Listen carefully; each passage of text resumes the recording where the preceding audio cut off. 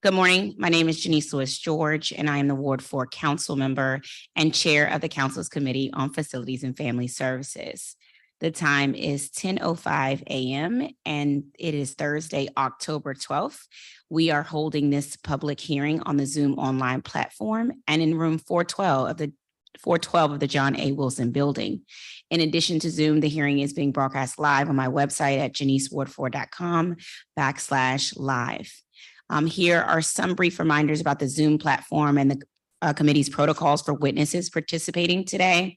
All witnesses participating in the webinar are currently listed as attendees. When it's your turn to join a panel for testimony, I will call your name and a member of my staff will promote you to be a panelist. If you wish to activate your video, which we prefer, while you testify, you need to click the button in the toolbar at the bottom of your screen that looks like a video camera. Representatives of bona fide organizations will be given 5 minutes to testify. Unaffiliated public witnesses will be given 3 minutes to testify. When your time is up, I ask that you please conclude your remarks so that we can stay on schedule. We will be calling up witnesses in panels of 5 or 6 witnesses, and council members present will have 7 minutes to ask each panel questions. If you have technical issues during the hearing, please notify my staff either via the Q&A function in the Zoom or by sending an email to facilities@dccouncil.gov. Witnesses are reminded to please send a written copy of their remarks to facilities@dccouncil.gov or upload it to the council's hearing management system so that it may be included in the record. All testimony and pre-hearing documents that have been submitted are available now on the council's hearing management system. The record for this hearing closes in 10 business days at 5 p.m. on Thursday, October 26th. This is a public hearing on B25-218, the Work Order Integrity Amendment Act of 2023. The stated purpose of the bill is to require that the DGS Facilities Management Division receive affirmative approval from a school level staff member before making maintenance or repair requests as complete in the department's internal work order system. One of the main complaints I hear from teachers and parents is that the work orders sometimes get marked complete when the work hasn't been done. It feels pervasive and something we've got to work to address. To put it bluntly, the current quality assurance and quality control process is broken and needs to be improved. We have requested documents and pre-hearing correspondence with DGS on a handful of work orders we heard about from schools following our summer visits. We found some repeated examples of DGS approving work with little or no evidence provided, and in some cases, only a printed page that said work complete as proof of effort. We obviously can't accept this as normal. It's irresponsible either.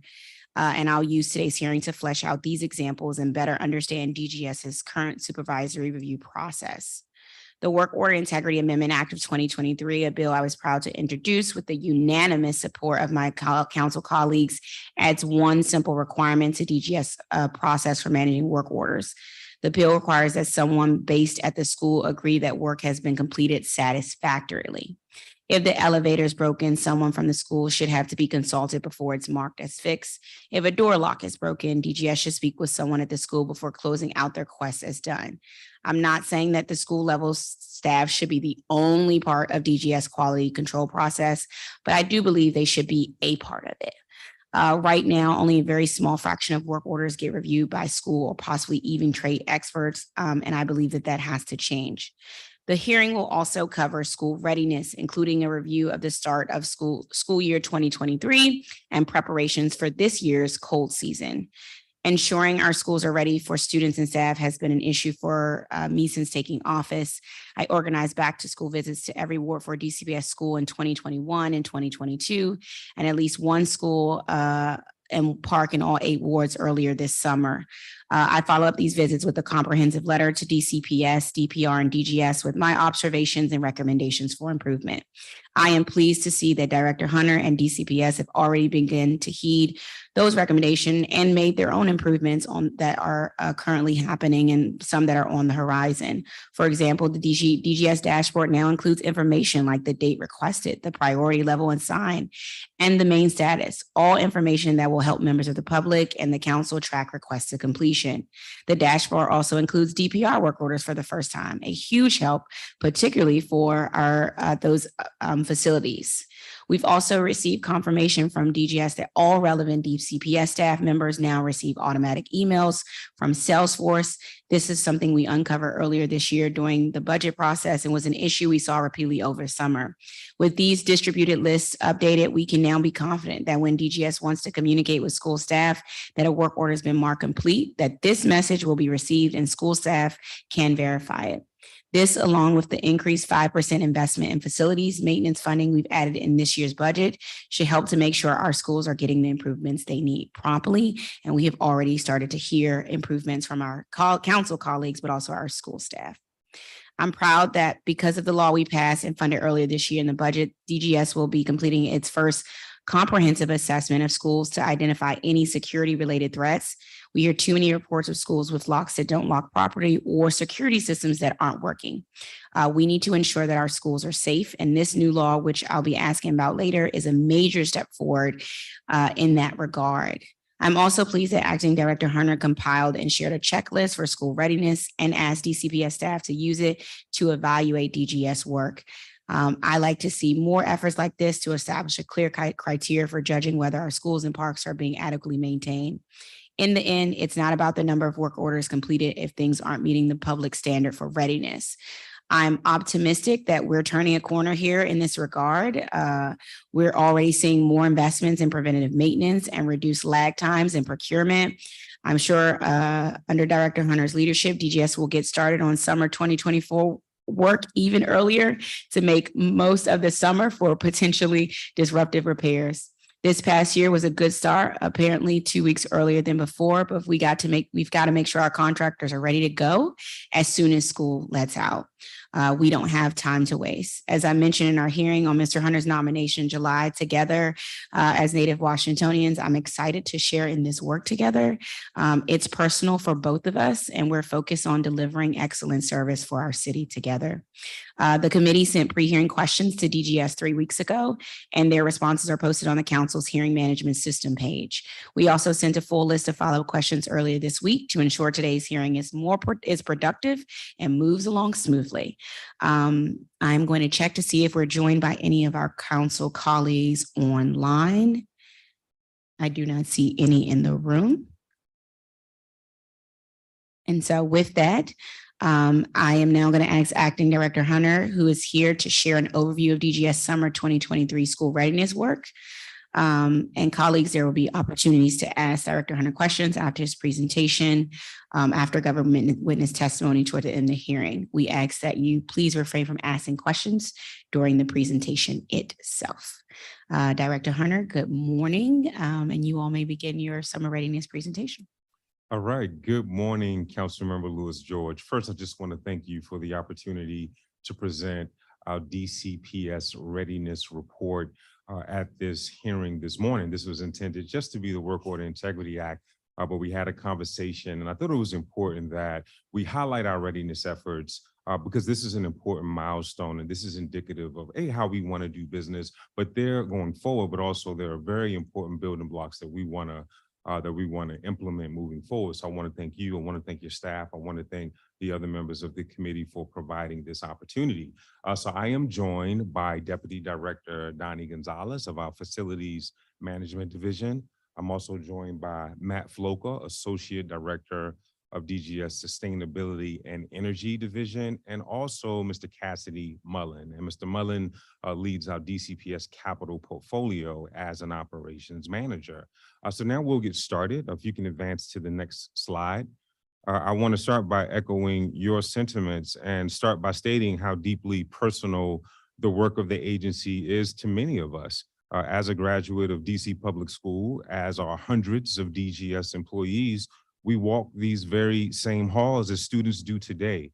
And we know the importance of how quality facilities impact the learning experience. And also with parents, our kids matriculate in these schools as well. So we know the importance, and again, it's deeply personal. So DGS applies three main strategies as part of our commitment to maintain safe, healthy, and comfortable facilities at DCPS schools. And this includes scheduled maintenance and preventative maintenance, unscheduled repairs and work order completions, and school modernizations, as well as smaller capital projects through the DGS construction team.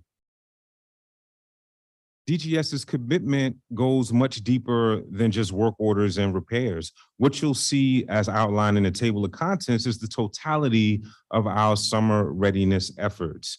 During this briefing, DGS will review our DCPS portfolio and our maintenance strategy, the scheduled maintenance that occurs at schools with the focus on doors, locks, and HVAC.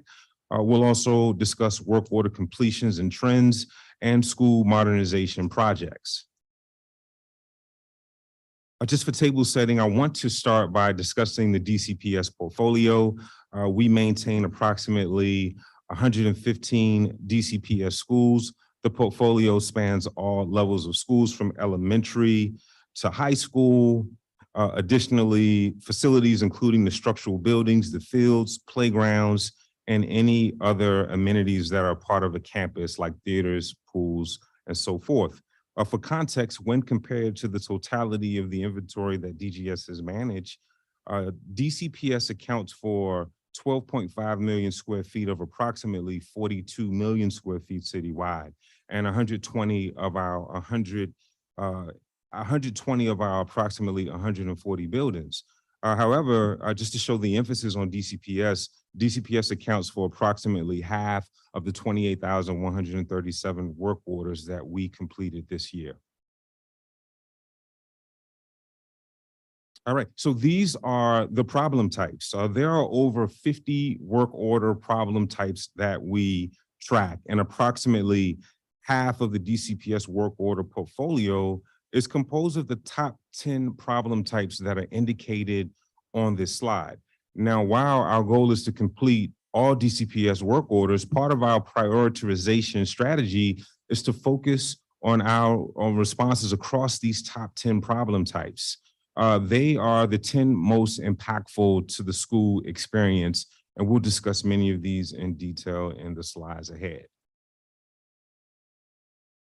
There are three key pillars of the DCPS maintenance strategy, including scheduled maintenance and service schedules that operate outside of the work order platform.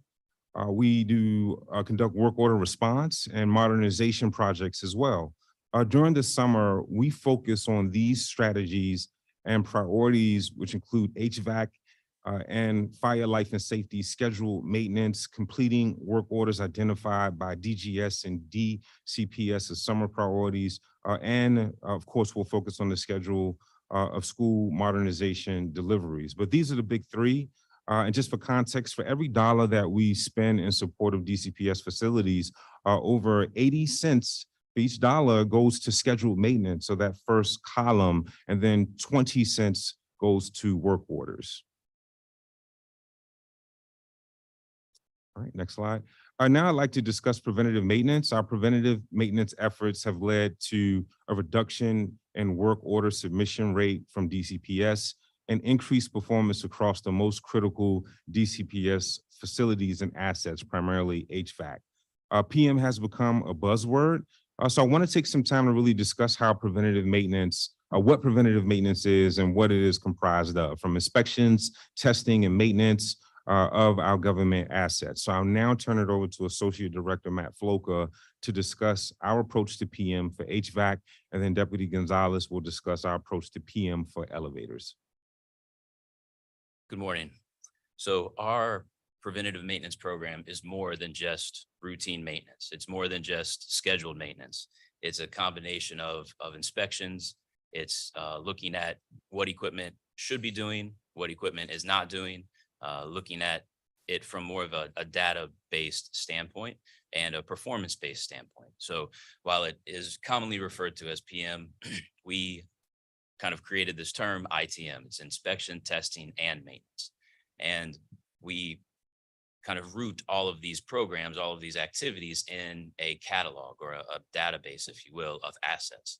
So we spent, months looking at the DCPS portfolio in totality, looking at all of the different types of assets, HVAC assets that are in the DCPS portfolio, and based on what they are, developing detailed, routine, scheduled maintenance activities for every different asset type. And there are about 24,000 different pieces of equipment, controllers, different systems within DCPS across their whole portfolio. So it is a large quantity of pieces of equipment that we're responsible for. But again, it's not just responding to a work order. It's kind of testing what the equipment is doing and also performing scheduled maintenance on seasonal intervals. So we do it 4 times a year, and each piece of equipment, each asset type gets its own piece of scheduled maintenance, if you will. But in addition to this ITM program and creating this catalog, it's also creating a structured and strategic procurement approach, right? We have to set everything up to actually be able to do this work. So we work closely with our contracts and procurement team to make sure that we have the right vendors on board, they have the right capacities, they're in the right responsibility circles, if you will, for the types of equipment that they're responsible for. And we do strategically look at all of the different pieces of equipment, the systems in the schools, and make sure that the right vendors with the right technical requirements or capabilities are actually grouped and associated with those school projects or with those school systems. And it's resulted in this kind of large ecosphere, I think, of FTEs, contract technicians. Our operators are in the buildings daily, and the contract groups kind of augment what they're doing. And at the height of any one of these routine maintenance rounds, we have over 130 people actively working in the buildings, and it is a small army. Don, you want to talk a little bit about our elevators? Absolutely. Consistent with our HVAC PM program. Thank you. Consistent with our PM program for HVAC, our elevator program consists of monthly, semi-annual, and annual inspections and testing. Some of the work includes inspection and cleaning, checking emergency systems, the buttons, safety tests, lubrications, checking the motors, and doing full load tests of the elevators. We have approximately 229 elevators within our citywide portfolio, with about half of them at DCPS. And in addition to that, we have another 40 wheelchair lifts. We currently have one vendor providing PM services across our entire portfolio, and what's to come this coming year in FY24, this current year in FY24 is increased bench strength. We are planning on procuring and bringing on some additional PM contractors for our elevator PM program. And in addition to that, bringing on a QA/QC independent inspection team to monitor the work being done there. But at any given point, we have about 5 to 7% of our elevators that could potentially be down for repairs. That's about 15 to 20 elevators at any given time compared to our entire portfolio. This next slide really drives home the importance of preventative maintenance. As one would expect, the problem types that receive the most amount of preventative maintenance, they make up between 0 and 3% of the total DCPS work orders. That's what you see reflected in fire alarms, PA and clocks, elevators, and roofing. So by no means is it perfect, but again, it makes up between 0 and 3% of the total DCPS work orders. And in FY24, we'll be kicking off preventative maintenance programs for locks and doors that we hope to decrease the volume of work orders submitted. And also looking ahead, we know that plumbing is the next frontier. Plumbing accounts for 13% of all open work orders, and that will be a priority that we'll work with the mayor and the council to really get a handle on moving forward.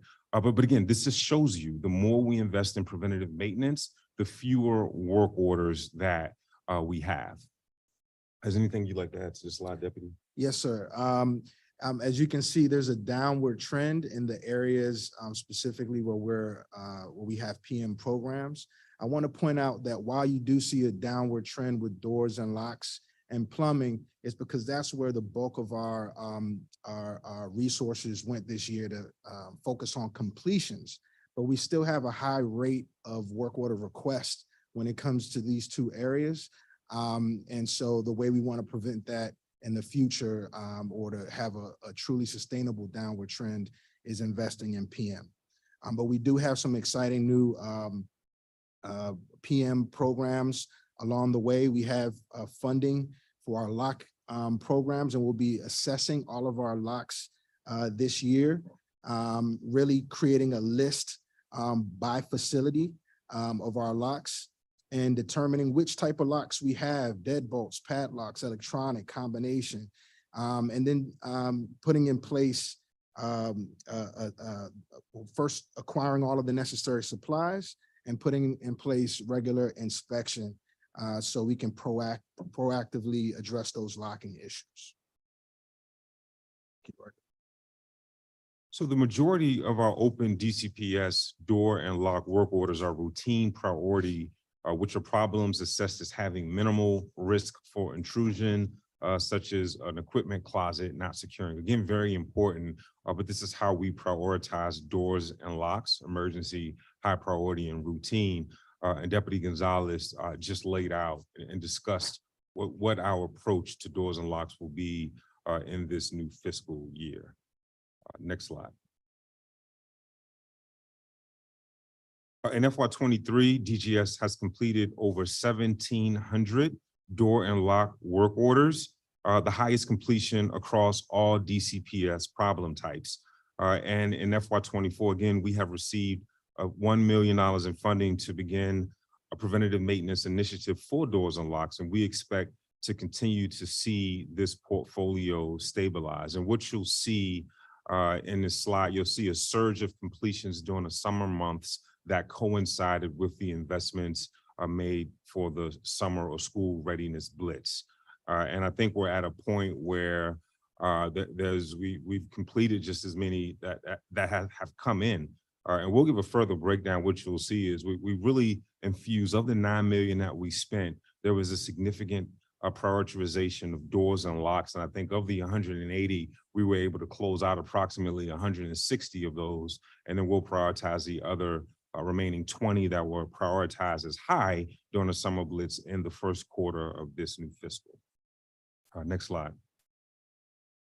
All right, so I'll turn it back over now to AD Floka, and he'll discuss our HVAC watch list. I wanted to carve out some time to discuss this, given the heat wave that we experienced in September. I know this was a pain point, but I want AD Floka to really contextualize again our approach and how it paid dividends this year compared to previous periods and previous fiscal years where we experienced high temperatures. Yes, sir. So you know, every work order, every issue has a different story and has a different impact. And we needed a way to make sure that the really impactful and important work orders that needed to be tracked were a conversation and more than just a data point. So we created what we refer to now as this HVAC watch list.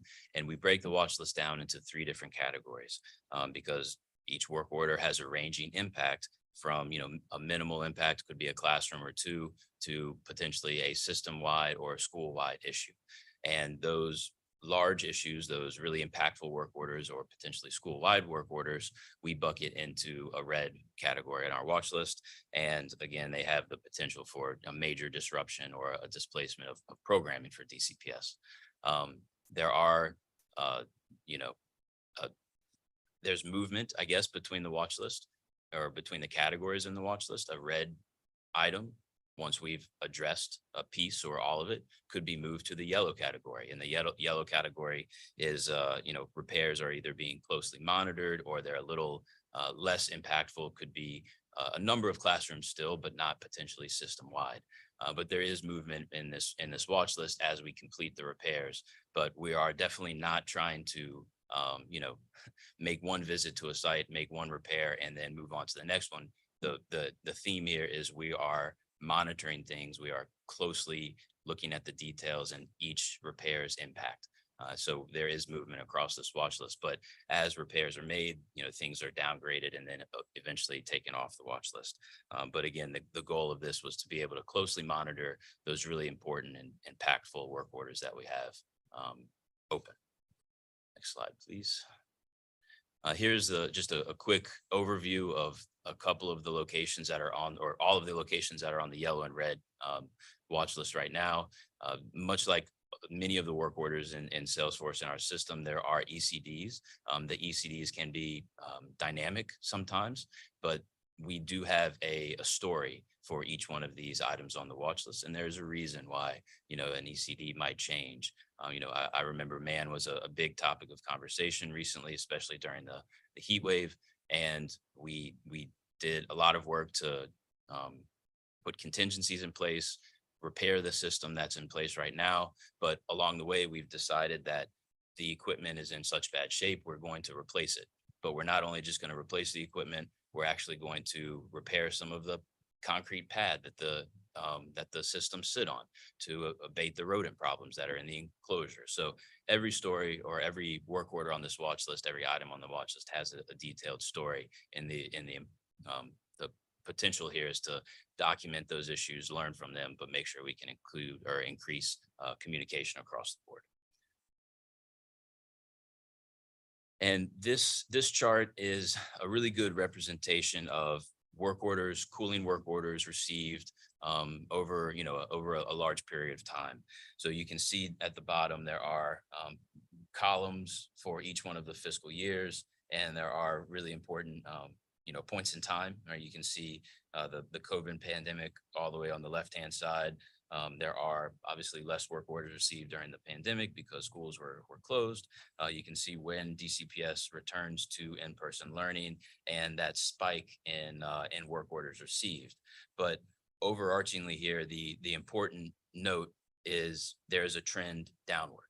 And one of the main reasons for that trend downward is our investment in preventative maintenance, dedicated funding for preventative maintenance. At the beginning of FY22, I mentioned earlier that we created this catalog of HVAC assets. Between that 472 spike you see at the tail end of FY21 and the kind of 404 spike in FY22, that's when we were able to start spending our first dedicated investment in HVAC PM money. And we also had this foundation in these HVAC assets, this catalog. And since that first implementation of HVAC preventative maintenance, and now we've implemented 4 rounds of HVAC PM. And the big takeaway is that you can see this downward trend. You can see that work orders received are reducing, and that's a really important metric, and it shows success. But the most recent data point here, that 311 that you see all the way to the far right, that is a spike in work orders at one of the most critical and impactful times that we've seen when it comes to HVAC, because it was during the heat wave, right? You would expect to see more. You would expect to see more work orders coming in. The heat wave was record breaking, and it wasn't record breaking just for one time. It was consistent. We had consistent days where all of the HVAC equipment was operating at, really even our newest buildings, at design capacity, right? Systems are only designed to do a certain, operate within a certain range. And we had consistent times during the heat wave where equipment was operating 24 hours a day. And that puts a lot of strain and stress on equipment. But you can see we had a lower spike in received cooling work orders, even during that unprecedented time in heat wave. I go back to it. It is due to this continued investment in PM, the foundation that we have, not only in the assets, but also in our HVAC contractors, what our FTEs are doing on a regular basis, and just having a, a really structured program. It's really paying off and showing dividends. And just one final note on the importance of HVAC preventative maintenance. Of course, AD Floker indicated that when you have periods of extreme temperatures, you'll have systems that'll be stretched to the limit. But by having a bench of nearly 135 technicians between contractors and in-house, in many cases they were able to respond in minutes. And while we had certainly had portions of schools that were impacted, we were able to get those systems in almost 90% of the time. We were able to get those systems up and running within a reasonable period of time, or put contingencies in place, such as window units and spot coolers. So I think while, again, the goal is to prevent, we expect that during periods of extreme temperatures, you will have some failures. But again, having that bench in place to be able to respond immediately. In some instances, they were already pre-positioned at schools that were on our HVAC watch list in anticipation of potential failures. That makes a huge difference. We were able to close work orders, or at least put contingencies in place much sooner by having this infrastructure in place. Next, I'd like to discuss something I know that's near and dear, Councilmember Lewis George, to your heart, and that is the summer priority work orders. We completed 93% of the 916 work orders submitted this summer that were prioritized as completion. And this is just a small portion of our efforts. I think in total, we completed close to between 4,000 and 5,000 work orders when you count those that were not characterized as priority. But these 916, this is a result of our walks with the council, with the city administrator, priorities that were indicated by DCPS executive leadership and also by school principals and staff. These 916 produced the most heartburn. And again, of those 916 to date, we've completed approximately 851. That is what our funding allowed us to complete. And then we will, and then some items were long lead items. The other remaining work orders will be prioritized during this first quarter of the fiscal. Deputy Gonzalez, can you talk a bit more about our approach to the summer priority work orders? Absolutely. And in total, as you can see on the screen here, we actually completed 14,000 work orders citywide at DCPS. But what was interesting about this summer was, the director talks about big DCPS and little DCPS. We often prioritize our work orders with the central office. Well, this year we dispatched our building managers to meet with school staff on the ground level. We met with teachers, we met with DSLs, MSLs, principals, and we asked them, what are your top 10 work orders?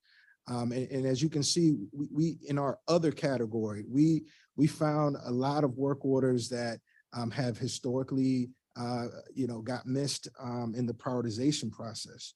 But we wanted to hear directly from principals and make sure their voices were heard. And I'm proud to say we got to a significant amount of the top 10 work orders that teachers and the folks at the school level had identified. And we want to continue that trend and continue to build a relationship at the ground level of schools. Deputy, if you could, can you discuss the other problem types? Because I think that was significant when you factor in the priorities from the school based leaders and their types of priorities what's important to them and how we were able to tackle some of those. Absolutely. I mean, these are things that could be in a teacher's lounge. It could be the replacement of flooring in a teacher's lounge. Things that typically may get missed in the overall prioritization process. Often there are work orders that may seem on the lower on the totem pole, so to speak, but it's important to that teacher. And so we were able to get to some of those unique work orders. I'd like to highlight Sousa Middle, the dramatic difference in the dramatic difference in the auditorium. I mean, it's like a night and day difference. That's something that in previous years it may not have been prioritized. I think the school escapes me, but it was really important for that principal to have functioning bleachers in that gym. It made that gym more of a multi-purpose space for training, for student assemblies. We were able to do that. Like those sort of work orders, which sometimes don't fit neatly under a lock and door or isn't a lock and door, it isn't a top 10 problem type, that other was a big priority this year. And that's one of the things that I'm most proud of with our work. But also, you see that surge in lock and doors. 180 were prioritized by DCPS executive team and principals, 160 completed. Lighting, which is a huge component of safety that we all know. 135 were prioritized. We completed all but 3. And we'll get to those remaining 3. Many of those were just because there were some specialized items that were needed that had long lead items. And what's significant about this, because we made the investments in preventative maintenance, we now can focus. The majority of that 8.9 million went to these problem types, when in previous years, a lot of that money would have been spent towards making HVAC repairs. So it has a trickle down effect. We can kind of focus and infuse our resources in these top 10. Next slide. This year, DGS developed a school readiness open checklist, and this is something that we discussed. I want to give you a kudos, council member, during our walkthroughs, something that we jointly prioritize. And this was designed to evaluate our summer readiness performance and receive additional feedback directly from the DCPS community. And we have high confidence that across our agency management, DCPS Central, and the DCPS principals, that all stakeholders are aligned on facility needs that matter most to our schools. And we'll dig into this checklist during the Q&A portion. Next slide. Forecast and the actual work orders completed is displayed here. And the purpose of this slide is that we can predict almost at a granular level and precisely what the work will look like. And up until the heat wave, we were almost tracking close to 100%. Then that huge surge in work orders in September is what spiked along the top 10 problem types that you'll see in the upper portion, that very first column. But overall this year, DGS completed 14% more work orders than originally projected, including 3,300 amongst the top 10 problem types. And also DGS completed 76% more of these top 10 work orders than originally forecasted. And again, just to place this in a nutshell, over 14,000 work orders were completed for the year. Summer alone, if you just count summer, May 1st to September 21st, when we really start to laser in on school readiness, as you'll see, there were over 4,000 work orders that were completed. And then of those 4,000 work orders, the 916, which were the high priority, the ones that produced the most heartburn, that impact the learning environment, over 93% of those were completed. All right, so over the last 4 years, DGS has stabilized the DCPS work order submission rate through a combination of various budget and performance strategies. And this has resulted in 4 consecutive years of DCPS work order completion growth, approximately 70% more than FY20. And the summer blitz strategy is successfully extending to a year-round response posture. I really want to spend some time on this, Deputy, if you could just kind of explain what the committee and also those that are watching on public see here. You hit it on the nose, Director. I mean, if you look at the latest trends, we are now completing more work orders than what we're receiving. And what we'd like to do is make sure that we're consistent. The point is to get out of the summer blitz strategy and actually throughout the year address work orders on a consistent basis. That cannot be done without true investments in PM. And with the direction that we're heading in, plumbing, locks, and staying consistent with our PM strategy, as we mentioned earlier in the presentation, we'll be able to accomplish that. The takeaway from this slide is that we're moving in the right direction. And I think it's a good visualization. For those fiscal years, FY20 through 23, anytime you see something shaded in green, it shows that we've done more than we have the previous years. And you see that huge concentration in FY23, where for, I think, more than 9 of those months, we completed more than the previous fiscal year. So I think that's great, that is a reflection of our work. And again, I don't want to present this as if, we've arrived, we have a ways to go. But again, just the purpose and the theme of this is, hey, we're taking steps to up our performance, and this is how we document it. Thank you. Okay, also, Deputy, can you speak to the consistent type of problem types throughout the year? Right, this slide shows a trend. And so as expected, if you can see at the bottom of your screen, we'll have surges in heating related work orders in the winter. And then later in the year, we'll see surges in cooling related work orders in the summer. And although there are problem types that are high in volume, like your toilet work orders, your typical top 10 work orders, there you can see that they've been consistently submitted at the same rate, indicating open rates stem from high use amenities as opposed to unresolved work orders.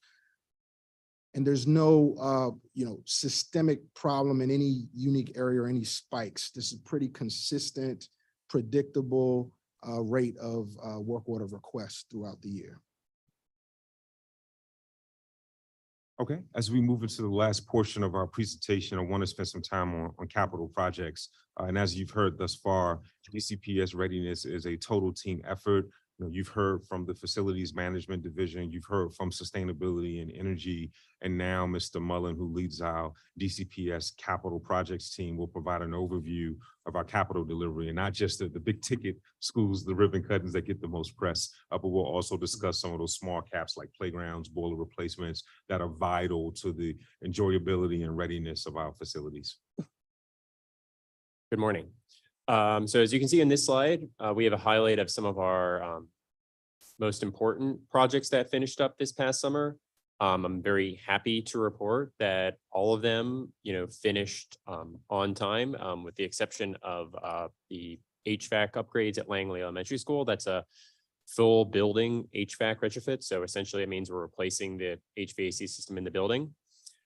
We anticipate that is now going to be completed by the end of December. And the reason for that lag is that the rooftop chiller unit was originally supposed to arrive in July, and ship dates essentially kept getting pushed back and pushed back and pushed back. So we're here in December. We do have measures in place to ensure that the building does not suffer any loss of cooling or heating. And we are bringing in a temporary boiler to act in that building to make sure that there's no interruptions.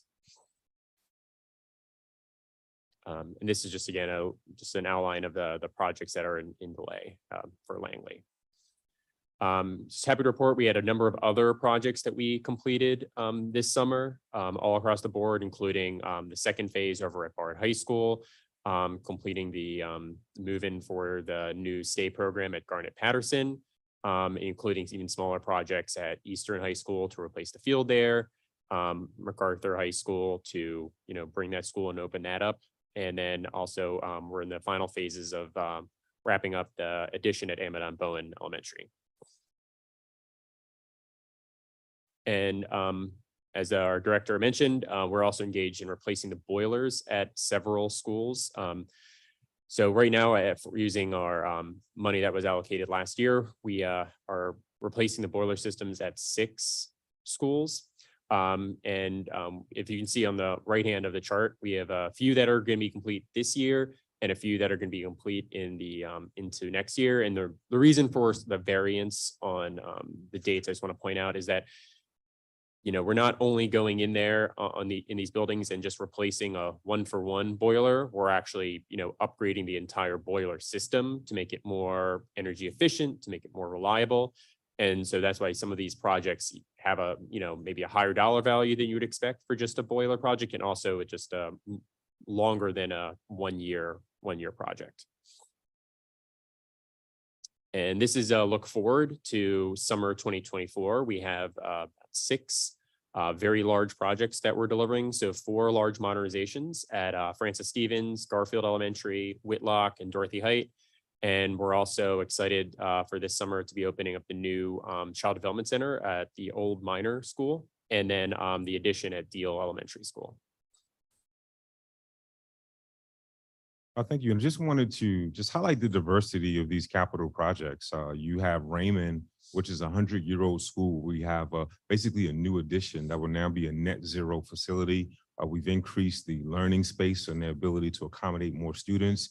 In Bard High School, it's almost a brand new facility that's been constructed on a parcel of land. And then with MacArthur, a school that we acquired. So just wanted to thank Cassidy and his team for their hard work. And again, it represents the diversity of the types of projects that we are delivering. Truly, when it comes to capital construction, there are no cookie cutter projects that we have. All right, so now in closing, I just wanted to briefly discuss that across DCPS portfolio, there's a 29% open rate that is equitably represented across all wards, and across the DCPS portfolio, the open rate for high priority work orders is 11%. So again, this is just a visualization of what it is. The goal is to get this lower, but this is what it is. And I know that members that may be watching and residents that may be watching and stakeholders, you may be curious about the open rate for work orders, what's been completed versus open, what is high priority versus what is routine in your ward. So what I'll do, we'll just, if we skip the next slide, I just want to give a visualization of each ward. This is Ward 1, and I know the materials will be available. What you'll see is a by school listing of all the schools in Ward 1. Next, if you can just kind of flip through Ward 2, fewer schools as compared to a large ward like Ward 7, but a very consistent rate. Here's Ward 3. There's Ward 4. If you go to Ward 5, we even have schools that are currently closed that are listed, like Spingarn High School. We still service that building. Hopefully we'll break ground very soon in the DC Infrastructure Academy. That it does require resources. There are work orders. There are fences that need to be repaired. There are entryways that need to be sealed. So just want to show you how we track that amongst the various wards. And then if you can go to Ward 6, as you can see, many schools in Ward 6. Go to Ward 7, even more. But yet a pretty consistent open versus closed rate, routine versus high priority, and last but not least, Ward 8, and a very consistent story there. So I know this is, we don't have time to go through each individual ward at the granular level, but this information is available, and we'll ensure that the committee has these slides to distribute to other committee members and also members of the public. So last but not least, but as we wrap up our presentation, I wanted just to discuss a look ahead. Of course, the work is year round, and in the months ahead, we will be moving, actually in the weeks ahead, we'll be moving to our heating switchover to ensure that all DCPS schools have functioning heating this winter, as well as various other initiatives through the rest of the school year and next summer. So with that being said, I want to thank you, Councilmember Lewis George, for your time, and looking forward to digging in and answering any questions that you and other members may have.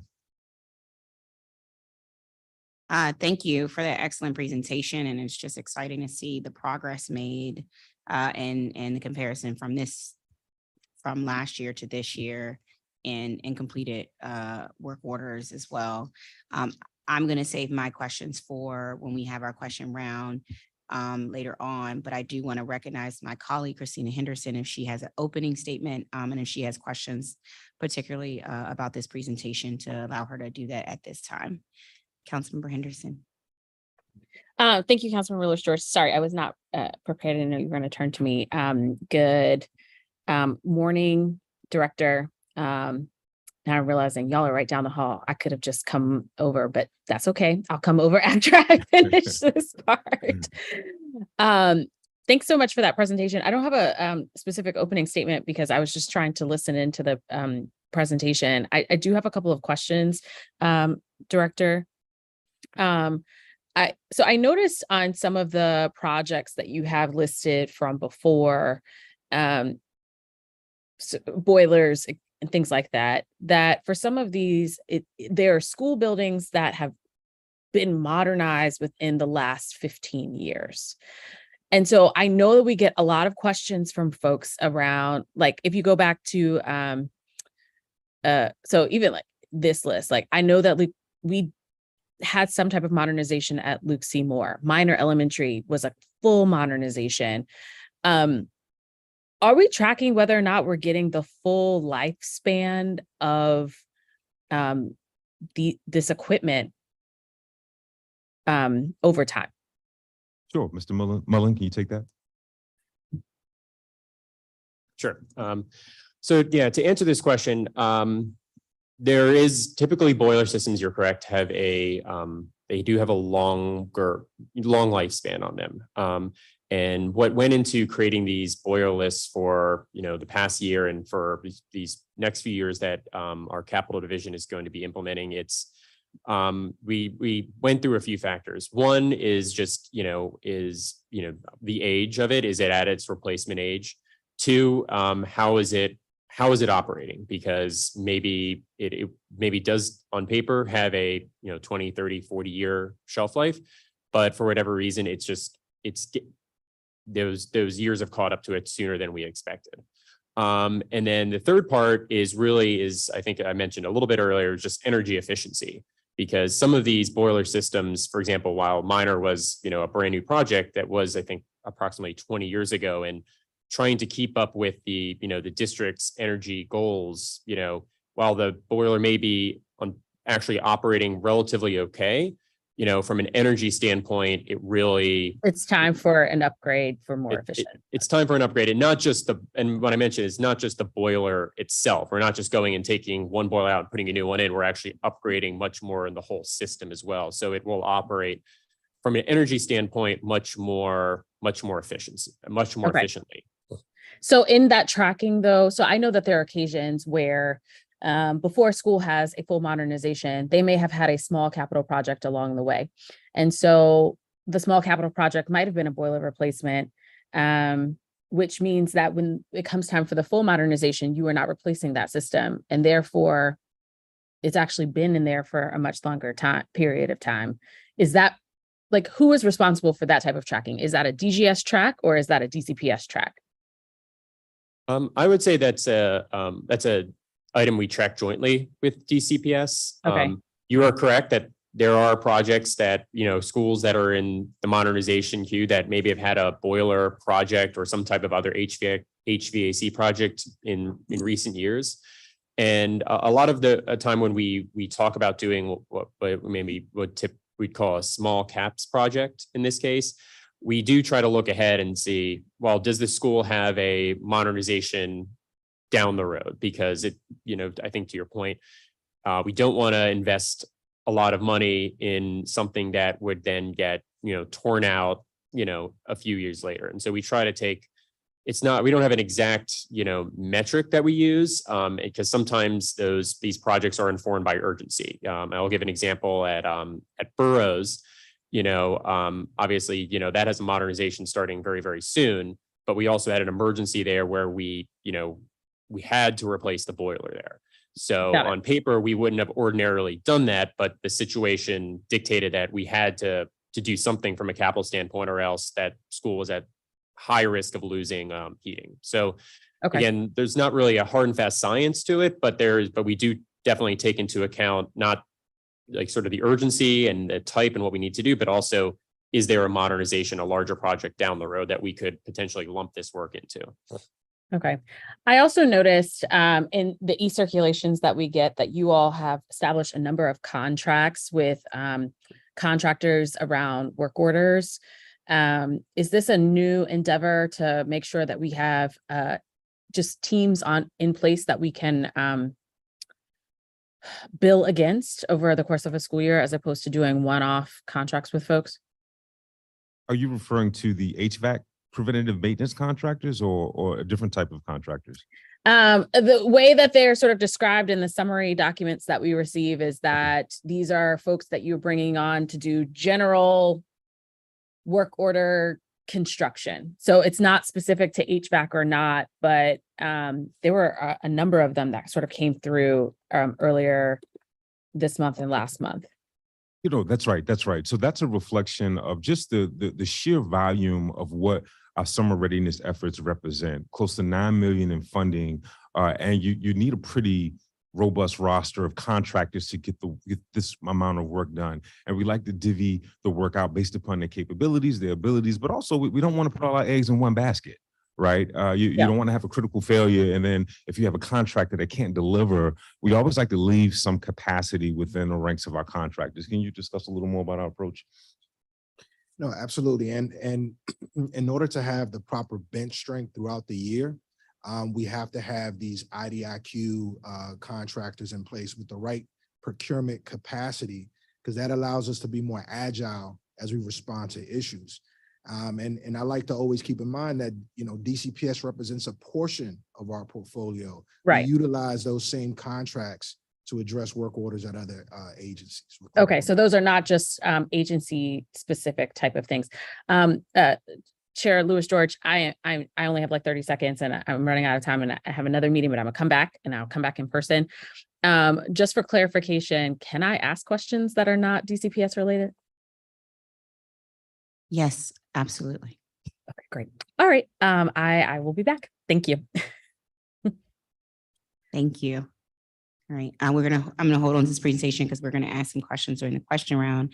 But I do want to begin with our public witnesses who are here and have been waiting to testify since the start of this hearing. So we are going to have our first panel of witnesses all together. You know the State Board of Education well, and thank you all for doing a presentation to our State Board of Education recently. So we are going to call them up as one panel. We have Ebony Rose Thompson, who is the president and the Ward 7 State Board of Education member, Frazier O'Leary, who is the vice president of the State Board of Education and the Ward 4 State Board of Education member, Robert Henderson, who is the Ward 5 representative to the State Board of Education, and Eric Goulet, who is the Ward 3 representative to the State Board of Education.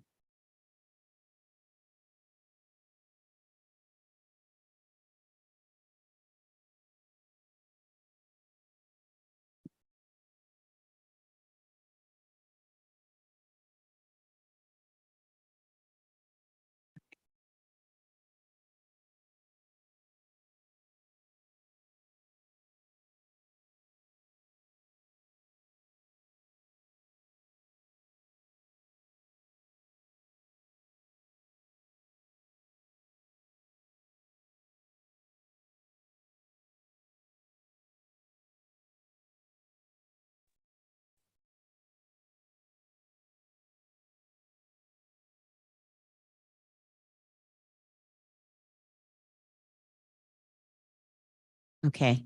President Rose Thompson is not on yet. So we are going to start with Frazier O'Leary, Vice President of State Board of Education, Ward 4 State Board of Education member. Dr. Frazier O'Leary, thank you for being here to testify. And My you may pleasure. begin your testimony. Good morning, Chairwoman Lewis George and Councilmember Henderson. I am Frazier O'Leary, the Ward 4 representative and Vice President of the State Board of Education, and these views are my own. During my 6 years on the State Board of Education, I've testified many times about the lack of support from DGS concerning the multitude of problems in both our old and new buildings in Ward 4, and the lack of timely response to the work orders submitted. Our students and the people who worked in our DCPS buildings had to deal with facility problems and shoddy workmanship that we would never accept in our own homes. Our children, their caregivers, and the people who were in our school buildings every day were constantly frustrated by the lack of respect and the seeming neglect exhibited by those who were paid to fix our facilities. No one seemed to be accountable for their work. Work orders were submitted and ignored or mysteriously disappeared, and no one seemed to be accountable. You will hear from many members of our city this morning about problems that need fixing and the lack of transparency and how they are addressed. Last week, Director Delano Hunter sat down with the State Board of Education to share his vision We had the same slide presentation that you just had. And early this morning, he testified about his plans on how to fix the system. And he was received very positively by the State Board of Education. This is a step in the right direction. But the way for us to begin to believe in what is said is to have our buildings made whole and the work orders completed in a timely manner. Nothing less than that will allow DGS to regain the trust from its constituents. And that trust was lost in the last 6 years, at least. And I hope that Director Hunter just does what he says he's going to do, and that we can fix our buildings and make sure that they're safe and comfortable and extremely good learning environments for all the people who work hard every day to make our system great. Thank you very much. Thank you, Dr. O'Leary. We will, please stay on. I will have some questions at the end of this panel. Next, we're going to go to Robert Henderson, our Ward 5 representative to the State Board of Education. Good morning.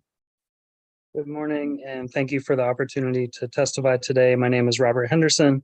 I'm here in my individual capacity as Ward 5 member of the State Board, and I'm not representing the views of the board as a whole. I really appreciate the proactive, solutions-oriented, and collaborative work that this committee has done under the leadership of Councilmember Lewis George. As we all know, the conditions of our facilities communicate messages to our students, and we want that message to be loud and clear: you are valued and cared for. Facilities conditions also communicate the same messages to parents who are making choices about where to send their kids to school, and it should never be the case that a parent would cross a school off their list because of facilities conditions, though that does currently happen. For years, I have heard persistent complaints about DGS closing out work orders that have not been adequately addressed. Having school-based personnel confirm completion of work orders is a sensible and necessary remedy. I believe that DGS has or will report to you that a very low percentage of work orders have been confirmed by school personnel. I think that points to a couple of issues. One, we need some kind of review of the Salesforce contacts for each school. Councilmember Parker's school readiness visits in Ward 5 this summer revealed cases of appropriate school staff not receiving Salesforce notifications at 4 of the 13 DCPS campuses. It sounded from your comments earlier that maybe this has already been addressed, and that is good news. 2, there seems to be a lack of clarity among school staff about this process. Having school personnel confirm work order completion is a pretty significant change, and it is not clear to me that school personnel know that they have this option. On the issue of school readiness, I want to thank Councilmember Parker for leading visits to each of Ward 5's 13 active DCPS campuses, which includes 1 swing space. It seems that those visits and follow-up with DGS and DCPS from the council member's office are helpful for ensuring that the highest priority items are addressed before the start of the school year. And I want to say that DGS was very responsive. I can share more detailed information with the committee if it would be helpful, but for today, I want to share some general observations from the school readiness visits. First, HVAC remains a chronic concern at many schools. From the Frankenstein amalgamation of 6 separate systems in one school that had received a phase 1 modernization, that's Langdon, to modular units with room-by-room climate divergence, that's the swing space currently used by Brown Education Campus, and to recently modernized schools. Brookland Middle had their system go out just the weekend before the start of school. Another issue is systems integration. When systems are repaired, in particular when they are changed, someone somewhere needs to assess how those repairs or changes will interact with other systems. This gap came to my attention through a case in which a much needed roof repair at a school resulted in overwhelming that school's combined stormwater and sewer drainage, causing backups and flooding in ground floor bathrooms. And I've been informed by my Ward 7 colleague that the same issue has come up elsewhere. It's not clear to me who should fill this role, but someone should. I also note with Luke C. Moore having their boiler replaced, they have had issues with a lack of insulation around the pipes in their school that drips onto ceiling tiles, and so they're constantly replacing ceiling tiles. So I want to make sure that those systems are both addressed together. Another observation is that I believe school staff could do more if they're properly equipped to do so. On-site DCPS personnel could do some of the work that they have to currently submit DGS work orders to do if they have the appropriate resources to do so, including budget for supplies and tools or access to tools, and also the appropriate number of staff, noting that even sometimes funded positions are unfilled due to a cumbersome and lengthy hiring process. This would allow the school to move ahead on some of the work instead of waiting for DGS and would clear some of DGS's work. Finally, I know in Ward 5, and I'm sure elsewhere, there are schools that either have not been modernized yet or received only a partial and inadequate modernization, and that are not slated for modernization soon, that have facilities issues that we would all consider unacceptable. I think we need to aggressively and strategically use small capital projects to fill those gaps. And I am happy to share a list of Ward 5 priorities for small capital projects. Thank you again for the opportunity to testify, and I'm happy to answer your questions. Thank you. Thank you. I want to acknowledge we've been joined by Ward 5 Council Member Zachary Parker. President Ebony Rose Thompson, I see you. I'm going to acknowledge you. Good morning. You can begin your testimony. Good morning. First, apologies for being late, and kudos on starting on time because a lot of times I come to council hearings and you all are not on time. So shout out to this committee. I want to thank Councilmember Lewis George and the committee for this proposal and also for the readiness visits this summer. I definitely see the potential of this legislation. And I have a quick example of why this can be true. So I have been on probably 5 different email threads about HD Woodson's elevator in the past, I would say 6 to 8 weeks. I finally got confirmation yesterday afternoon that the elevator had been fixed. And that confirmation did come from the principal. It came from the school level. As my colleagues who are on this call know, we did have DGS at our working session a little over a week ago.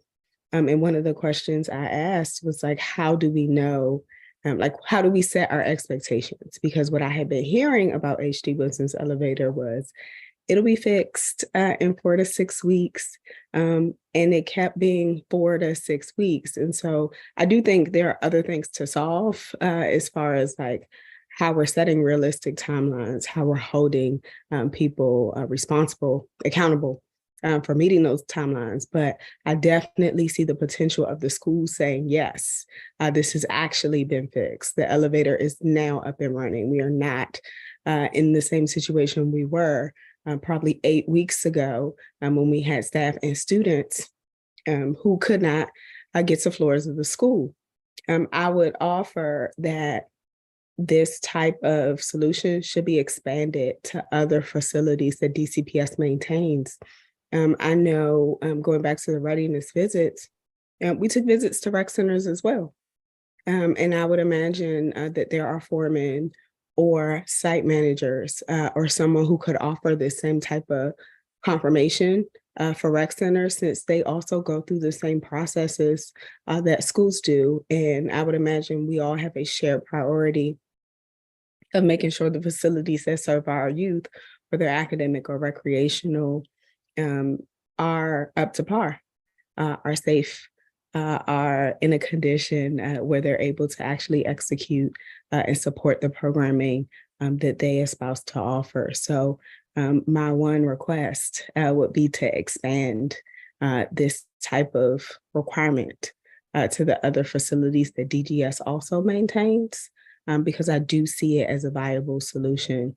I echo many of the concerns my colleagues on the call have already shared about the pace of modernization and the quality of modernization, as well as some of the solutions put forth about how we can do a better job of helping DGS's queue move forward in an expedited way.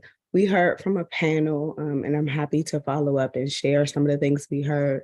I know it was actually Vice President O'Leary that recommended that we hear from the foreman who was the staff of the year last year. And he talked about, similar to what Representative Henderson mentioned, the things he could do at the school level if he just had the equipment, or if someone just trained some of the custodians who were under his purview. So I would echo those solutions. I also echo their concerns about, again, the small capital projects that need to be in the queue that oftentimes result in the same requests over and over again, whether it's the concerns I have at Plummer or Knoll, or many of the other schools I could go on to list.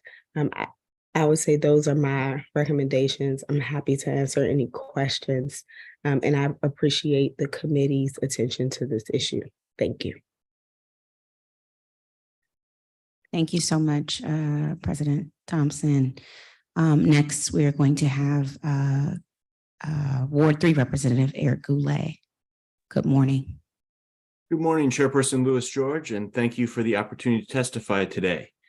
I want to thank you and your committee. My name is Eric Goulet, Ward 3 representative for the DC District of Columbia State Board of Education. And I'm delighted to join you at today's public hearing to provide testimony on the Department of General Services School Readiness for our DCPS school year for 23 and 24. I will be testifying in my individual capacity today as a board member and not on behalf of the board. I would like to start by thanking our Department of General Services, Councilmember Fruman, our DC principals, and you, Chairperson Lewis George, for the school readiness tours that we did. I was delighted to join you at Jackson Reed, and I appreciate your participation in those hearings, or in those tours, to get us ready for the upcoming school year. Overall, for the schools in the Jackson Reed and MacArthur High School feeder patterns, I was very pleased with the performance of DGS in getting our DCPS buildings ready for the start of school. That's not to say that everything was perfect. For example, there was an issue with air conditioning at Mann Elementary School with pre-K classrooms there that was resolved relatively quickly. And of course, it would have been preferable for this to have been resolved over the summer. However, overall, I have been very pleased with the leadership of DGS and view them as a responsive partner. When I learn about a maintenance issue from our LSATs, our PTOs, teachers, parents, or students, they're responsive and they will get on it right away. There is ongoing work with Jackson Reed High School and Hardy Middle School that needs continued attention, which I raised with DGS at the recent working session of the state board. For Jackson Reed, DGS needs to ensure the leaky atrium roof is finally fixed, that all the external access doors, including the one to the track, are working properly, and that there is a plan in place to provide regular maintenance of toilets, sinks, and drinking fountains as they become in need of repair due to frequent usage at our largest high school in the city. The idea of providing Jackson Reed flexibility through a maintenance contract to address these repairs has been discussed in the past and is worth pursuing if Principal Saul Brown believes it would be beneficial to Jackson Reed to have this flexibility. I was also thrilled to hear that the chiller at Hardy, which is well past its useful life, is being replaced prior to the hot temperatures returning next spring. I would like to emphasize, however, that DGS cannot perform work that is not funded. I have been very disappointed in the progress thus far of the Deputy Mayor for Education School Boundary Study and the student assignment work with that, and the master facilities plan that accompanies it. Neither anyone on the state board nor the public has seen detailed student population data yet, and I think the deadlines for those studies must be extended through March to allow for informed public engagement. As you know, these studies, along with the adequacy study, are crucial because they will establish the framework for the next 10 years of public education in DC. I recently introduced a state resolution identifying the need to solve the following DCPS capital-related issues through the Master Facilities Plan to ensure that, number one, every school that has not been modernized in DC has a plan and funding to back it to finish those schools within the next 10 years of the plan. Two, that there is space for full pre-K 3 and pre-K 4 in every DCPS elementary school in boundary by school year 25-26. Number three, to ensure adequate DCPS classroom space is available for programming to properly educate all children with special education needs in an inclusive setting near their homes. Number four, that we finally get rid of all trailers which are not appropriate swing space, which are appropriate, for swing space for construction, but are not appropriate for permanent classroom space. We need to get rid of the trailers. Number five, to ensure population growth is properly projected in the boundary study to eliminate school overcrowding, which can lead to untenable class sizes and contribute to teacher retention challenges. Lastly, I would like to thank Councilmember Fruman's advocacy for DC to purchase the Whittle School site on Connecticut Avenue, which is an excellent opportunity to solve school overcrowding at Jackson Reed High School and Alice Steele Middle School, as well to provide pre-K offerings on a beautiful, transit-accessible, school-ready campus. Thank you for the opportunity to testify today, and I am happy to answer any questions that you or the committee members have. Thank you for your testimony. Before we start with questions for this panel, I just want to let Director Hunter and the panel know you all are don't have to sit here for the public witnesses. Obviously, listen in, but you do not have to be seated at the witness table. But feel free to stay at the table if that's what you would like to do.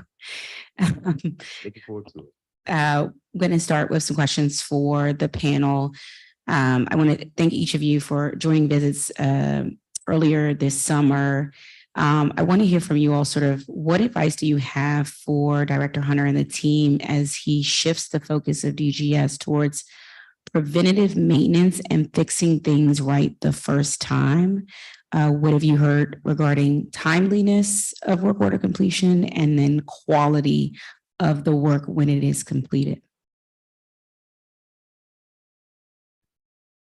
So, Would you like any of us to start? Go ahead, President. well, I was actually going to go back to something Representative Henderson said about his concerns on Ward 5 and the fact that some of these things have happened before. So like, I do not want to make it seem like Woodson is the worst building in the world.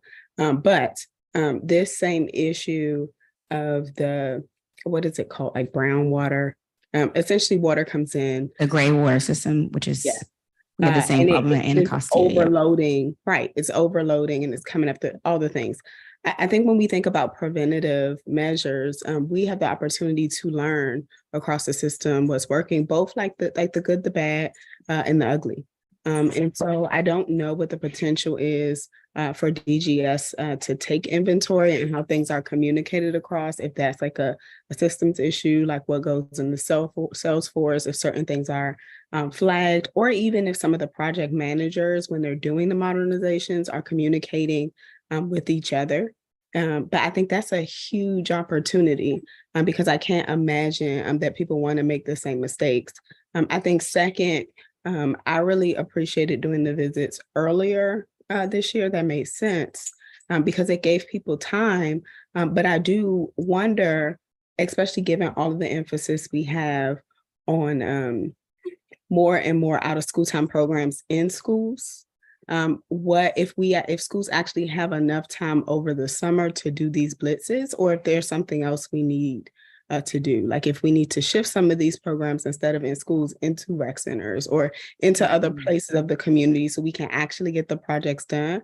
Because I can't imagine it's too many parents who want their kids like in the school while all the construction is happening. And many times we're trying to get small capital projects done in a matter of weeks, in addition to all the things that just matter for opening schools in general. So I would say that is a timeliness issue. And then the third thing, when I think about J.C. Null in particular, and I do appreciate DGS's responsiveness to their air conditioner issues, it feels like everything's happening at the same time. And so like I got a confirmation that they did get the small units, but it was still not enough to keep it cool because it was so many classrooms that were out and they were so small in compared to like the size of the units. And I know that DGS was trying to do that for everybody everywhere. But again, like maybe sometimes we should be moving in some cases, what we're flagging as preventative might need to actually just be a small capital project, and we just need to fund that accordingly. Yeah. Thank you. For me on this issue, Chairperson Lewis George, the biggest issue that we see really is with Jackson Reed, the bathrooms, which get tremendous usage at the high school, breaking down, which they will. And whether or not DGS's model is the best suited for that, or whether having more almost like a pilot program set up where we try to decentralize those services a bit with Jackson Reed having a maintenance contract that then fixes toilets, sinks, drinking fountains, which break frequently. It might be worth exploring that. I'm not saying that would necessarily be better or worse, but that's a challenge that we're going to continue to face just simply because of the overcrowding and high usage of those restrooms. And it would be something that would be interesting to try as an opportunity to speed up the repairs of things as they break at Jackson Reed. So I would put that on the table as a possible solution to that issue. Absolutely. Dr. Fraser O'Leary. The thing, we had a sort of an epiphany at the beginning of the school year because God provided us with a lot of heat at the same time. And a lot of schools were having problems. And I know that Director Hunter's, that must have been a rather hectic couple of weeks, but we got a lot of positive feedback from the schools about what had happened over the summer, especially at the beginning of the school year, because finally there were people in the buildings fixing things. And you and I both know about Whittier. And I talked to Principal Johnson right after the beginning of school when it was hot, and I had talked to her and the things weren't working. And when I got there that day, there were like 5 trucks from air conditioning companies outside of the school. And there were so many smiles on the face of people inside the building because finally things had happened. And I haven't really heard too much from the schools in the last month about things not working. And I really appreciate what had happened. And I know that in my remarks, I was talking about the past to the present, because last year at this time, I was getting overloaded with people complaining about everything. And I hope that, and I pray and I support what DGS is doing. And they've got a lot of changes in their systems, acronymic changes and things like that. And I hope that all of that works, because the bottom line is if DGS is doing what it's supposed to do on time and communicating with the schools, then the city prospers. And so that's what I hope that will happen. Thank you. Representative Henderson, did you want to add any? I'm sorry, my power went out, if you could tell my Ward 5 council member. So I'm not sure what I missed, but I think it is. Let me see to if go DGS back- can help out at your house. No, I'm just joking. President Thompson mentioned about like using the data that we have across the district to see if there are recurring problems with particular issues or combinations of issues or particular vendors or products or whatever could be helpful. And I know Director Hunter said when he came to the state board, referring to like plumbing as the next frontier on the preventative maintenance side. And I'm looking forward to that. I think that will be helpful if they can do that. Yeah, thank you. I'm going to have some questions about the gray water system that President Rose Thompson was talking about, because HD has an issue, Anacostia as well. So when we get to questions, we'll ask about that. But I want to turn to my Ward 5 colleague to recognize him for any questions he may have for this panel of witnesses.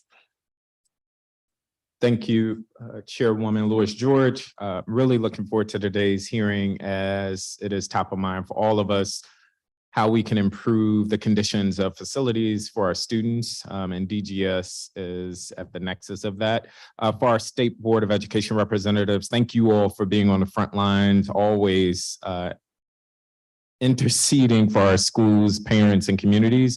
One of the things, Representative Henderson, I heard you mention towards the end of your testimony is a need for better coordination between DGS and DCPS. Can you elaborate on, and I think you mentioned you don't quite know if DGS is to play this role, but what is the coordination that you would like to see if you don't actually have a sense of who should play that? Yeah, it's something that just seems to have emerged as a pattern in which someone's not seeing like the bigger picture, and it's important that somebody is doing that coordinating job to make sure that things aren't lost in translation, or that the way different systems affect each other is not fully appreciated and addressed. And I would also add, it also comes up in issues where another agency is involved, whether it's usually DPR, I guess, where a school might share facilities with DPR. Like, who does that interagency coordination to make sure that all the concerns are addressed? Thank you for that. I know the State Board Representative or President Thompson is focusing on the conditions of our schools. And I appreciated your testimony. I know many members here are testifying in their individual capacity. If you had, via the board's work, a recommendation for one or two areas for DGS or even this committee to prioritize, what might they be in our approach to improve conditions of schools? So I'm going to blame it on the fact that I am sick and took DayQuil. That I did not say I am also testifying in my individual capacity. But I would say I would point to a couple of places the board has good work around this. So one, we did receive a grant from the National Association of State Boards of Education, and have actually convened stakeholders both on the traditional DC public school side and the public charter school side, and are looking at facilities conditions across and trying to set, if you will, a floor for facilities. So what is it that we would call a healthy, safe, and educationally appropriate school facility? Of course, there are always contracting issues, so much like the Deputy Mayor for Education, which pushed back its timeline. And I appreciate Representative Goulet's suggestion to expand that timeline into the spring. It also took us a little bit longer to get off the ground, but we'll have a report to the Deputy Mayor for Education, which we expect to be incorporated into the Master Facilities Plan, I believe sometime in November. So please be on the lookout for that. So that's the first thing. Second, we have a committee that this work falls within. We will continue to filter up the concerns from members, be able to try our best to look across and make recommendations. And I'm happy to think about how we can do a better job or be more proactive in, I guess, sharing out what we're learning with the council and other bodies.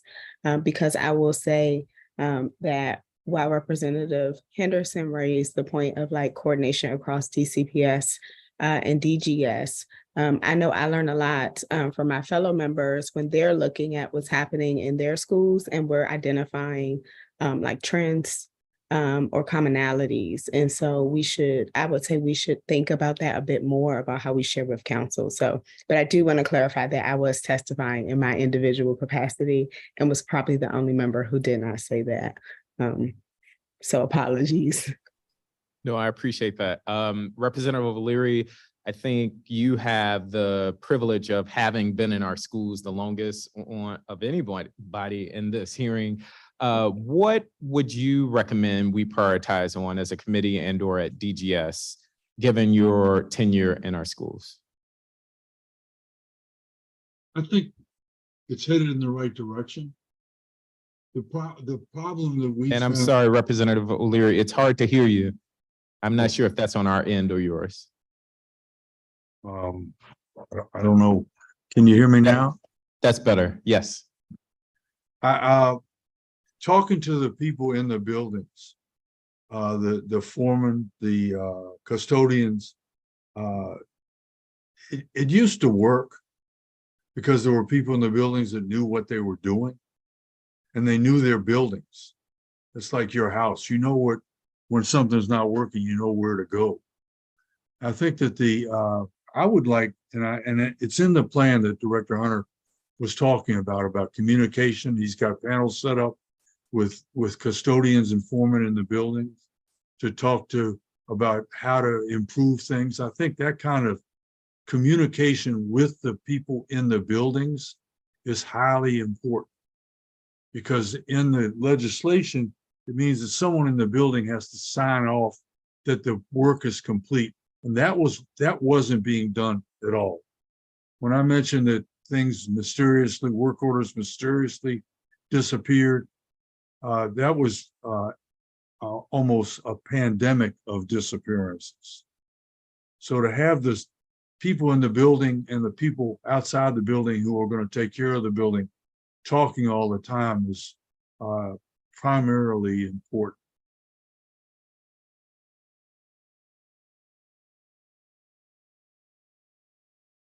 Thank you, Representative O'Leary. And Representative Goulet, I want to just thank you for your testimony. We are running short on time, but I will be sure to follow up should we have any additional questions. And thank you all for your service. Thank you, Councilor.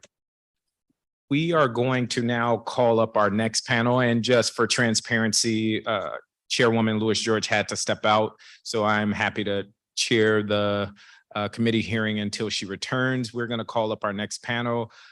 Next, we will have Laura Fuchs with DC Core and the Washington Teachers Union, Christopher Stewart, Public Witness, Michael Bodes, Public Witness, Joshua Wiley, Public Witness, and Regina Bell, General Vice President of the Washington Teachers Union.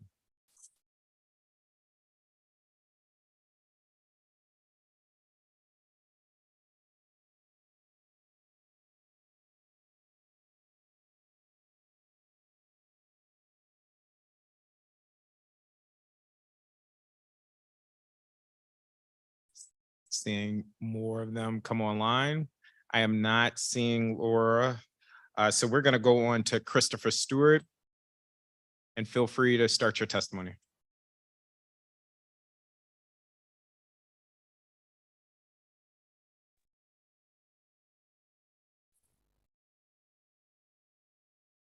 Yes, hello, good morning. Good morning, council members Zachary Parker, Chairman Janice Lewis George, council members, and the DC community. Hopefully you all can hear me. This research and my thoughts do not necessarily represent DCPS or the universities I serve as a professor. Many schools, districts, and other organizations for that matter practice what is known as breakdown maintenance, a maintenance program in which nothing is done to a piece of equipment until it breaks down.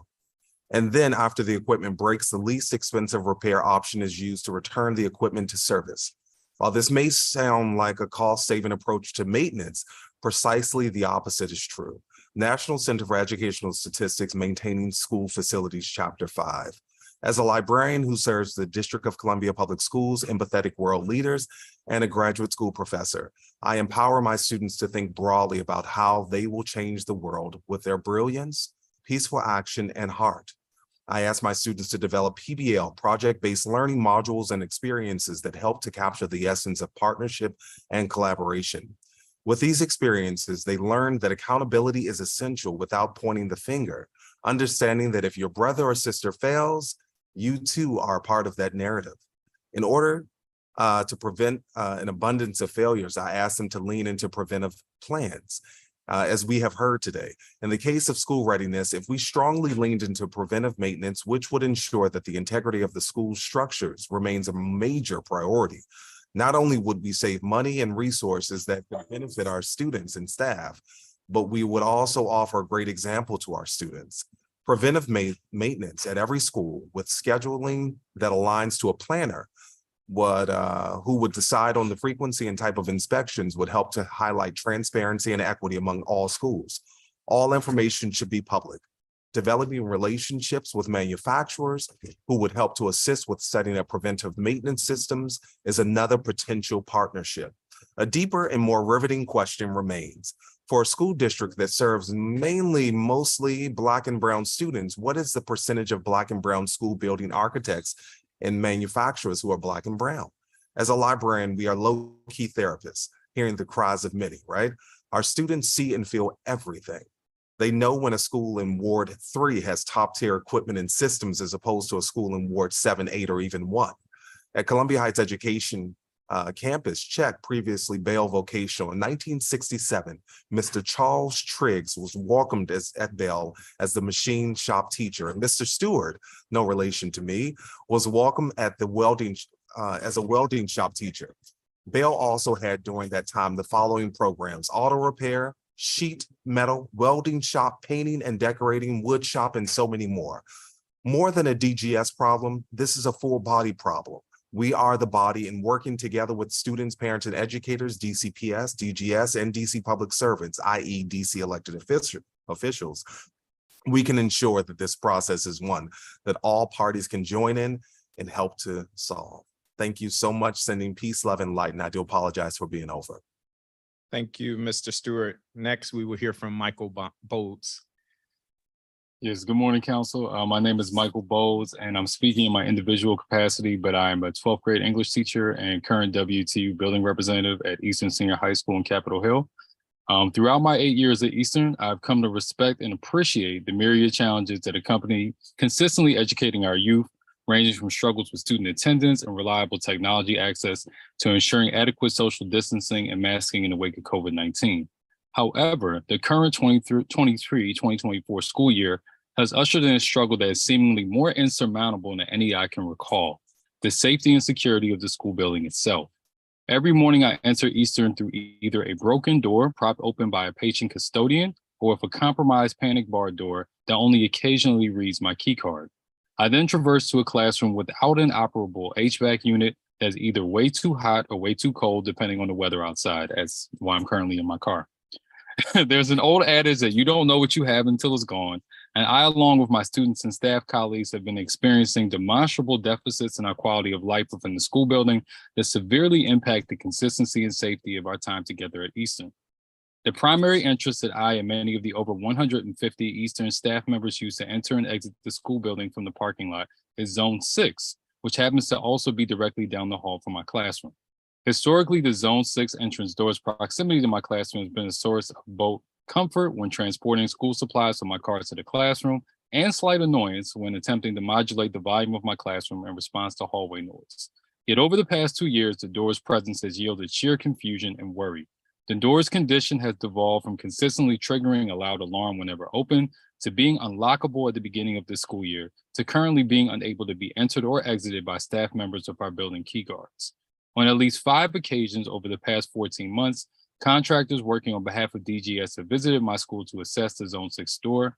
Contractors from multiple companies have shared an analysis that the door needs its panic bar replaced, which due to the door's non-standard size would cost around $500 and take about 2 months for ordering an installation. Yet over these 14 months, 4 DGS work orders for the door have been marked complete and closed, despite the door degrading to the aforementioned point of inoperability. Additionally, I've also learned from peers in administration that there are similar panic bar deficiencies within the Zone 10 and Zone 9A entrances. There are about 300 students who enter through Zone 10 each day, and since the devolution, of Zone 6, Zone 9A functions as the second most used staff entrance. Both of these doors have also been assessed by contractors and had DGS work orders opened and closed without actual resolution of their underlying problems. Another profound challenge with the school building over the past years has escalated is the HVAC system. My school currently has 75 heat pumps that control the heat and air conditioning for its classrooms and office spaces, which were installed during the 2010 renovation. As these pumps have approximately a 15-year lifespan, many of them are nearing or have reached the need for complete replacement. Students know on a daily basis that my classroom and others nearby will either be too hot or too cold, depending on the day's weather, as there are currently 30 such spaces like mine at Eastern that have inoperable HVAC systems and are serviced through window cooling units, which are very loud and noisy and make students have to speak very loudly, or in the wintertime and in colder months with space heaters. Sorry, And there have Mr. been several Bowles. occasions. Yes, You are over time, so if you could summarize the remainder of your testimony, that would be great. absolutely. Thank you. So I strongly urge the council to pass the Work Order Integrity Act of 2023, so that my school and many others across the city may be sites of safety and not seemingly daily reminders of the unimportance within district government priorities of our vulnerable Black and Brown children. Thank you for your time. Thank you. Next, we will have Joshua Wiley. Good morning, and thank you for having me. My name is Joshua Wiley, and I am testifying in my personal capacity. Throughout the many visits from DGS and the corresponding vendors, I've heard many times that whoever did a walkthrough of this school should be ashamed of the unfinished things and the items they refuse to fix because of the fire renovation. Last month, someone from DGS told me, although this needs to get fixed, DGS won't touch it because you're starting renovation soon, but students will still be in the building this year and next school year. Existing work orders are not being completed before they are closed or canceled. For example, we are adding an ECE classroom. Unfortunately, the room is left with only one working power outlet due to poor planning with the elevator installation.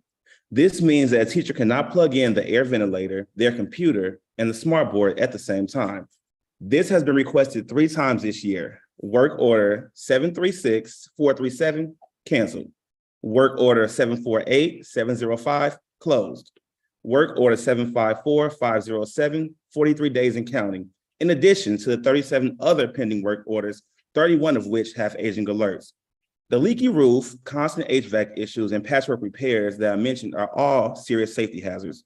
They create an unhealthy learning environment for our students and staff, and they could lead to serious injuries. Contrary to popular belief, enough didn't happen during the summer. They'll come and close a lot of work orders, but in a few weeks, we're back at square one. And quite honestly, we're tired of reaching out and only getting, we're working on it.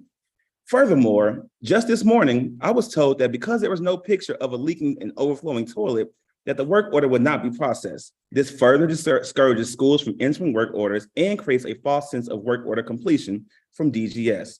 While it may seem far-fetched, delays in these work orders could contribute to a decline in enrollment because parents are faced with choosing between Whittier, a double-digit park-gaining school, award-winning school with deteriorating conditions, or a brand new school that needs minor repairs. The fact that some schools like Shepherd and John Lewis are not facing these same concerns as Whittier Elementary raises serious questions of equity and fairness. All schools deserve to be safe and healthy learning environments, regardless of their location or demographics. This week, we are holding student government campaign speeches, and we hear an overwhelming theme of students wanting a better building. I'm grateful that DC government and DCPS is somewhat committed to modernizing Whittier Elementary School, but I am concerned about the impact that the renovation will have on our students and staff if we are moved to Sharp Health as a swing space. Sharp Health is located outside of the Whittier community, and it will only continue to disenfranchise our students and force staff members to relocate. I am requesting that someone implement increased accountability with work orders and ensure that schools are kept safe, no matter when the modernization is scheduled. I am also requesting that the necessary stakeholders work with us to develop a plan that minimizes the impact of the renovation on our students and staff. Thank you. Thank you. Next, we will have Regina Bill. Good afternoon, Councilmember Parker. Thank you for scheduling this hearing on work order integrity and school readiness. Sadly, it is necessary to hold a hearing on what should be common sense and routine maintenance. The leaders of tomorrow are being educated in our public schools at this very moment. We have roughly 50,000 students learning in 100 buildings throughout our city. If those buildings are not maintained, we allow their condition to deteriorate. We are telling our students that we don't care about them. Studies have found that student achievement is connected to a building's condition. When classrooms are too hot, too cold, overcrowded, dust-filled, or poorly ventilated, students and teachers suffer. As you know, many DCPS buildings are not well maintained. Schools in wards 4, 5, 7, and 8 have the most open work orders. Academic data will show that those students do not perform as well as students in schools that have a better maintenance record. During the pandemic, the city made huge investments to improve indoor air quality in schools so students could attend school in person. Every teaching space had a portable air purifier with a HEPA filter. Many schools are reporting that DCPS is no longer replacing the HEPA filters, so they are throwing away the air purifiers. That's short-sighted. The HEPA filters remove organisms from the air that cause illnesses and aggravate asthma, both of which contribute to student absences. We all know how difficult it is to learn when you're not in school. I'm sure you have at the ready all of the outstanding work orders, but I'd like to impress upon you the impact of these failings. The elevator at Woodson, I just heard it was fixed yesterday, when it wasn't working, was preventing students with mobility issues from getting to class. In many schools, the HVAC system isn't working, so portable units have to be installed, but they are extremely noisy, so they can't be used while teaching. We had a heat wave last month, and many classrooms were too hot. There's mold in the library at Janney. There's one working boys' bathroom at the Garfield swing space, and insulation is hanging from the ceiling at Phelps. 3 bathrooms are not working at Marie Reed. One of those bathrooms is in an early childhood classroom.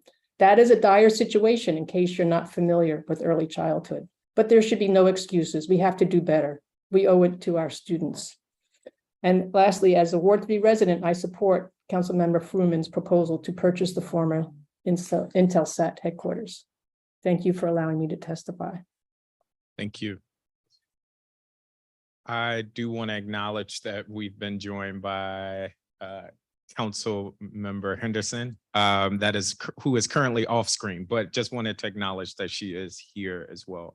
I'm going to jump in and ask some questions. One of the things that is in Acting Director Hunter's testimony is that the legislation has the potential to take educators away from education and burden our principals and other school personnel and put them in the unfair position of overseeing these processes. And so I return the question to you all as educators on the panel, and I'm going to start with you, Joshua Wiley.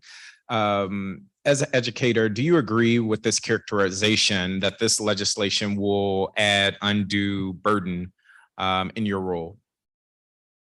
I don't think it will add undue burden. I think talking to teachers for hours throughout the day because things aren't working well in their classroom takes away from education, not one person approving to make sure a work order is complete. No, I appreciate that. Mr. Bodes, I wanted to come to you.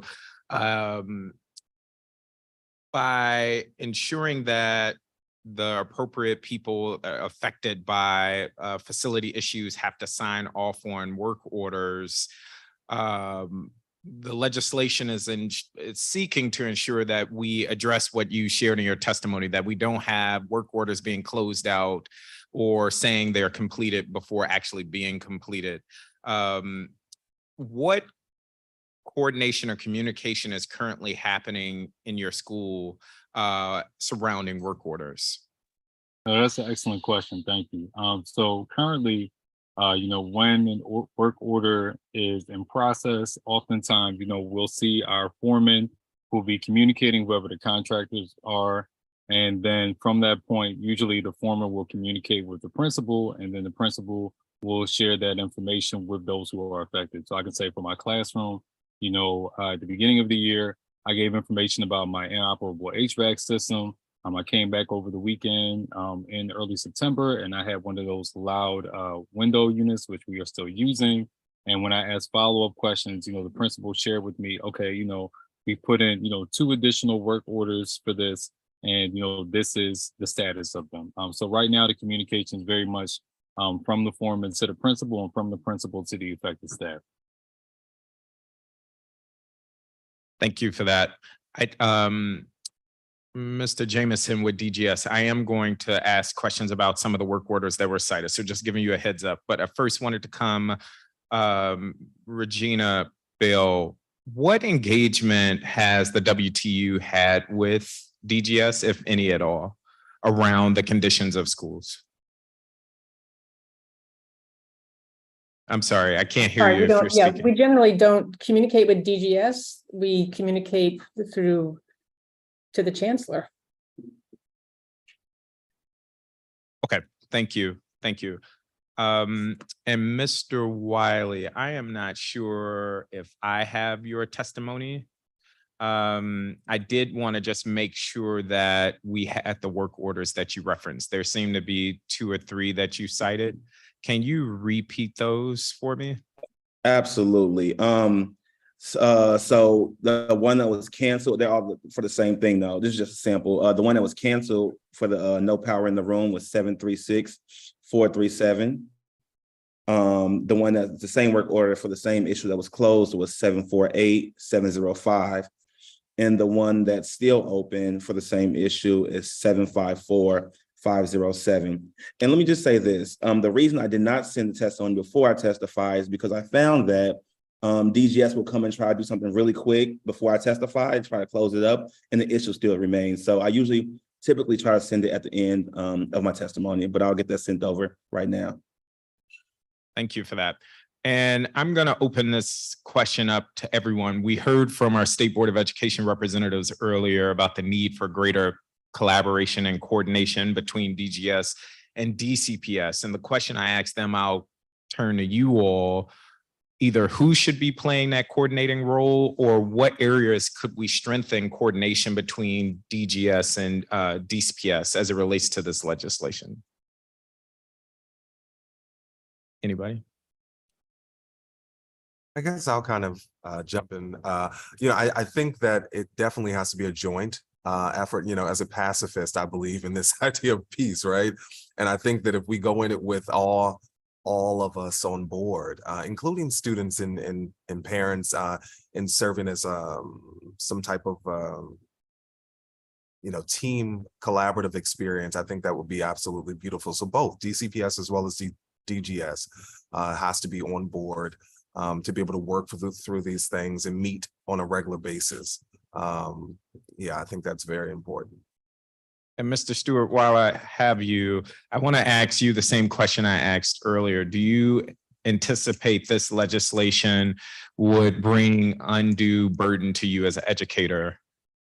No, I as it stands, no. I don't believe that it would bring a burden at all. I think that it has the potential to offer additional transparency and openness. Yeah.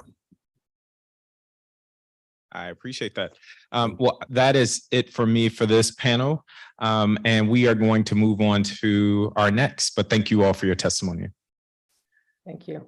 I am going to call up the next panel, and our fearless chairwoman has returned. So then the next voice you'll likely hear will be hers.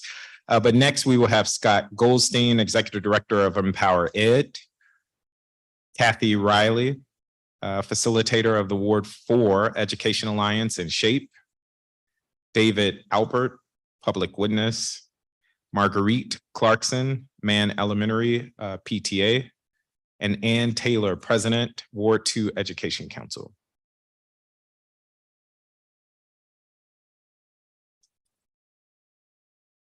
And Mr. Goldstein, you can get started with your testimony.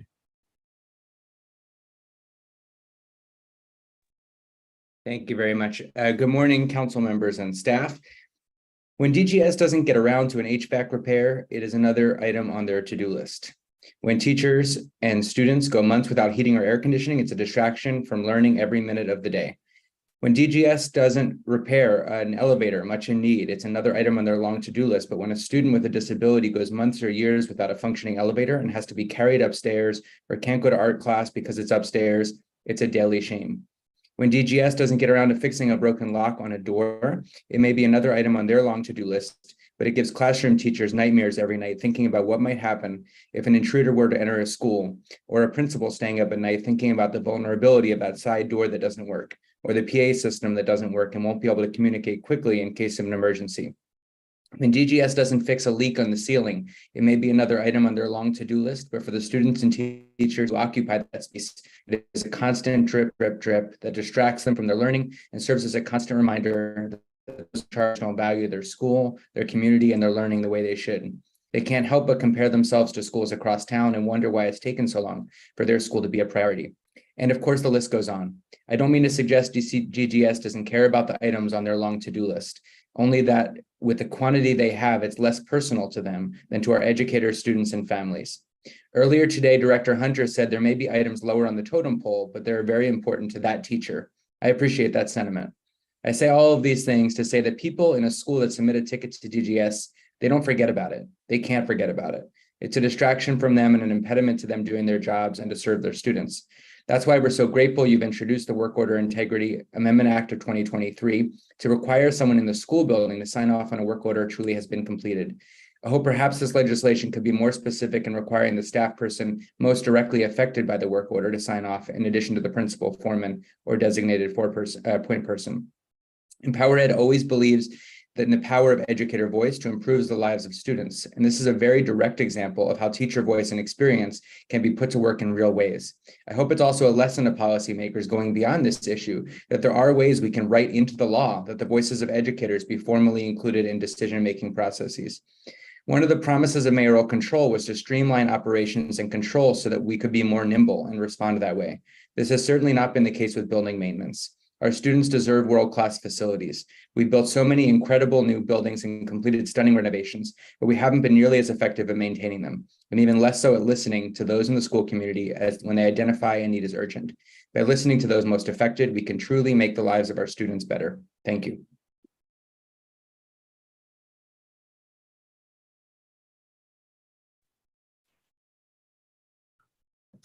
Thank you so much for your testimony. Next up, we have Kathy Riley. Good afternoon. Thank you. Thank you for this opportunity to testify. I facilitate the Ward 4 Education Alliance, C for DC, and SHAPE, the Senior High Alliance of Parents, Principals, and Educators. And this gives me the opportunity to attend many meetings and hear from many school communities.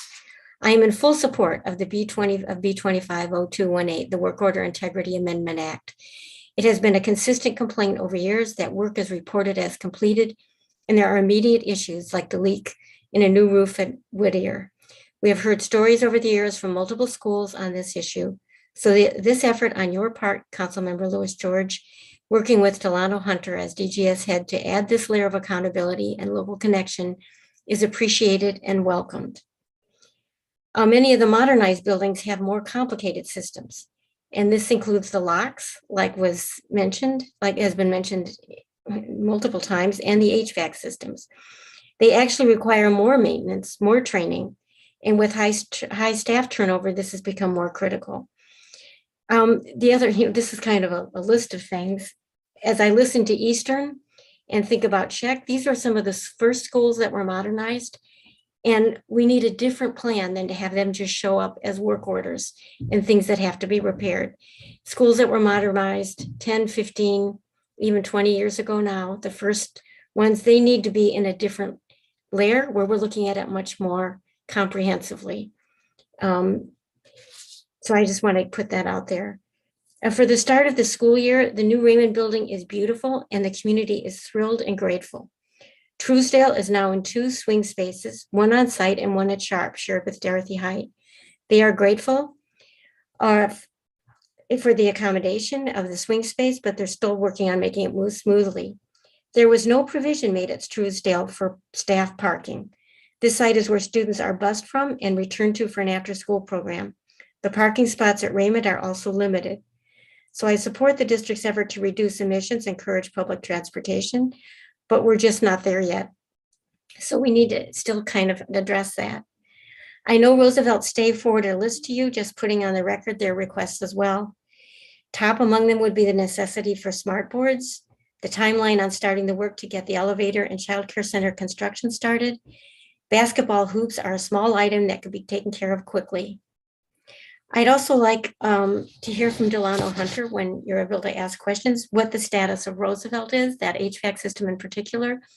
They too have window units and temporary heaters. So it's not like they're not getting help, but that's a relatively new modernization. And I'd like to know what the status of that is. The other question I'd have is warranties, like on CTE equipment. They're installed at modernization, and what happens to that? Like in the kitchens at Ballou and Roosevelt, there seems to be, again, confusion between DCPS and DGS, but I think some of that happens in the transition when things are done. I'd also I think it would be important for the committee to look at the recommendations in the MFP that were briefed on last week. I think some of them, like looking at the PACE Act and the way we look at buildings, that we prioritize overcrowding. But, we have a much more complicated city than that, and that has left a lot of people underserved. In closing, I want to acknowledge that the start of the school year this year was actually pretty smooth. And while this hearing brings forth the issues that need to be addressed, so much was done, and the whole DGS team does deserve some thanks and acknowledgement for that. So thank you. Thank you very much. Thank you so much, Kathy. And you better believe I have a whole section on Roosevelt that is during the question round. I am next going to go to Ann Taylor, our Ward 2 Education Council. Hi, Good thank you, afternoon. Councilmember. Can you hear me? Yes.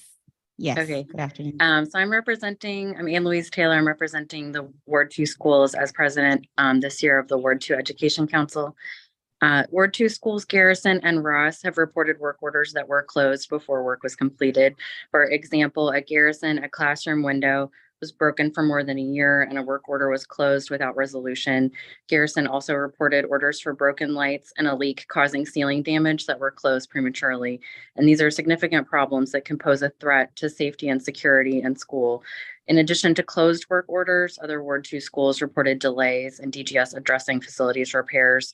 According to the DME, Ward 2 schools, Seton and Thompson Elementary, were among the top 10 DCPS schools with the most work orders in the last 5 years, with an average of 138 work orders per year. A pre-K3 classroom at Seton had a broken window for at least 8 months, including through the entire winter before DGS fixed it. Seton is not scheduled for modernization for 3 more years, so this is going to continue. Thompson's last modernization was 20 years ago. The Seton community is also concerned about the amount of repairs and maintenance that needs to be completed at the Casey Lewis building, where Seton is expected to swing in a few years. And we've been told that they're not going to start planning anything for the swing space until the year before construction starts at Seton. And, given the amount of lead time that's necessary and the delays, we're concerned about waiting until the last minute to try to address those. At School Without Walls, the front door has been broken and unable to shut through multiple school years. The latest work order for the front door was submitted in September of this year, and it continues to be a problem. We thank the hardworking employees of DGS for their work and urge the department, the mayor, and the council to find creative and effective solutions to the work order backlog and to these urgent facilities problems so that our students have safe and well-maintained spaces to learn. Thank you.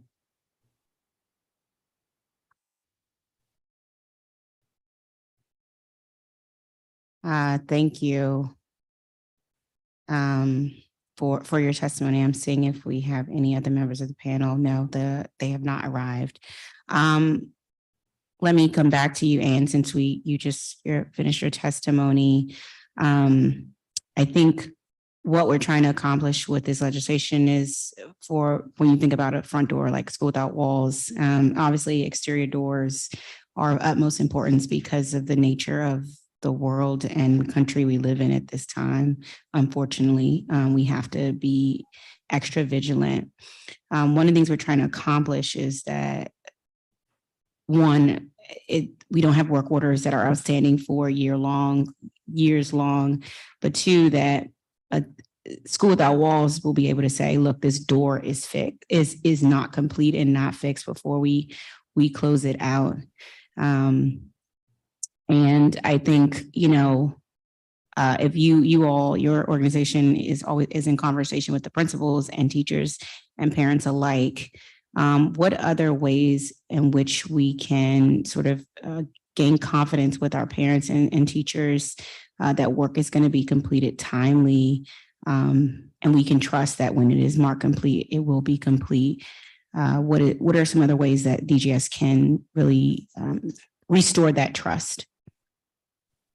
I think understanding why something is delayed, if it is delayed, and if there's something else we can do, right? Just saying, well, it's just going to be broken is not really a solution. So we need, what else can we do instead to fix it while they wait for a part or wait for, to understand why it's not a priority when the front door seems like it should be a priority, and how can we prioritize those things better? Yeah. Absolutely. Yeah, I think we talked about this before. Communication is huge. And when we're waiting for a part or there's something, there's some delay, explaining that thoroughly, not only to sort of within DGS and with the council, but it's okay to communicate that to the parent teacher organization so that they have a realistic understanding and it doesn't feel like government is ignoring them. Scott, I want to come to you. We want to make sure we don't overburden our teachers. And I think that was something that was raised in the testimony that we received from government, that we don't want to overburden our teachers.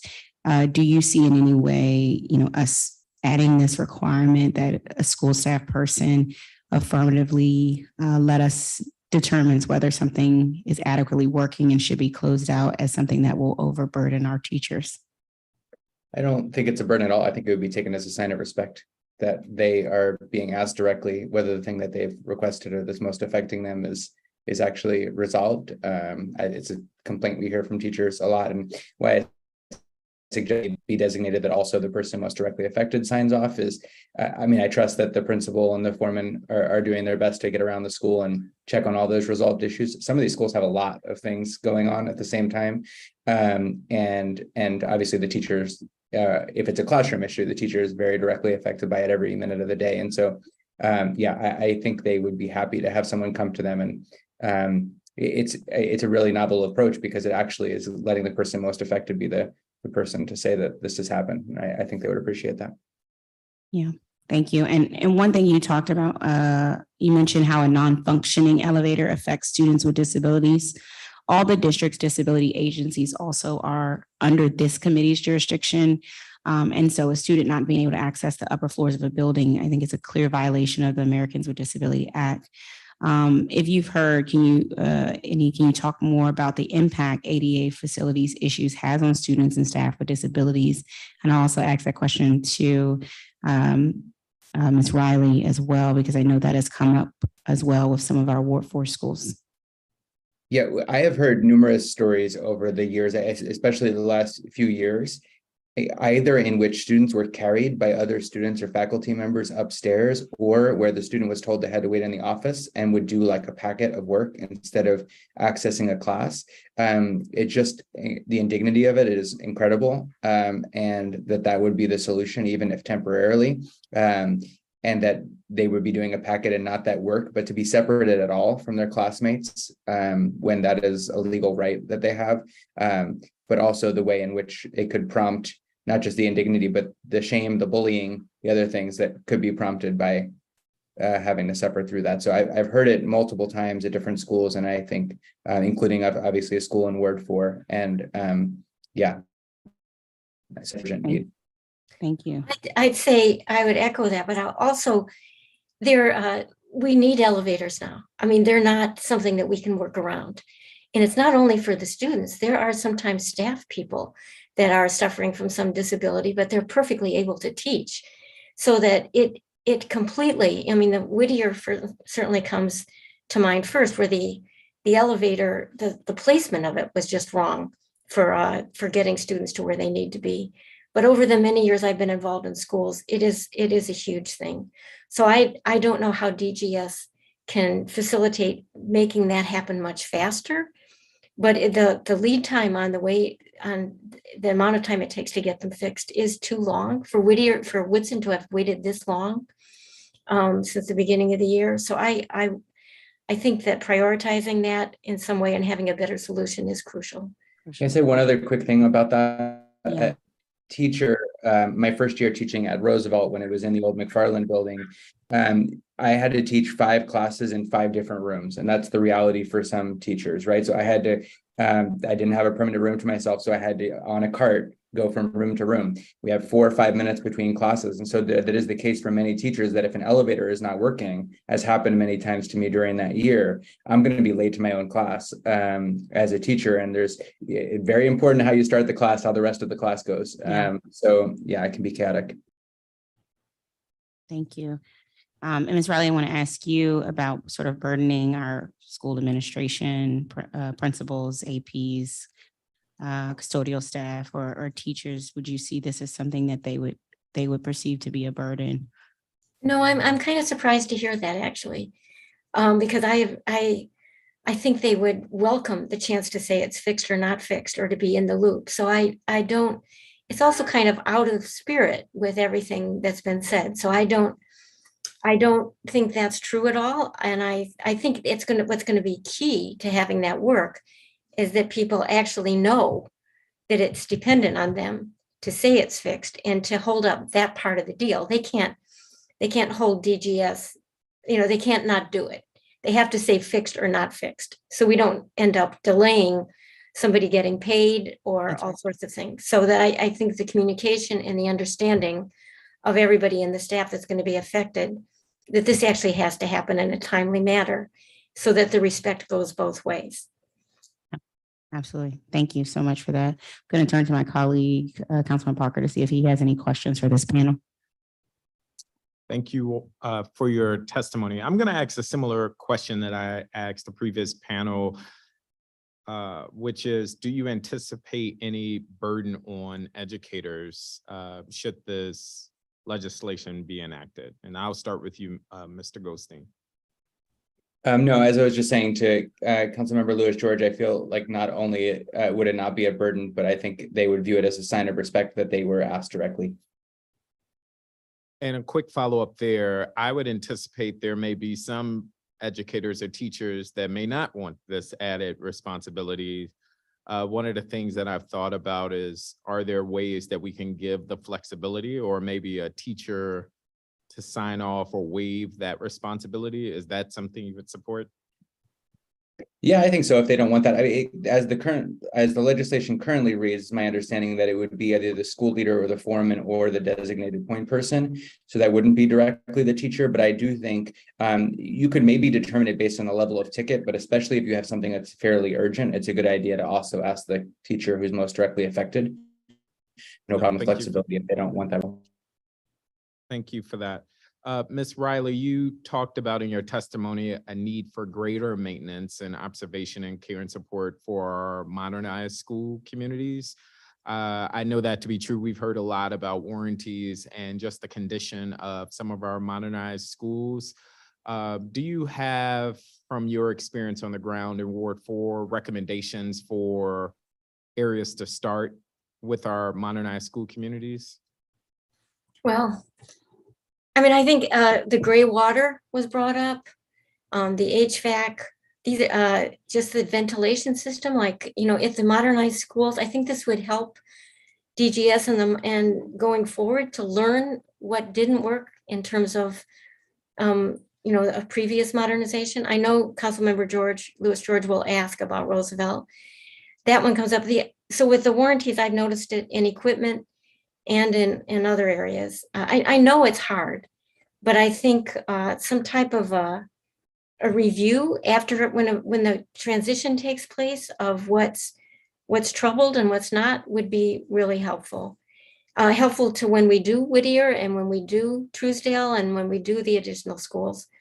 The other thing I have become aware of is we have some schools that were modernized 20 years ago. That this has been a long investment of the district with a huge amount of money. But I think there has to be a way that we're re-looking at those schools that were first. There was one elementary in each ward that was done first. That was Barnard in Ward 4. I think I forget which one it was in 5, but I think, and with the high schools, a lot of them, they were prioritized. And now you can see with Czech, with McKinley, with Eastern, these problems are systemic for a school that was modernized that long ago. So I think it has to fall outside just the plain work order system, and there has to be a plan for this many years after school is modernized, this happens. And that has to be progressive. Does that answer your question? No, it does, and that is helpful. And one of the things I'm just struck with regarding DGS's work is that there needs to be a systematic way to address the many needs of our school communities, because each of us can have one-off requests, and that is largely what is happening. And even in you all's testimony, there were one-off requests. But one of the things I'm looking forward to discussing with the director is just how his team is working to systematize work being done across our schools so that it becomes less of a one-off need given the loudest communities, but more so there to ensure there is equity across our school communities. So I'm going to end there with questions, but I thank you all for your testimony, and I'm looking forward to further discussion throughout the hearing. Thank you. We are now going to call up our next panel, which will be Marja Plater, Youth Justice Council, Washington Lawyers Committee, Adam Cron, Public Witness, Aaron Palmer, Public Witness, Angela Anderson, Public Witness.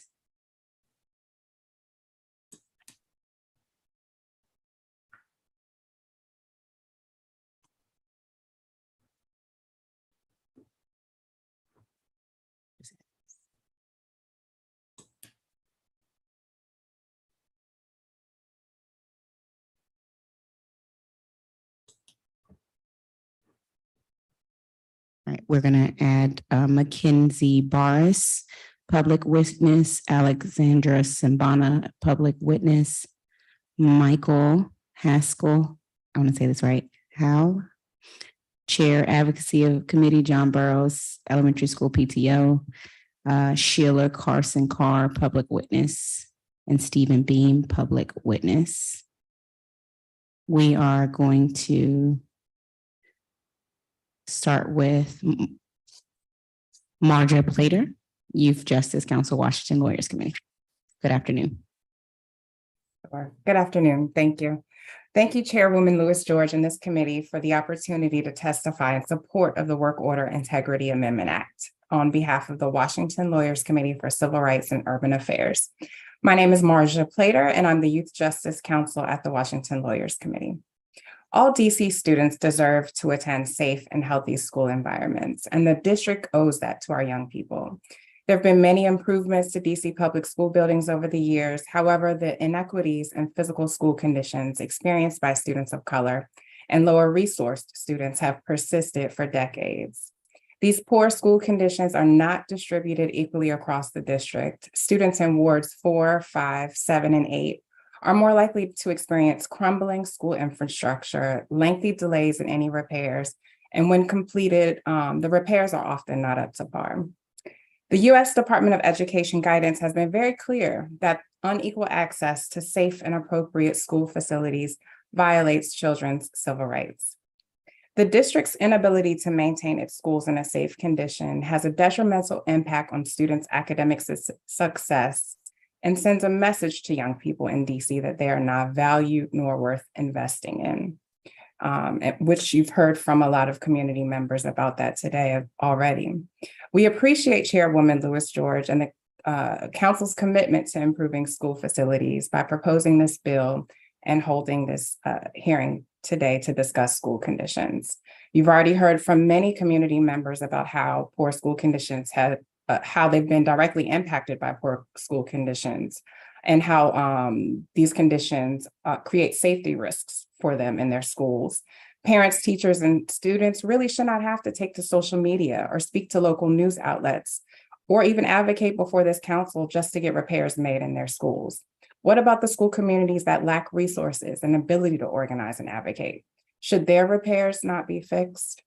It is clear that the systemic failure of DGS's work order management system highlighted in the 2022 DC Auditor's Report translates to the deteriorating conditions in school buildings, and students' education suffers because of that. So this legislation is essential in reforming DGS's maintenance system, and we ask that this committee continue robust, routine oversight of DGS to improve the maintenance system. In doing so, we do have a couple of recommendations. I was happy to hear today that preventative maintenance is being prioritized, but we would like to see that effort continue and be improved upon further. We would like to see the committee require that DCPS and DGS staff and contractors be adequately trained on the work order management system. We also would like to require that DGS ensure the public work order dashboard is accurate.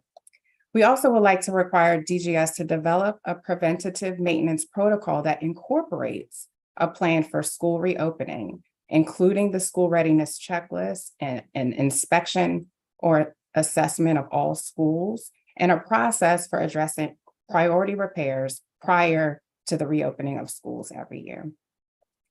Ultimately, addressing these longstanding failures of DGS to maintain DCPS schools is an issue of health and safety for students and staff, and it also is a matter of racial and economic equity. Now more than ever, DC's young people deserve to know that this city is invested in them. The district must invest in developing a robust system to maintain school buildings and grounds and equitably prioritize modernization efforts. DC students' right to an education in a safe and learning environment must not be ignored. I've already submitted my testimony for the record, and I'm happy to answer any questions. Thank you. Thank you so much for your testimony. Next up, we have Mackenzie Barris. If I said it wrong, just let me know. Hi, thank you so much. Good morning, council members. My name is Mackenzie Barris, and I'm submitting this testimony as a DCPS parent.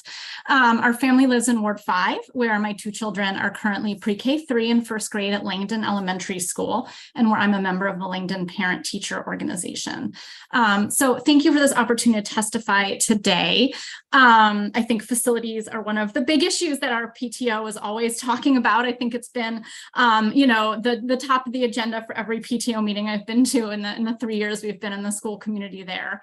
And it does seem like the Work Order Integrity Amendment Act is a very common sense idea that could help ensure that if an initial attempt at repair isn't successful, the work order stays open until the issue is actually fully resolved, and that the folks who are actually seeing whether the work order works have to sign off and say that. So as a parent, I don't have firsthand knowledge of how work orders are handled and how specific ones, whether they're working or not. In general, I think as a parent, it's been really hard to figure out how all of this works and how the different agencies relate. But I think we do know that there are a lot of recurring issues at our school. There are leaks in the cafeteria and library, staff bathrooms that go out of service all the time, water fountains that break repeatedly, rodents showing up in classrooms and surprising teachers and children, and also getting into storage areas. The PTA can't store food for bake sales on site in the school because the mice will get into it. And these are all the kinds of things that, my understanding is, they'll get fixed and then the problem will come back. And I do want to note that, this bill seems like a very important a fix. There are other things that seem at play also in the system. The bigger challenges maybe around staffing capacity if there are 6,000 work orders open right now, as well as I think an issue as, when is a small repair not actually enough? Like I've lived in a lot of old apartment buildings also where I've spent a lot of time as a tenant fighting around repairs, and a leak that's fixed on the inside with drywall, if the brick isn't reported on the outside, it's going to come back. And so when is that happening? And how is DGS identifying and actually putting in the resources to be able to fix these problems at the root? Like, are the rats coming back because there are holes that need to be plugged in the foundation where they're getting in? Are the leaks happening because water's getting in from the outside? As we speak, our big concern for winter readiness is our HVAC system, which our school board member, Mr. Henderson spoke to and called Frankenstein. And it's true, we have these 6 different systems. They're all really old, I think over 20 years old, different pieces break, and they were brought fully back online for this season, but we're not confident it'll stay that way. And so I know a big full system replacement is expensive, but we would urge DGS to look at sort of, are there bigger capital fixes that could keep the system from breaking down again? And noting it took 3 years to get it fixed in the first place, at least, right? That's just since I've been here. So thank you so much for the attention to these issues.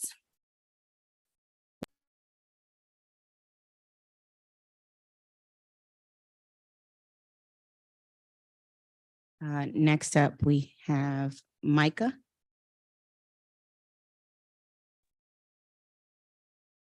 Good afternoon, Micah. Good afternoon. Chairperson Lewis George, members of the committee, thank you for holding this important hearing and for the opportunity to testify. My name is Micah Haskell Hale, and I'm a Ward 5 resident, parent to 2 students at John Burroughs Elementary School, and chair of our school's PTO Advocacy Committee. Our PTO exists in part to assist Burroughs faculty and staff to provide a safe and nurturing environment where all students, families, and faculty can thrive and grow.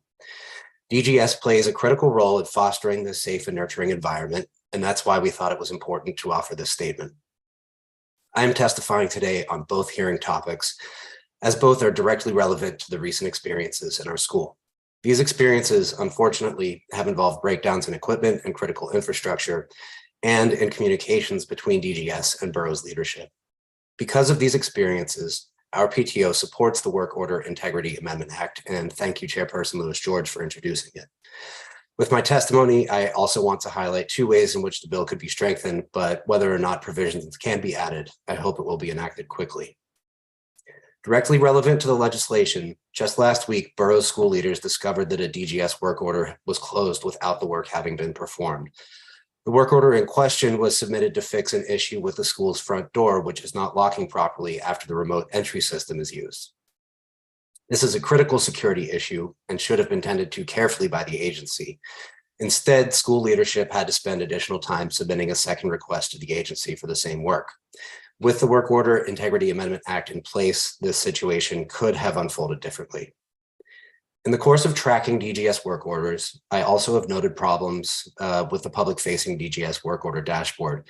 These are outlined in my written testimony, but the bottom line is that this can contribute to confusion about what has and has not been done around the school and make it hard for the public to try to hold the agency accountable.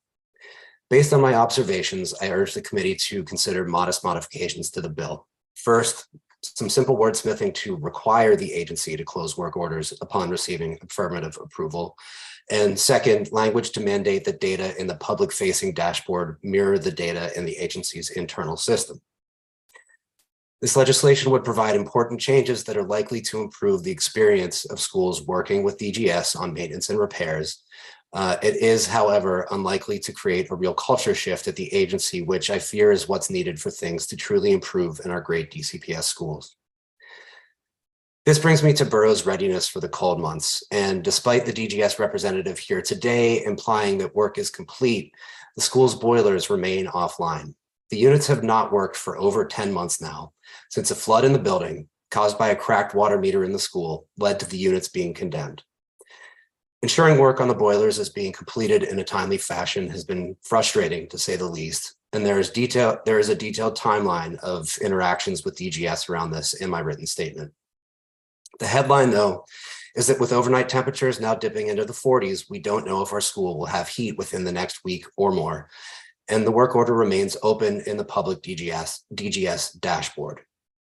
It's unconscionable that something as critical as a school's central heating would not be addressed in a timely fashion. And yet the same could be said of other repairs and regular maintenance across the district.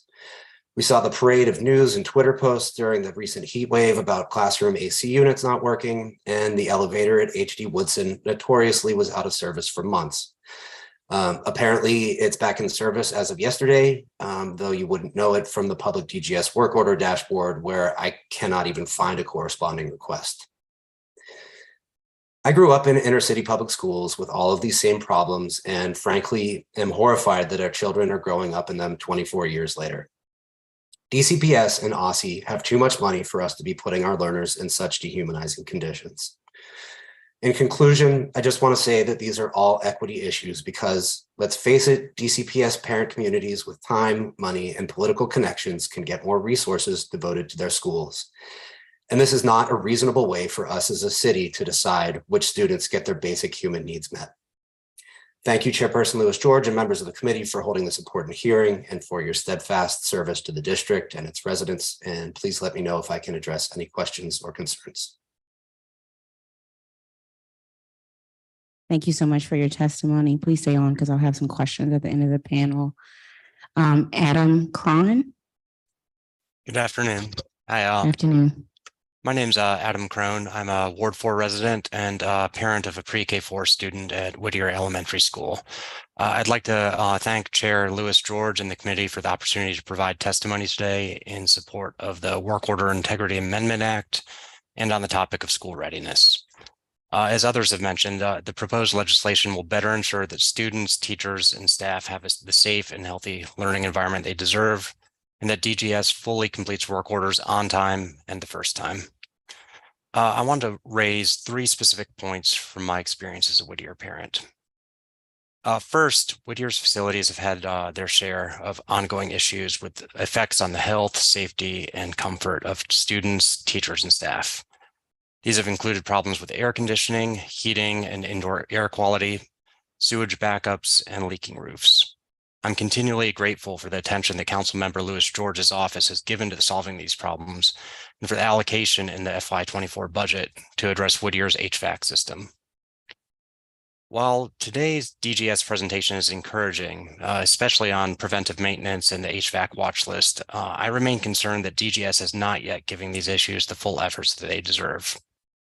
For example, although DGS promised this committee in April that it would conduct needed HVAC repairs and upgrades for Whittier over the summer, 4 classrooms had air conditioning breakdowns during the September heat wave. And in its written answers for this hearing, DGS has identified Whittier as one of 4 DCPS schools still awaiting boiler inspection results. This is particularly alarming for Whittier, given that next week will mark a year since a radiator exploded in Whittier's hallway. Second, in my written testimony, I've raised certain issues with regard to DGS's transparency and responsiveness, namely issues with the DGS dashboard. And I won't cover these here in detail in the interest of keeping to my 3 minutes. Finally, the elephant in the room is that Whittier needs modernization. It's an old building and Band-Aid fixes are not going to address the root of the problems. But modernization can be incredibly disruptive to a school community, including the worst case scenario of losing families and teaching staff. For this reason, I'm asking for this committee's help in getting Whittier a closer swing space that will better meet our needs. The currently planned swing space is over 2 miles from Whittier. This will make walking to school impossible for most families and will greatly increase the commute via transit or driving. It's also likely that families will less frequently attend the after-school and weekend events that connect and strengthen our school community and the neighborhood. Fortunately, there are several closer options that would better serve the Whittier community and the neighborhood, including DC-owned open spaces across the street. Many other DCPS schools have accomplished modernization with on-site or nearby modular swing spaces, and I'm confident that this is entirely feasible for Whittier. Thank you for your time and continued work on these issues. Thank you so much for your testimony. Next, we are going to have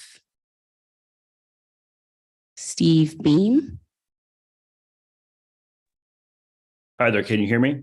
Yes, good afternoon. Hi, how are you? Chairwoman, thanks for doing this. I think this is obviously a very important topic. The testimony thus far from everybody before me has really highlighted the number of problems we have in the schools, and I appreciate you introducing this legislation to try and help that. It was tough listening to Eric speak earlier, the Board of Ed guy from Ward 3 west of the park. It sounds like things are great over there. And I'm wondering if maybe that's where I need to move, because I think east of the park, we have a different experience. We have people talking about equity on this call. It was amazing to hear that from a state Board of Education rep, that everything in Ward 3 is hunky-dory, because I think a lot of us from other wards have different stories.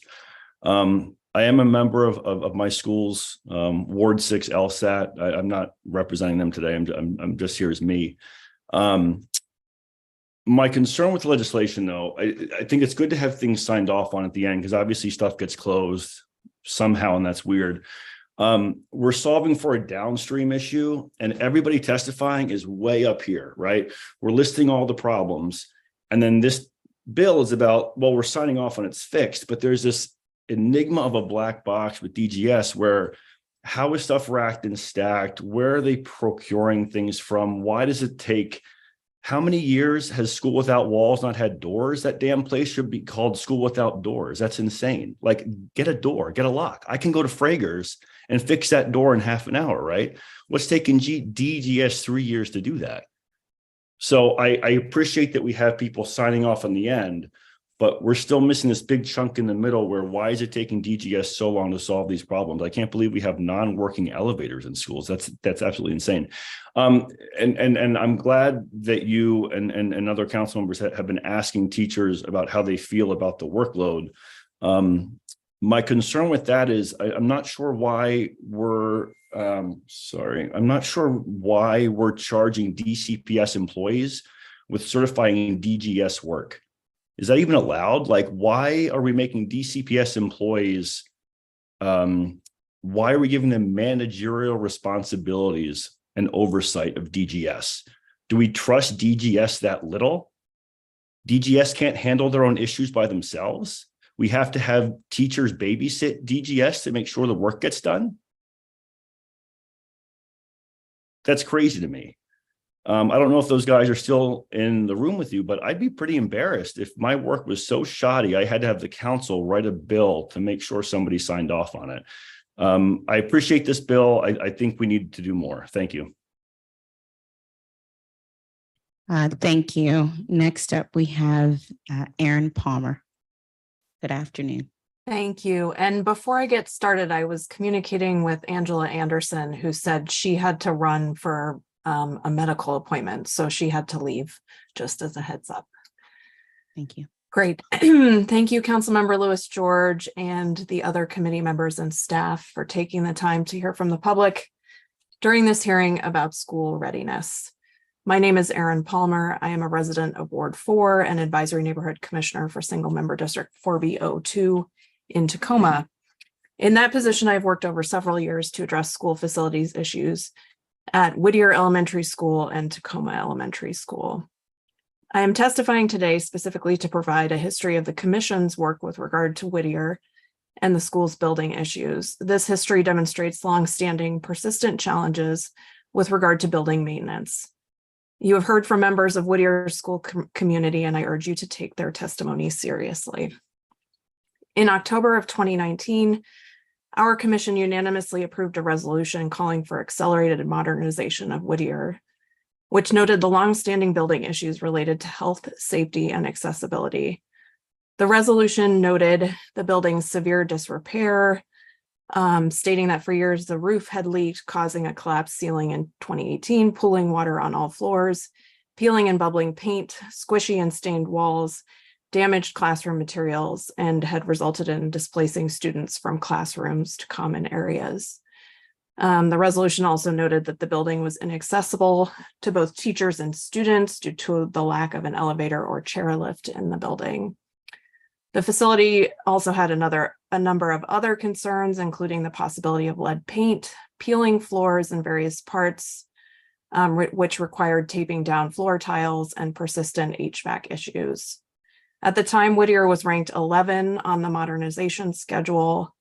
The resolution called for consideration of acceleration and also consideration of how we plan modernization more broadly to adequately ensure compliance with the Americans with Disabilities Act and ensure robust considerations of equity. While the collapsed ceiling in 2018 resulted in Whittier being placed on the stabilization projects list for a full roof replacement in the summer of 2019, that replacement was not completed until October 2020, and the renovated roof continued to leak, leading to emergency roof repair bidding just 2 years after completion. In November 2022, the commission unanimously approved another resolution calling for urgent school building repairs at the school. The resolution noted continued facilities issues, including non-compliance with the ADA, including an elevator that was still under construction, a leaking roof, including in the school's kitchen, malfunctioning HVAC equipment, a burst radiator, falling bricks from the building, sewage backup and plumbing issues, broken water fountains, non-working bathrooms, pre-K doors that wouldn't lock, broken lights in the gym, and uninstalled smart boards. The resolution noted that although there's piecemeal efforts to repair some of these issues, problems had generally persisted, and they've continued to this day, most recently with broken air conditioning units during a heat wave and continued HVAC issues. I want to elevate the statement of Whittier's PTO president, who had to step away. She wrote an email recently to all relevant parties and stated, "All of you city officials on this email have been aware on numerous occasions about Whittier's building issues, and yet many still exist. You continue to keep our children in this unsafe building with promised repairs and now have failed again to deliver. We asked to be moved up on modernization list because we know what issues exist in our 100-plus-year-old building. Next, we will be faced with being moved to a swing space that will impact our enrollment, and that's inconvenient for our families." There are several issues at play here, as you can see from my testimony. Persistent maintenance challenges affecting the health and safety of the school community, as well as accessibility. A piecemeal and incomplete approach to maintenance that fails to correct and sometimes even worsens these challenges. A modernization process that doesn't timely address school needs. And a modernization process that is challenging for schools as they are placed in inconveniently located swing space. And this raises the larger issue of the district's practice of ceding public school buildings and other public facilities to private entities. This is a lot to deal with, so thank you for holding this hearing and efforts to address it. I hope you will continue to work on and timely address these challenges. Thank you. Thank you. And thank you for uplifting President Angela Anderson's statement as well, as she had to leave. I want to ask my staff, is there any other witnesses before we start this panel of witnesses? Okay, great questions. We are going to do a round of questions for this panel. Marja, are you still here? Yes. Thank you. At the end of your, towards the end of your testimony, you gave a few great suggestions as possibilities for incorporating into the final markup of the legislation. I just wanted to walk through some of the ones that you highlighted. I think one was training, and then there was accuracy. If you could just go through those, I think it was 4 or 5 suggestions, and what that would look like spelled out. Sure. And I, just to clarify, I didn't intend for the recommendations to be a markup for the legislation, but if that's something that you're considering, of course, we're happy to hear that, but I'll just reiterate the recommendations just for this committee to continue to oversee and encourage the improvement of the maintenance system that DGS currently has. So the first recommendation I have is to require that DCPS and DGS staff and contractors be adequately trained on the Salesforce work order management system.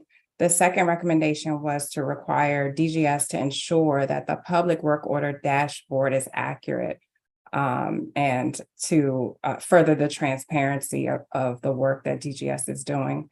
The third recommendation was to require DGS to develop a preventative maintenance protocol that incorporates a plan for assessing and inspecting schools for reopening every year. So incorporating that school readiness checklist, some sort of inspection and assessment protocol that's standardized, and then also a standardized process for addressing priority repairs that need to be done to ensure the safety of schools prior to reopening every year. And that was the last recommendation. So, thank you. And I think one other thing that came up that I think is important was from for as far as potential, whether adding it to the markup of this legislation or moving forward of other ways. I think it was Mackenzie. I know Councilmember Parker's probably going to touch on the Frankenstein-Langdon situation, which we all saw up close. It is crazy. But I think you made another suggestion around staffing numbers. And I was just trying to see, were you speaking of like staffing as far as custodial foreman staff or just overall staffing within the school building? Well, so I'll have I think that question for, I don't know that I have the knowledge right now to say that it's staffing that's needed. I mean, I think there's a question to me about, is it staffing and staffing capacity that's needed either in the school or at DGS to be able to, get through work orders faster, and such the high priority ones, or to be able to identify when a deeper fix is needed than a more sort of like fix it immediately, but it's going to come back approach. Or if it's actually an organization issue, right? And a triage issue, that I don't know. But it does seems clear from everything I've heard today that there are some bigger structural missing ingredients. I know Micah referenced culture change, Right. And that is where I think some attention to what are the deeper systemic problems, are the changes that were presented this morning going to fix those. I certainly know in the history of DCPS, there was that maintenance had been deeply understaffed for a long time. And I understand that it has been improving. I don't know if it's been improved sufficiently. And I'm curious what other parents are seeing in their schools. Yeah, I think it's a question worthy of asking as we talk to our foremen and our custodial staff, and as we look towards the questions we'll be asking about quality assurance and how many people are in place to do all of those separate jobs that are necessary for facilities to be maintained well. Mike, I wanted to come to you. You mentioned the time that school staff have to waste time re-entering work orders when they are closed without the work actually being done. One thing that has been talked about is this bill potentially forcing school to spend time confirming work orders are complete or not, or spending more time. Can you talk more about how much time school staff spend re-entering work orders? And do you think that time is more or less the time it takes for them to check whether the work was completed? Yeah, I think that school staff would probably appreciate having the opportunity to sign off on the work having been done. My understanding is that school staff describe spotty communication at best from DGS about ongoing work orders. And I think that it would be a very welcome development to have the agency proactively reach out to confirm the work has been completed before closing out a work order. I appreciate that. And Adam, we've had longstanding issues at Whittier, and I'm grateful the PTO has organized people to turn out, and Commissioner Palmer is here as well. We've got both maintenance and capital concerns. I think one point to center sort of the parents' perspective, how does Whittier's building conditions affect your choice to enroll at Whittier? And your ability to recruit other prospective parents looking for a school for their children, and in factoring in modernization, how does the sort of potential of going further impact your decision regarding your choice to continue to have your child enrolled at Whittier? Yeah, it's there's so much that's right about Whittier, and the teachers, the community, it's one of the strongest school communities I've ever experienced. And so it's, the flip side with having the facilities that at times have given us concerns about health and safety is really something. And we know that there have been families who have left because of that, and that we know that 2 years from now, I believe it's we're looking at basically with the current swing space that's going to affect how families will necessarily be able to plan for their commute and their mornings and pickups and so forth. And it seems like based on experience from other schools there likely would be families that leave. So whenever people ask about Whittier, I always emphasize what a great place it is, just how strong it is in terms of the teaching staff, the principal, Mr. Wiley, who is here as well today, is fantastic. And so I think those things really trump the other stuff, but I also don't want to downplay that. When people ask about it, it's something that has to be mentioned. Yeah. Commissioner Palmer, could you add to that? And what do you hear from the Whittier community and parents? I'd just say that we do, as commissioners, hear very regularly from Whittier families about frustration with the facility. And having worked on this since 2019, it's just the same stuff over and over and over again. And that's a hard thing for families and teachers and all the people in the school building to stomach, that it just doesn't seem to get better. And the thing that stood out to me is that, they fought for so long for the roof replacement, and then there were all these issues with the replaced roof. So something with the quality of the work is just very off. Thank you. Thank you. That the persistent issue just creates frustration over time. And the same issue being the issue. I want to acknowledge we've been joined by my Ward 3 colleague, Matt Fruman, and I'm going to be turning to my Ward 5 colleague, Zachary Parker, for a round of questions for this panel. Thank you all for your testimony. I want to start by connecting testimony that we heard from Ms. Platter, your testimony about work order accuracy in the dashboard, and I want to connect that to the testimony that we heard from Micah Haskell-Holt. And one of your recommendations was that the dashboard match DGS's internal system, which I think is a great recommendation. You also, in your testimony, attach many open work orders that are dating back to 2021 and just speak to how they are not matched. Micah, can you speak to the confusion that is caused for both parents and educators given the inaccuracy of the dashboard as you see it? Yes, absolutely. Thank you for the question, council member. On the one hand, I have received the back end spreadsheet of open work orders for the borough school from our school leadership. And when I compare that to the open work orders in the public DGS dashboard, there are inconsistencies. I forget the exact number of open work orders in the public facing DGS dashboard, but it is not the same as what I have been given by our school leadership. Also, the work order that I referenced in my testimony about the front door at Burroughs that's not locking right now is work order number 753091. I'm unable to find that at all in the public facing DGS dashboard. So I don't know if maybe it got keyed in wrong or something like that. Or it would be helpful though if we would be able to search in the public facing DGS dashboard by work order number. So that we could give that work order number again, 753 7530991. 091. And that is for what project? The front door at Burroughs is not locking after the remote entry system is activated. Got it. I do plan to ask about a number of work orders that have been cited. So when we get to DGS, I will be sure to ask that.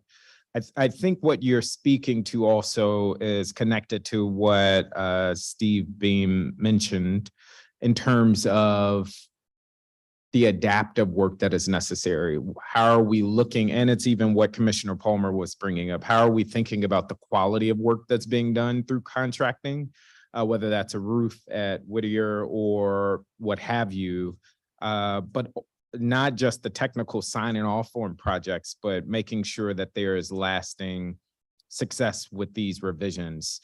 I wanted to come to you, Mackenzie Barris. One, thank you for your service and advocacy on behalf of the Langdon community. I would tell you my team was dismayed after our visit earlier this summer, just at the conditions of Langdon. They have long been an issue. And then we went back to Langdon, and 3 weeks later, miraculously, the HVAC system seemed to be working, that Frankenstein HVAC system. But I believe I'm hearing you say that it is not working again. Can you speak to the communication that you're having with school leadership and or DGS about issues? Like, what does this typically look like? Is it one-off requests that you're noting?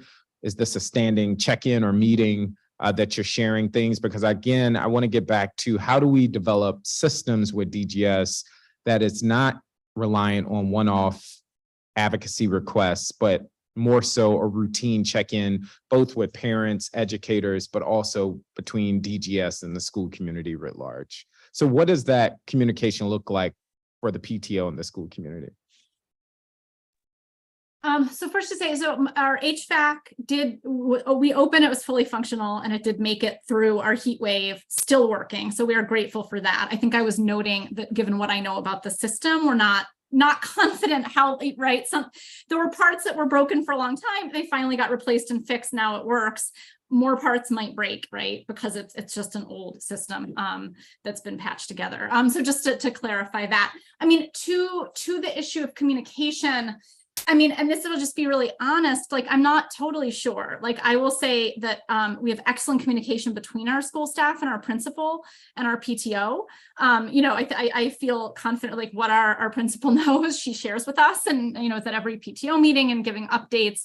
But it does seem that often our school staff are not totally sure what's going on with work orders that have been put in, with the bigger issues with what it would actually take to have the HVAC system be fully fixed and prepared. And so I think that is a place that needs attention and work, because as a parent, it's very confusing to me. I've been trying to spend a lot of time talking to other parents, looking online. You know, I just discovered the dashboard, and, you know, to figure out how we even support our school and our school staff in the best way. And as far as from the conversations I have had, you know, it seems like school staff, teachers, as other school staff, and even administration don't always have all of the information that they need as well. And I know there have been meetings, you know, with DGS and the school, and, you know, quotes on replacing the HVAC system. And all we know is it's really expensive. It's $20 million. That doesn't necessarily tell us, are there other options, right? Well, what would it cost to fix these two units that are the ones that seem oldest or most broken? And, you know, it's not, I think, something that meets what we actually would need to feel that we're confident that we know what's happening with this important part of our school. No, thank you for that. I just want to say, every time we have these hearings, I know DGS gets beat up on, and for good reason, I think, but we also need DCPS at the table. And I just want to keep emphasizing that it is important for us to think across the system and how are we communicating. So even if we were to update the dashboard, the issues you're raising as a parent and a PTO does not solve part of the issue that involves DCPS. And in my last 10 seconds, Commissioner Palmer, I just want to come to you to check. I recall the commission authoring that resolution that you referenced regarding Whittier. Did you all ever receive communication back from DGS?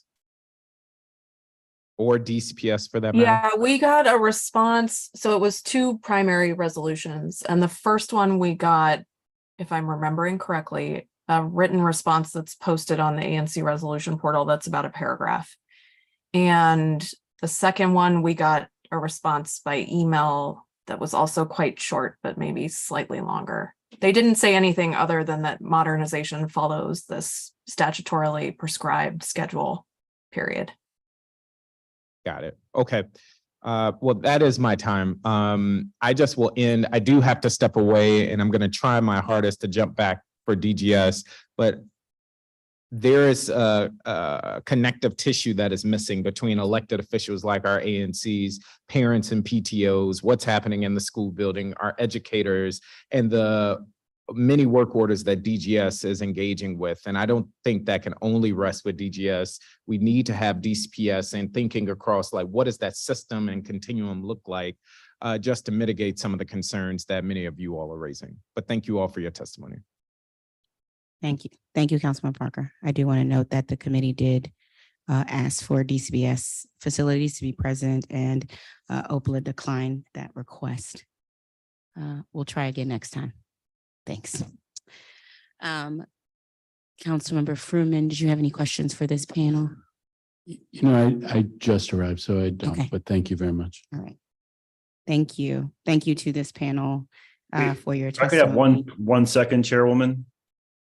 Yes. I didn't come with a list of stuff from my school because I did this holistically applies to everybody at DCPS. But as long as you guys are checking individual work orders, Maury does not have working HVAC. Half those rooms don't get cold, half those rooms don't get hot.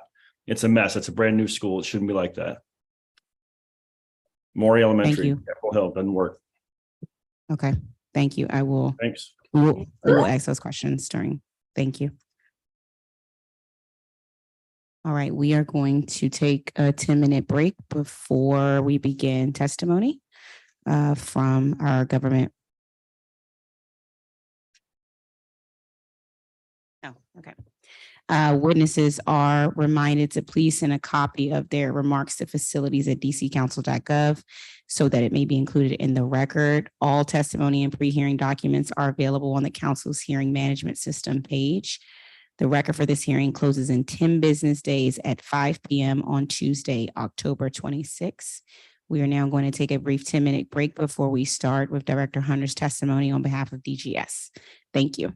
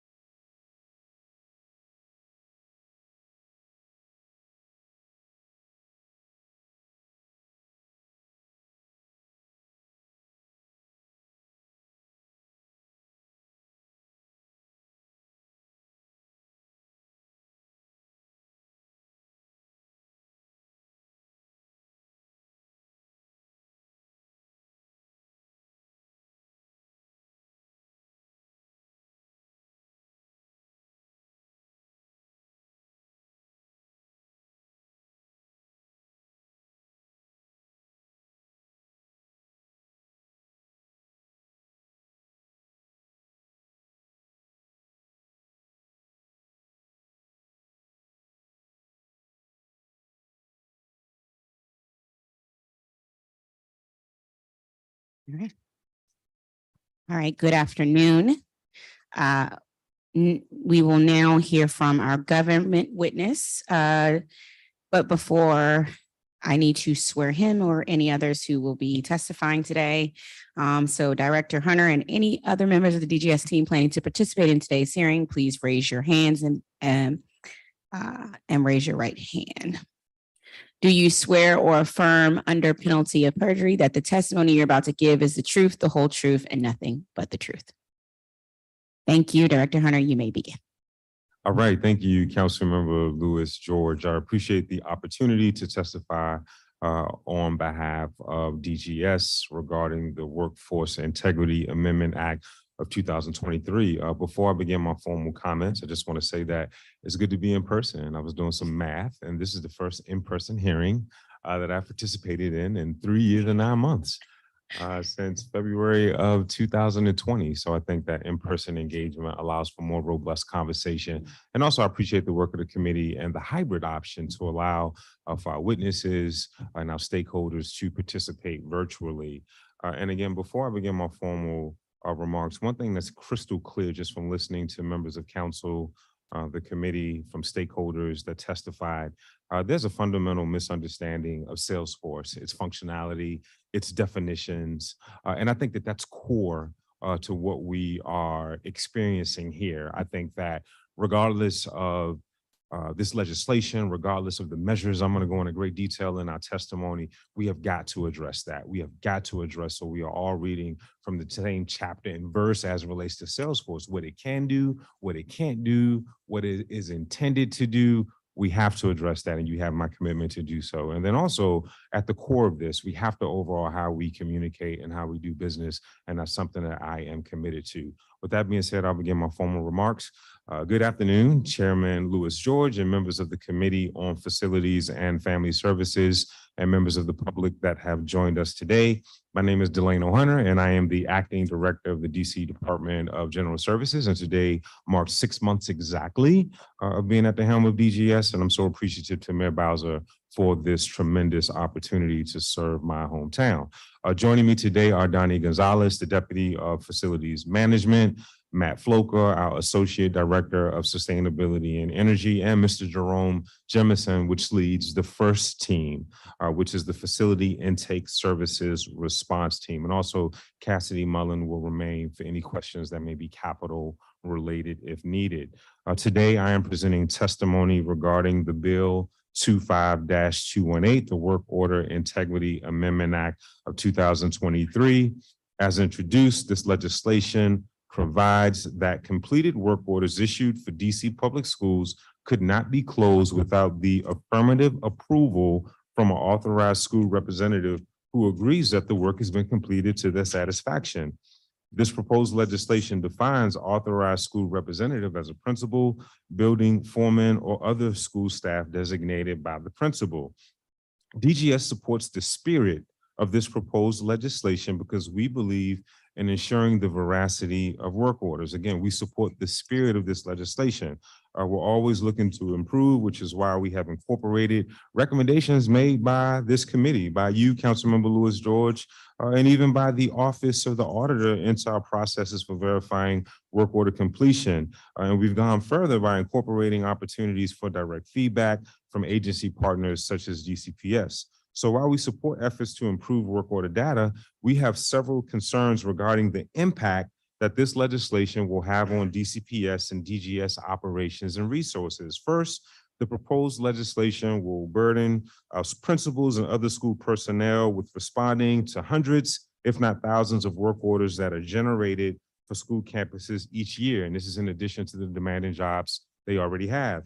Second, it would absolutely corrupt our data.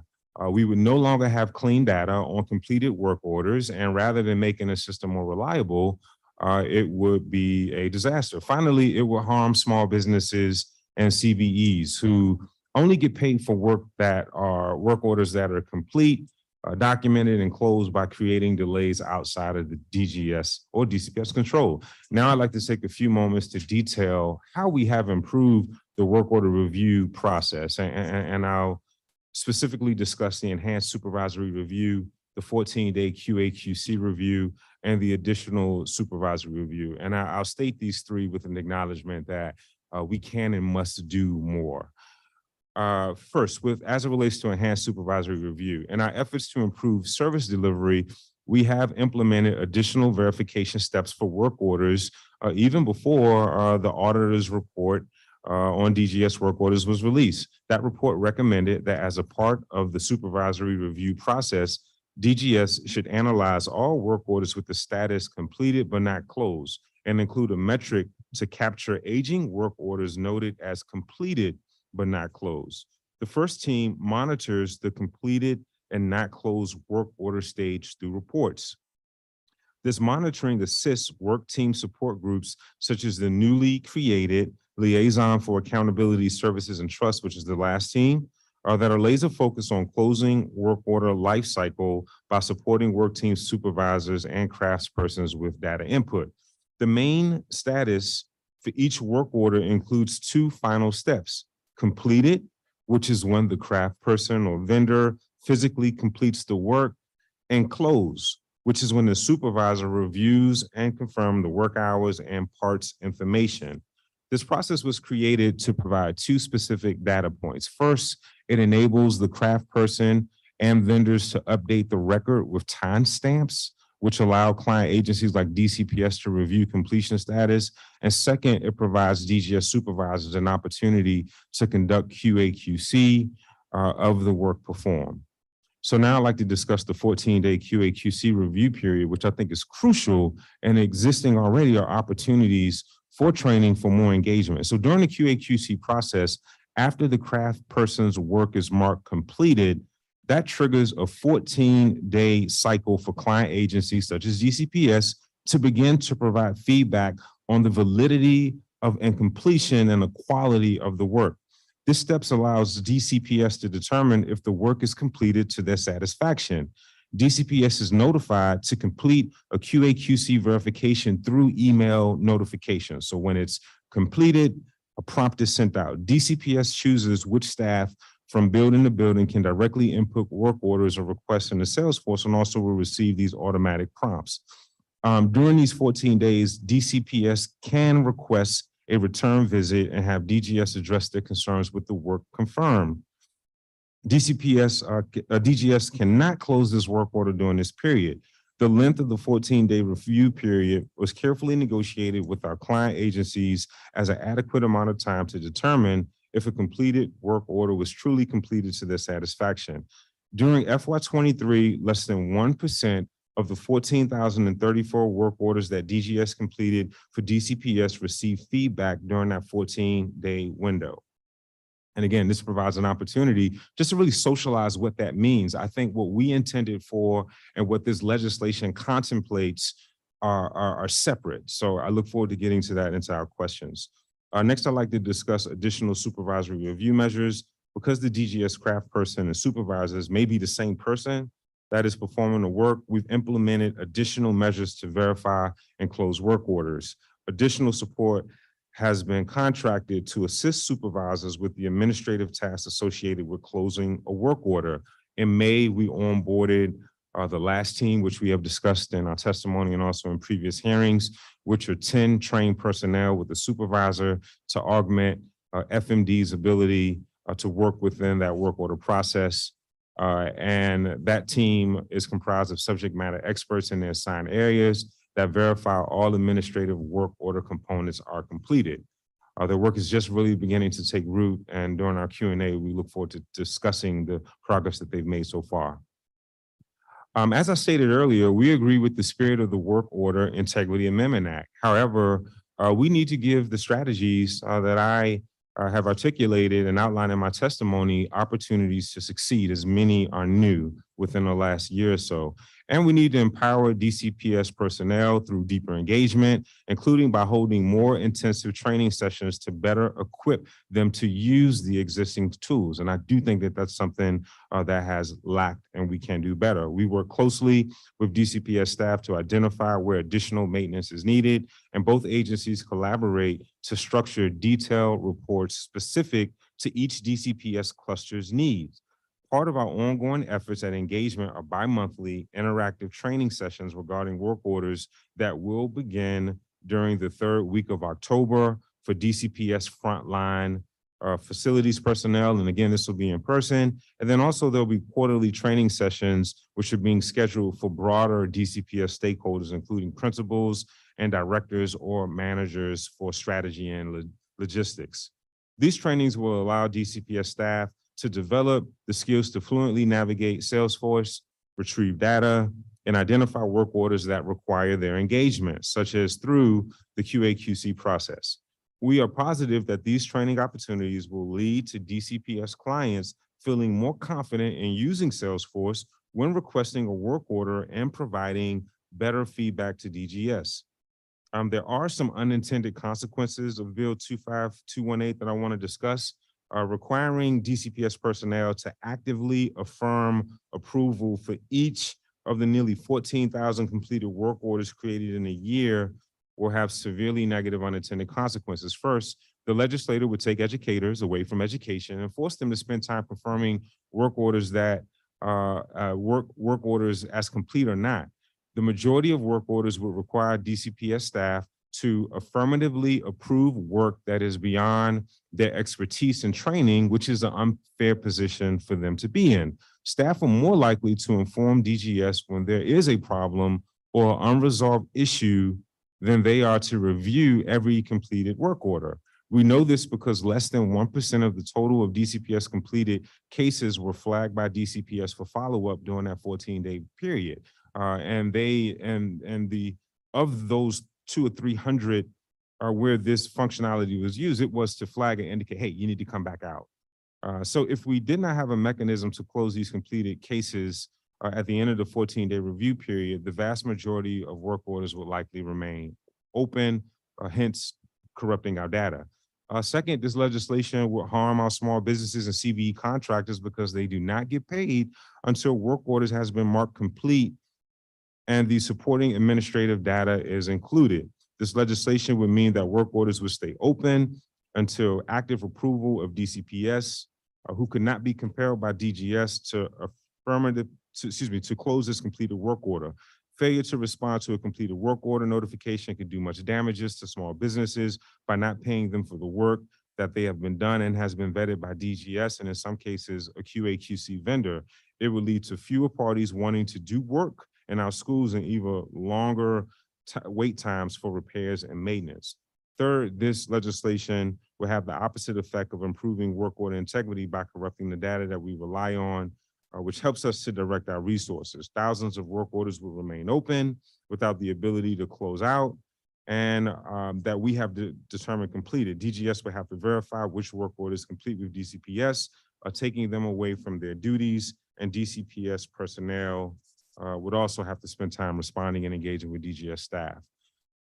We would not know how to allocate resources for addressing open work orders because there will be thousands of open work orders that are completed but not confirmed complete. In closing, in addition to the measures that we have discussed, we are open to the thoughts and suggestions of the committee and stakeholders. I believe the next frontier is robust in-person training and engagement for what already exists. We have partnered with the DCPS executive leadership to offer Salesforce training. Again, that will begin next week. And we hope to receive more feedback on customer satisfaction from DCPS on work orders. We should give these measures an opportunity to work before compelling school personnel to take on more work. If this legislation is to proceed, we strongly urge the committee to amend the proposed language in lines 51 through 52 to state, without the opportunity for affirmative approval within 14 days from an authorized school representative. This amended language would balance the spirit of gaining more active approval from DCPS without overly burdening them with responding to work order confirmations, and it would protect the integrity of the work order data with DGS. And quite frankly, it is the best use of our limited resources and theirs. So I'd like to thank you for the opportunity to testify, and I'm available to respond to your questions. Thank you. Thank you. Thank you so much, Director and the team. My first set of questions, I'm going to do the school readiness report because that's what we started with. I want to say a few positive things from the report. Productivity is way up. That is great. Productivity is way up and it's really great. I think the investments in preventative maintenance will pay off in the future. We're already seeing it paying off. I think trainings will help a lot, especially with the Salesforce emails coming now. I think that's going to be huge. I'm going to insert myself into one of these trainings. Y'all just going to have to let me come to one of these trainings, please. Thank you. And I think I really appreciate the depth analysis and data-driven approach on, the 10 problem types and the top 10 problem types. So I really appreciate that. I want to thank you again for sharing the school level responses to DGS Summer Readiness Checklist yesterday. I really appreciate DGS seeking out feedback from its client agencies, both school level leadership on school readiness. I think the responses, I know we had a small subgroup here, but the responses were a little negative. For example, only 22% agreed with the statement, my school's HVAC is functioning at a facility-wide level. Only 38% agree with the statement, I was engaged directly throughout the summer readiness period by DGS. 60% of respondents agree that the interior light work properly at my school. And 81% of respondents agree that all floors and levels are accessible to all students. I was really surprised with the 22% part of agreeing with the statement that my school's HVAC is functioning. So my question is, what's your reaction to this feedback and how did you use these results? So I do think that some of the responses were skewed as the survey was administered during the heat wave, right? So if not for that heat wave, I do think you would have had a different set of responses. So I do think that is skewed, but we stand by it. I accept the results of the survey as is. For me, it was all about establishing a baseline. I didn't want to shy away from hearing what our clients thought. I would have loved 100% participation. I think we had about 60 or so schools respond. But again, this is a good baseline. I want to fine tune this survey and we'll distribute it again next year. And I'm curious to see the type of conversations we have a year from now. What I would say is the biggest takeaway from me was the need for just the overall how we communicate, how we do business. People want more robust. They want timely information that is accurate. They want consistent information. They want information that is communicated by DGS, by DCPS executive team, through our building manager. So one of the things that I'm committed to do is we're taking a hard look. We're overhauling our building management program, I think, for the better. Yeah. We've announced some staffing changes this week, and that's our commitment. So to me, that is the biggest takeaway. In fact, I have listed that they're seeking increased communication from DGS leadership on processes and prioritization of systems. Also, they are just looking again for just more robust communication, customer service, and responsiveness. That to me was the single biggest takeaway. Yeah, I appreciate it. I noticed the response rate was quite low. We only have responses from about 50 schools, not counting schools that responded twice. Why do you think that is? And sort of what can we do differently next year to ensure you're getting feedback from all of the schools? I think I want to look at when we distribute it. I think ultimately, remember, the work of the Blitz really in earnest began in late July and August. And I do know that maybe we'll keep the period open longer. I just know it's a challenge during the first week of schools, again, to really devote time to this. So we need to socialize it a little more, let folks know that it's coming. Also, again, I want to have more intimate relationships between DSLs, MSLs, schools leadership, and also our building manager program. So ideally, they know ahead of time that it's coming. And what I would like to get is close to 100% participation next year. Yeah. One of the things is it's my hope that we shift our thinking to be more about how our schools score on a criteria-based system like this, rather than sort of like focus on the volume of priority work orders completed. But I'd also like to see some of the descriptions used in DGS checklists raised to a higher standard for what defines operational readiness. So for example, under plumbing, it says plumbing maintenance needs are not impacting instruction. I love to see that made more specific and changed to something like all bathrooms are fully operational. What do you think about that? Do you agree with that? Well, I would caution, I'm open to revisiting the language to make sure that it is robust and we're able to capture what we intend to capture. I do think that as it relates to readiness, we got to get again on the same chapter and verse on what do we mean by readiness in a sense. If you have hypothetically 50 commodes and urinals and one is not ready but 49 are operational, is that school ready? More than likely, yes, right? If that's the one urinal you use, then more than likely, or commode, then more than likely you have an issue with that. So I do want to make sure that we are capturing and measuring school readiness and we have some standard definitions. So I do think we need to socialize that a bit more with principals and school leadership to make sure that, again, that we're all, singing from the same page on this. Yeah. I agree with I was going to say, and I'll let, because Councilman Freeman's here, when we talk about operational plumbing and different bathrooms, I'm thinking about our visit we had to Jackson Reed, and some of the bathrooms were working. Well, a lot of them were considered routine and sort of not emergency just because other bathrooms were working. And so I was thinking about that as you capture that information. One thing we also agree with is your focus on doing more preventive maintenance versus reactive work orders. I think we're all on the same page there. I'm curious how DGS is monitoring and tracking preventative maintenance work. In your presentation, you mentioned asset databases used to track preventative maintenance.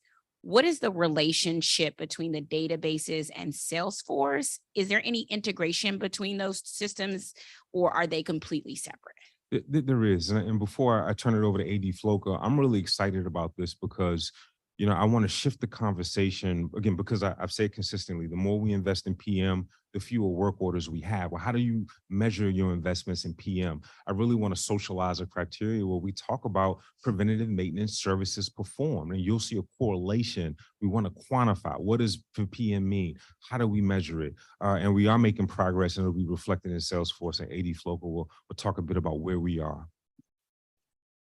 Thank you. So we do have a new module within Salesforce. Okay. And the sole intent of this module is to track the preventative maintenance activities. Okay. So whether that's a scheduled preventative maintenance activity or something that is relatively unscheduled, you can kind of complete both, but it is all based on the assets. And every piece of HVAC equipment has a number. It's called an AWM number in our system. Many of them you'll be able to see if you go to the schools. There'll be a barcode, a 6 or 7 digit AWM number, and that is in our Salesforce platform. Each one of those pieces of equipment has a type, and that type has an associated maintenance schedule, whether that's a rooftop unit or a VRF terminal unit. All of that has based on the season, a list of maintenance that should happen to it. There runs the gamut of what you might expect. They're between 12 to 30 actions long. And the intent of the module is for a vendor, an FTE, to go on site. They know they're going there to do preventative maintenance on a rooftop unit. They use that QR code. They use that module to actually complete the steps that we've built for that piece of equipment, and then potentially flag issues. Or you're not able to complete step 13 because a fan motor is broken. So that prompts repair. So that it is, it is all tracked within Salesforce. It is a very complex build out of this new module. If I had to give it a percentage, we're probably 90% there with it being live. We are testing it in the field, and it's a really good step forward. I'm excited about it. I thought you were going to say no, so I'm excited that the answer is yes. Salesforce is capable of tracking preventative maintenance, and it sounds like we're going to have to base it like asset wise. So thinking about something small like filter changes, there'll be a ability for like filter changes, something that has preventative maintenance is a scheduled preventive maintenance. So there'll be a module. It will be based on the asset filter, like a filter, and then people can go in and I guess mark filter change so that we know that continued maintenance is happening based on that particular asset. Am I describing that right? That's right. A filter change is one of 12 to 15 to 20 steps of routine scheduled maintenance that needs to happen on a piece of equipment. So it's just one line item within a larger checklist, if you will, for any of the pieces of equipment that have filters. But you're also looking at, are fans working? do refrigerants circuits have the right charge? It's definitely a smaller component of a larger list. Okay. And to that point, I know, just sticking with preventive maintenance for a second, you mentioned earlier in the PowerPoint that you've got over 24,000 HVAC components across DCPS.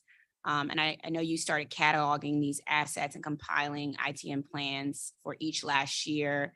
Have you all finished cataloging these assets, and have you finished ITM plans for all of them?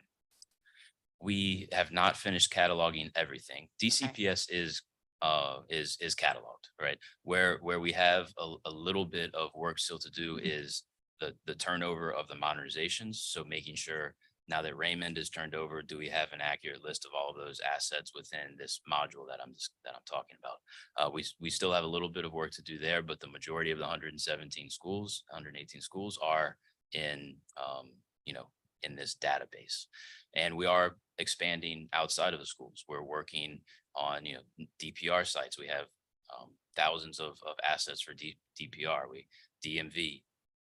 Department of Public Works. So we're expanding this outside of just DCPS. And we've relied on contractors to do a lot of the data collection in the past, but we've learned from what the vendors are doing. And we have our own capacity and tools and equipment to do some of that cataloging in-house as well now. Okay, right. I'm a little bit over my time. Councilmember Fruman, recognizing you for questions. Thank you very much. I'm going to blend my questions, starting with something of an opening statement and then morph into questions. Well-maintained schools are crucial for productive, healthy learning environments for students and educators. I mean, maybe the first thing that I did in DC public life was attend a session at what was then Wilson High School with then Mayor Anthony Williams. And I got up and raised this issue of how critical it was to have great schools and great facilities. That was shortly before the modernization process was launched. It was an interesting exchange, and a funny note about it is that it was reported in the city paper, and loose lips at the time was Alyssa Silverman. So it was an interesting moment. Since that process started, the last time I tallied it, it had been like $4 billion that we've invested in modernizing our schools. I wouldn't be surprised if it's closer to $5 billion now that we've invested. And so the idea of maintenance and preventive maintenance, it's critical for lots of reasons, but one of them is just preserving the value of our economic investment. And that is something that is super important. And DGS has been the biggest construction company in the region for some time. You're becoming the biggest maintenance company in the region. And I think it's this process of trying to improve the process of maintaining our buildings is really, really important. I do want to particularly thank Chair Louis George and the Facilities Committee for all of the work that you've done on this. I think I've followed this. It's 17, 18 years ago since I first got involved in this, and I really do feel like there has been improvement in the last year, and I'll credit DGS, but I'll also really credit Chairperson Louis George for all of the work that she's done. I'm going to focus on some critical improvement needs today, including preventive maintenance that we've talked about and work order completion. My team and I did school readiness tours in Ward 3. And frankly, we're overall very pleased where things were at. There are some big glaring issues that you heard about. So we didn't hear you, council member. We didn't hear that last statement. Yeah, I tried to say it really soft so that for the, no, I mean, it really, we went school to school, and for the most part, the process had worked much, much better than it had previously. And credit to DCPS, the hiring of new staff also went much smoother than it has in previous years. A lot of credit, but where it almost highlights the places where there are issues because they stick out even more, and they do feel systemic. And that's why we're trying to get at this phenomenon of work orders that are reported as closed when nothing has been done is very troubling. And we'll get to that in the question and answer. The biggest issue that we experienced in Ward 3, there were lots of issues and that needed to be done in the last couple of weeks, but DGS, I think, was on top of it. HVAC is clearly a real challenge, and HVAC is a challenge in the schools. HVAC is a challenge in the Wilson Aquatic Center. HVAC feels like the sore point. I see on the watch list that you have man on the watch list for HVAC. I'm going to ask why Janney, I'm not right now, but Janney also has serious issues. There may be some other schools that had serious HVAC issues, but let's really work to get our arms around these HVAC issues going forward. And I get it that it was hotter than anybody expected in the second week of September. I mean, the weather, I have almost yet to have a day where I thought, oh, that's the perfect temperature. It just seems too hot or too cold frequently. And we're going to have very hot Septembers. You know, that's a bigger issue than we're trying to do our part to grapple with it, but that's going to be part of the reality. HVAC is going to be critical. I actually am going to have to go over to another hearing where we talk about climate control in apartment buildings, and that continues to be a big issue. I guess I'm going to turn to a few big picture questions. I hear you that you like the spirit of the legislation. I'm actually a little bit confused if in the QVAC process, DCPS has to sign off that that's a requirement in that 14-day period. Who is it at DCPS who's supposed to sign off? Because how does that work? And is it staff at the school? Is it staff central? Who signs off in that 14-day period? Well, I think the legislation contemplates a principal or a authorized representative, I think, as designated by the principal. Currently, right now, at any school, there are as many as 5 people. In many instances, a DSL, an MSL, a foreman, sometimes an assistant principal, a principal that right currently has access and the ability to weigh in during that 14-day approval period. So, I mean, the principal could designate any of those 5 people to play this role.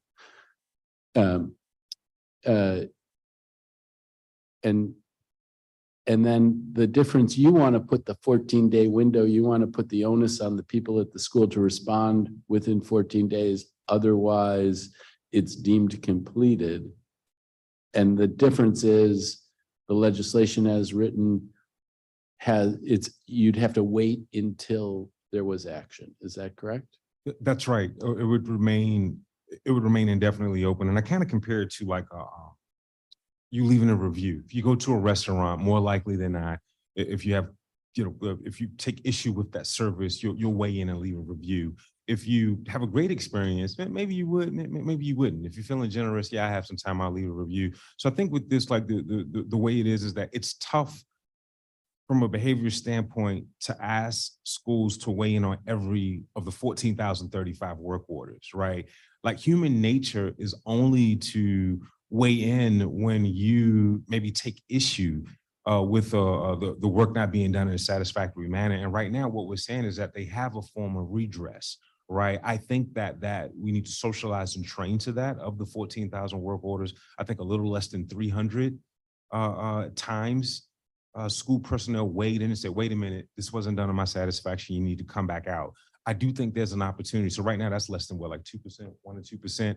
Right now, I wouldn't feel comfortable in telling you that 98% of our work is done to satisfaction. Maybe it's a little closer to 95, maybe it's 93. So I do think that there is an opportunity for more people to be trained on the existing form of redress and then have opportunities to weigh in. And those people would be trained, you're saying at the school level, have people who are trained. That's right. DCPS executive leadership have backed us on. If you could, Jerome, can you talk about the training that we have planned and who will attend and what will be covered?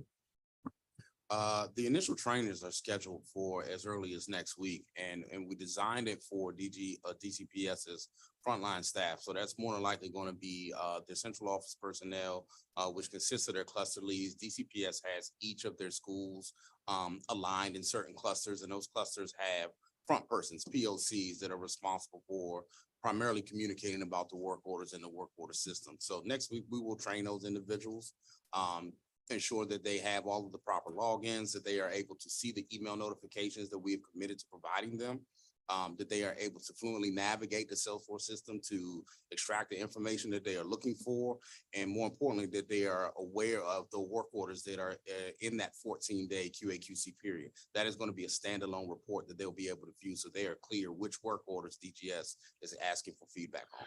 So I guess that's the cluster leads who I'm thinking of as a central employee who has responsibility for multiple schools as opposed to individuals in the school. That's correct. They have some field responsibility, right? And at the request of DCPS, they wanted to start training there, but they're open to training MSLs, DSLs at the school level as a second round of training.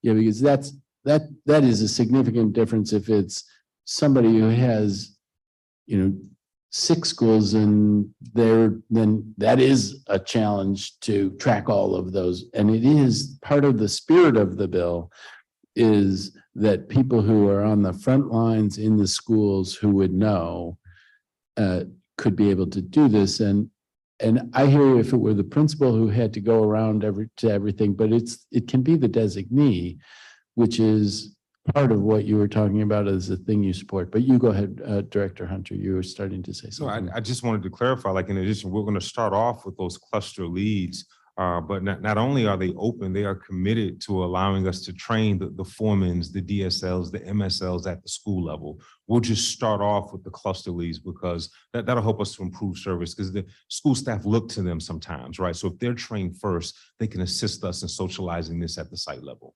I just wanted to add that in. All right, so I'm over and we'll turn it back to Chairperson Lewis George. Thank you very much. Thank you. I want to now start with work order integrity. So Director Hunter, I want to start with an overview of sort of DGS current quality assurance, quality control process based on pre-hearing responses. And I want to ask you if I have this right. So it starts when a craft person indicates that work has been completed. So I'm going to put my hat on. I'm a craft person. The work is going to be completed. The way I would define craft person is the person who is completing whatever it is. If the door is broken, I'm the crafts person fixing that. If, whoever, that's the craft person. That person is the one who's doing the work and they say, I'm completed. Then that 14-day review cycle begins where a school staff may, and I think the key here is may, provide feedback on sort of the validity and completion of the quality of work. Then the craft person supervisors are to perform occasional spot checks to confirm the work is complete and review the quality. So that's like, now the craft person supervisor could be the actual craft person sometimes, and this is based on responses, or it is actually a supervisor. And then after 14 days pass, if no one from the school has looked at it, then it is marked confirmed complete automatically. Like that's automatic. And so, and then DGS also says that there's a persistent review of data provided by the craftsperson, including hours spent, materials used, and maybe photo documentation of the work. Is that accurate as far as like how I'm perceiving from the responses what this looks like if I'm craft person JLG here? The initial part is absolutely spot on. Okay. Before the work order can be closed, the system does require a photo. It requires cost information, and that 14-day review period has to be over before the work order can be officially closed out. And supervisors can do spot checks. And they are required to review those work orders and input that financial information. To assist with that job, we have the last team, which supports administratively to make sure all of those check boxes are marked before it can be closed. Correct. Okay. No, we did. I just want to add, we this summer, for those priority work orders, we had a team of QA/QC vendors that verified that work during that 14-day window. And I think for us, that was a huge step. We've done it in the past. I think it was more robust this year. And that's something that I want to standardize, maybe across problem types, right? Maybe across a certain body of work. But I do think that that's an important step as well. I just wanted to highlight. Got it. So I have the process right. And so I think this is where the meat of this is, where I'm trying to fix it. So for example, so to better understand the current QA/QC process, we use an example, right, of work orders. And I think what we found was a little disturbing. For example, let's take Bruce Monroe. The cafeteria lift at Bruce Monroe has been broken since August 2022. So over a year, and they're currently on their 4th work order, like related to the same issue, after DGS marked the first 3 work orders as complete without actually fixing the problem. So if I read from Salesforce what's in here, right? The first work order was 717294 and was submitted on August 12th of 2022 by the school. And it said in the assignment description, cafeteria lift is consistently turning off.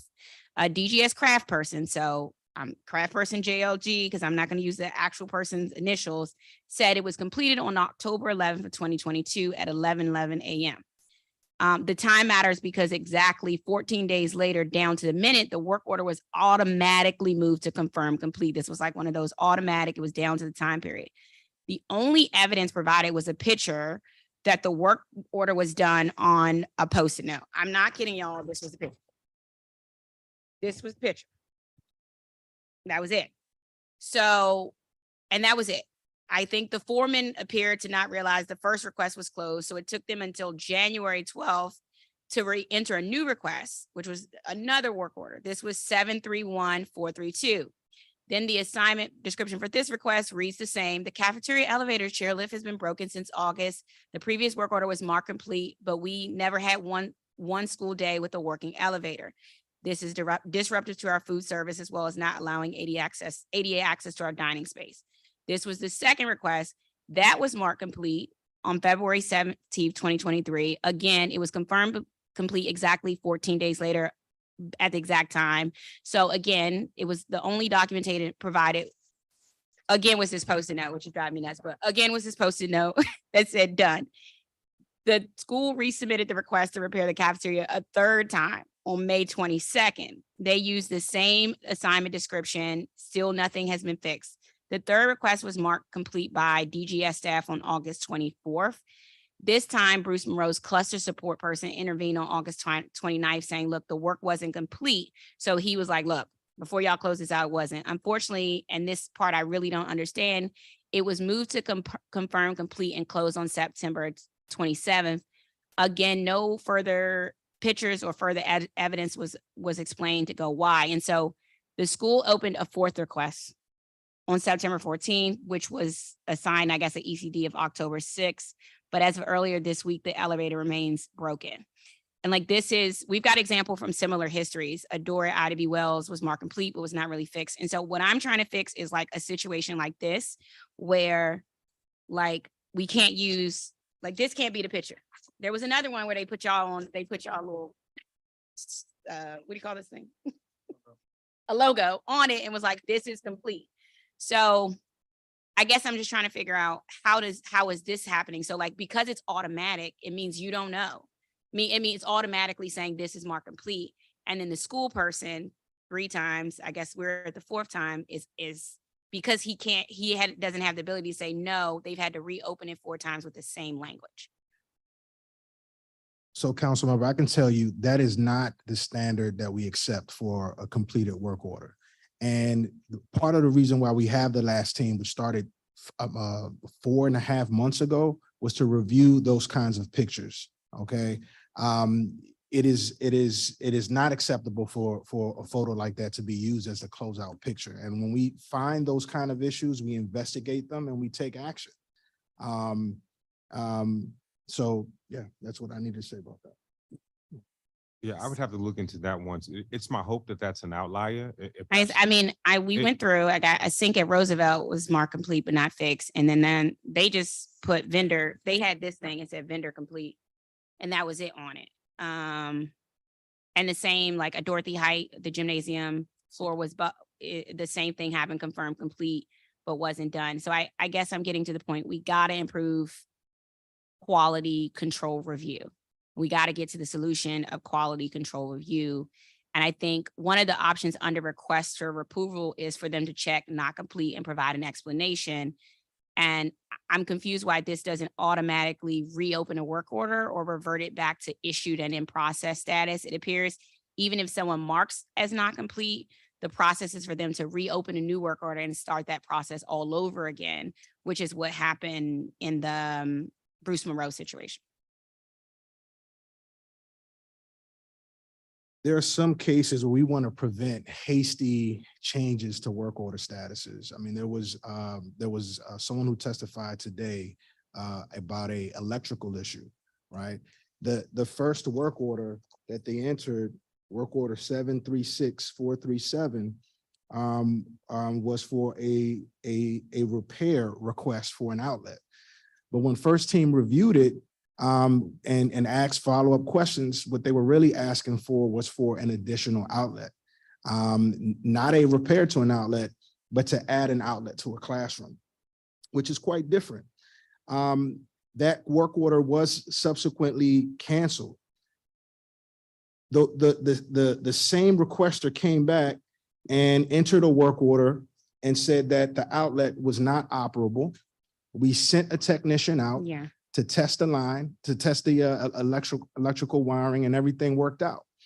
We marked that work order completed because based on the description of the work order, there was the outlet was functioning.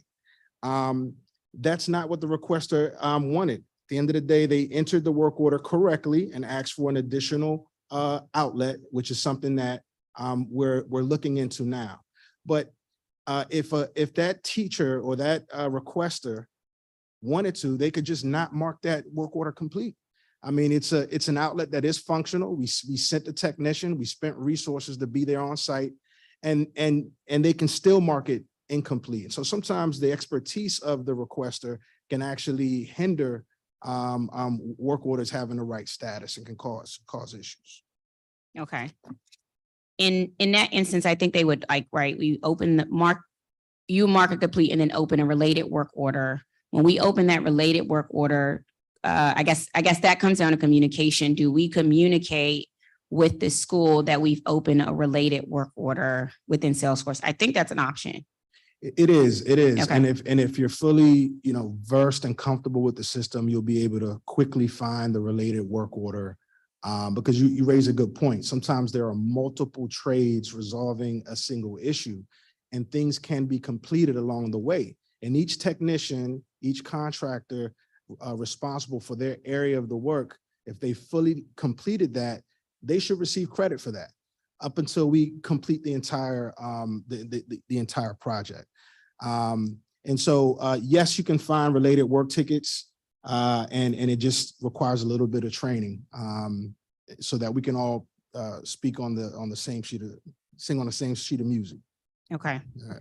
So I want to get to sort of the improvement piece of this, of how we're going to do it, and whether it's through this legislation venue or something.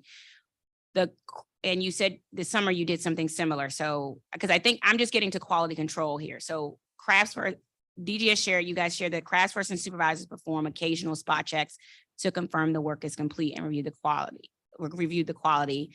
However, in pre question 5C, DGS said that the workers get reviewed by a DGS supervisor within the 14-day window in most cases. I think based on the small sample we collected, it doesn't appear that this is happening consistently or frequently enough.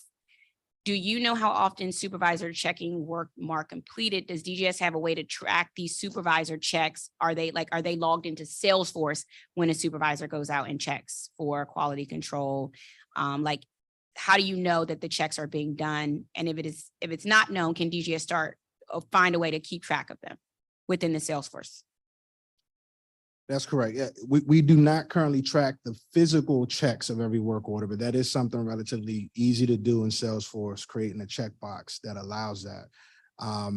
But where we have over the summer in a summer blitz effort, we bring on 8 QA/QC teams to help physically check those work orders.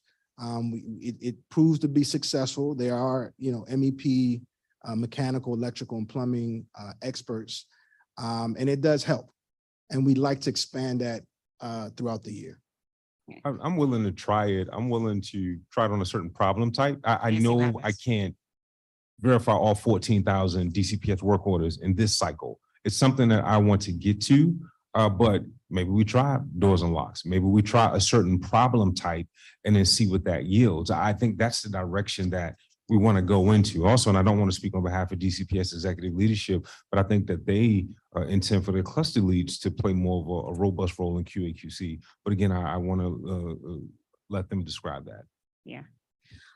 Let me ask, and I think that's great. I think we're improving the system, so that's the way we can do it.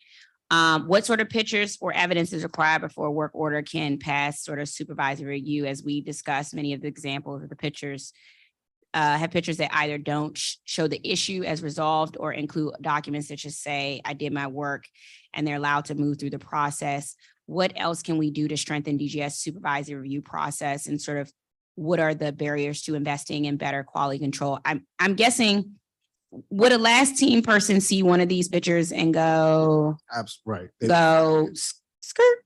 Absolutely. Don't pay them yet. We require that the after picture clearly illustrates that the work order has been completed, and it needs to be relevant to the original picture provided when the work order was created. And that really happens at the front door. First team is always asking for a picture, relevant information, so that when the time comes and it's completed, we can connect the dots. So that is a requirement. And some of the barriers could be physical checks, administrative quality control, or in other words, the number of available individuals to physically check the work, and resources for more of the third-party year-round verification process that we use during the blitz. Okay. And Salesforce has the ability to do videos, right? Do they have the ability to upload videos? Yes. Okay. I know not for everything, but for example, like a plumber who physically visited the sink at Roosevelt realized that the work's not really been completed. I understand we can't do that every time given limited staff, but I guess there should be a process where you got some supervised staff who are doing spot checks to verify the work's been done, even if it's just a random sample. But if, like Roosevelt says, the sink isn't working, and then very simple, if I just somebody go say, hey, sink's not working, it's not complete, that there would be a ability to do that. Yes, and we will upgrade our Salesforce mobile app this year as well, and ensure that our craftspersons are trained to that, so that when they do complete work and they're on site, they can capture those videos, they can capture those images, and they have the know-how and the confidence to be able to update that system mobily there on the spot. Right now, it's a little clunky. It's not as mobile friendly as we would like, but I think that that's going to go a long way. Okay. The terminology confirm complete. For me, would you agree that the terminology confirm complete is misleading if only 1% of work orders are actually being reviewed by DCPS staff? And would you commit to changing it? So I think Councilmember Freeman was getting to this point, but I think what we found is when you all shared the pre-hearing questions, only 1% of work orders are being marked complete by DCPS staff in Salesforce. The vast majority, and I think this is getting your point, and this is where we should figure out what's the best metric for us as we look to this legislation and further. So in my mind, if only I think we just interpret this data differently. In your mind, 1% of work orders marked complete by DCPS staff in Salesforce, essentially, if it's, and the majority being automatically done, means you all are just doing a great job. They're automatically letting you do it without affirmatively doing it. On my end, I'm thinking if only 1% are marking complete, then the rest of them are going automatic, and there's really no quality control system to say that the work is being complete or done. And so I think this is where our tension lies. What would you, let's work it out. What would you say to this? Because I think that's where I think more staff, more than 1% at least, should be marking these complete and not relying on the automatic system is what I'm getting to. That's right. The legislation contemplates that DCPS staff would affirmatively, sort of confirm that all of those 14,000 work orders have been completed to their satisfaction. The way this system is currently now is designed, you weigh in if it is not done to your satisfaction, right? It's not necessarily you have to, again, if there's a work order for this light bulb and it's completed, right? You enter a work order a couple of days later, a day later, we change it out, that work order is closed out. If it's done correctly, what we're saying is that you would have to go in and say, all right, this work order is done. Gotcha. That's just not human behavior, and it's not likely to happen. What's more than likely to happen, you enter the work order, it's been reported as closed for this light to be fixed. It's not fixed. At that point, what we're saying is that you now have a form of redress rather than entering a work order. You say, well, wait a minute, work order 1, 2, 3, 4, 5 has not been completed. Let me go in and say, no, you need to come back out. This light is no longer working or it has not been repaired. That's the way that our system is set up now. And I think that as we train to this, as we socialize that you have this form of redress, I do think that you're likely to see greater utilization. So again, 14,000 work orders, just a few hundred utilize that, few hundred work orders were utilized for that. A lot of that redress was done verbally. We want to push that towards the system so we have a better way of tracking. So I do think as we train to that, you'll see that functionality used a bit more.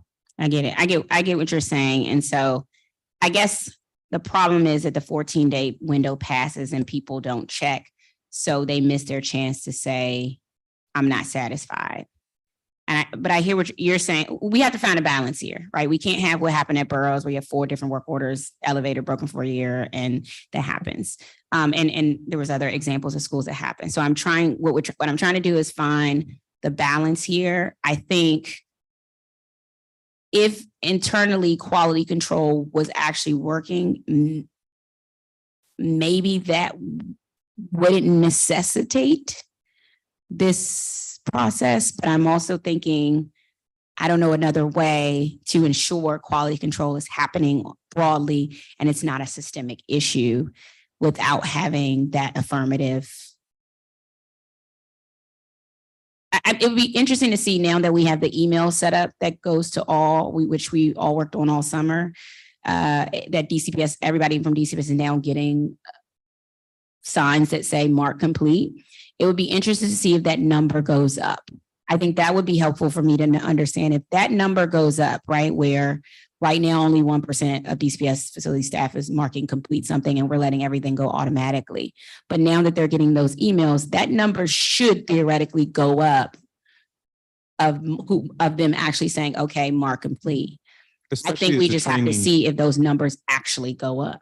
Absolutely, especially as we conduct the training in the coming weeks and months. I think that if you're looking at this come performance period, in 5-6 months, February or March, I would expect to see a dramatic increase in the utilization of that function. And again, they aren't, and chime in here, Jerome, they aren't, well, what we saw, talk about some of the behavior that we saw of the 200-300 that there was an action taken during that 14-day period. They were not necessarily marking it complete. They were saying, hey, you need to come back out here.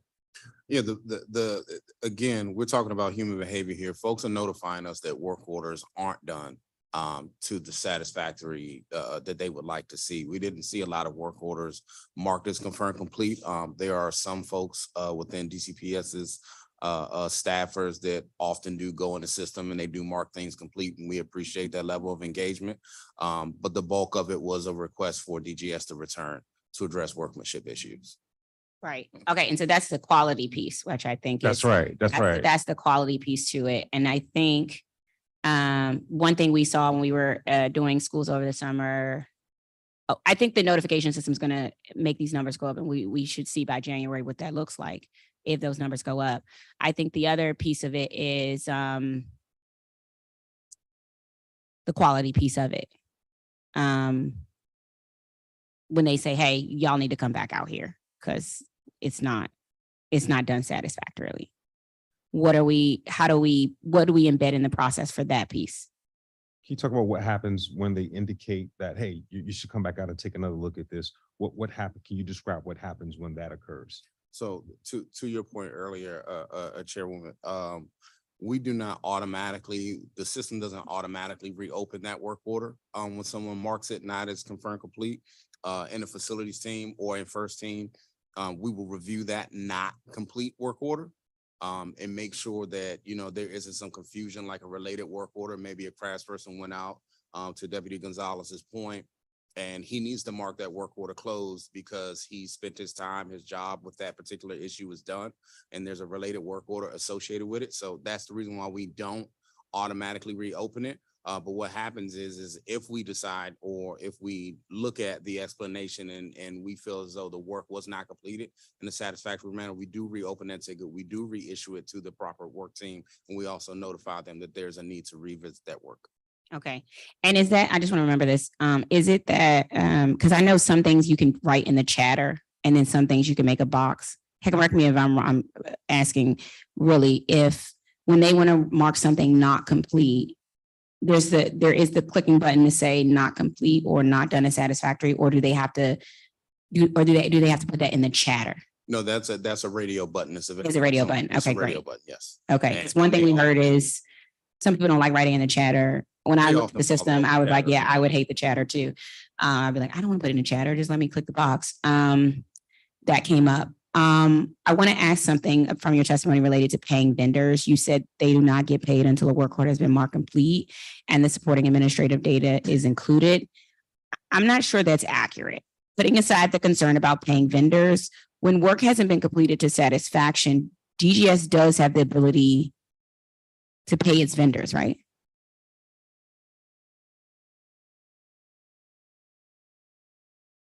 Can you repeat that question again? So when work hasn't been completed to satisfaction, DGS has the ability to pay its vendors. Well, that's not typically our practice. Can you talk about how the closeout process rolls into our payment process? Yeah, absolutely. The contractor, when they send an invoice, it is attached to work order numbers as part of their task order, and those work order numbers have to be completed. Our last team reviews those work orders, and we confirm that the right picture, the right data is collected in that work order before that contractor can bill.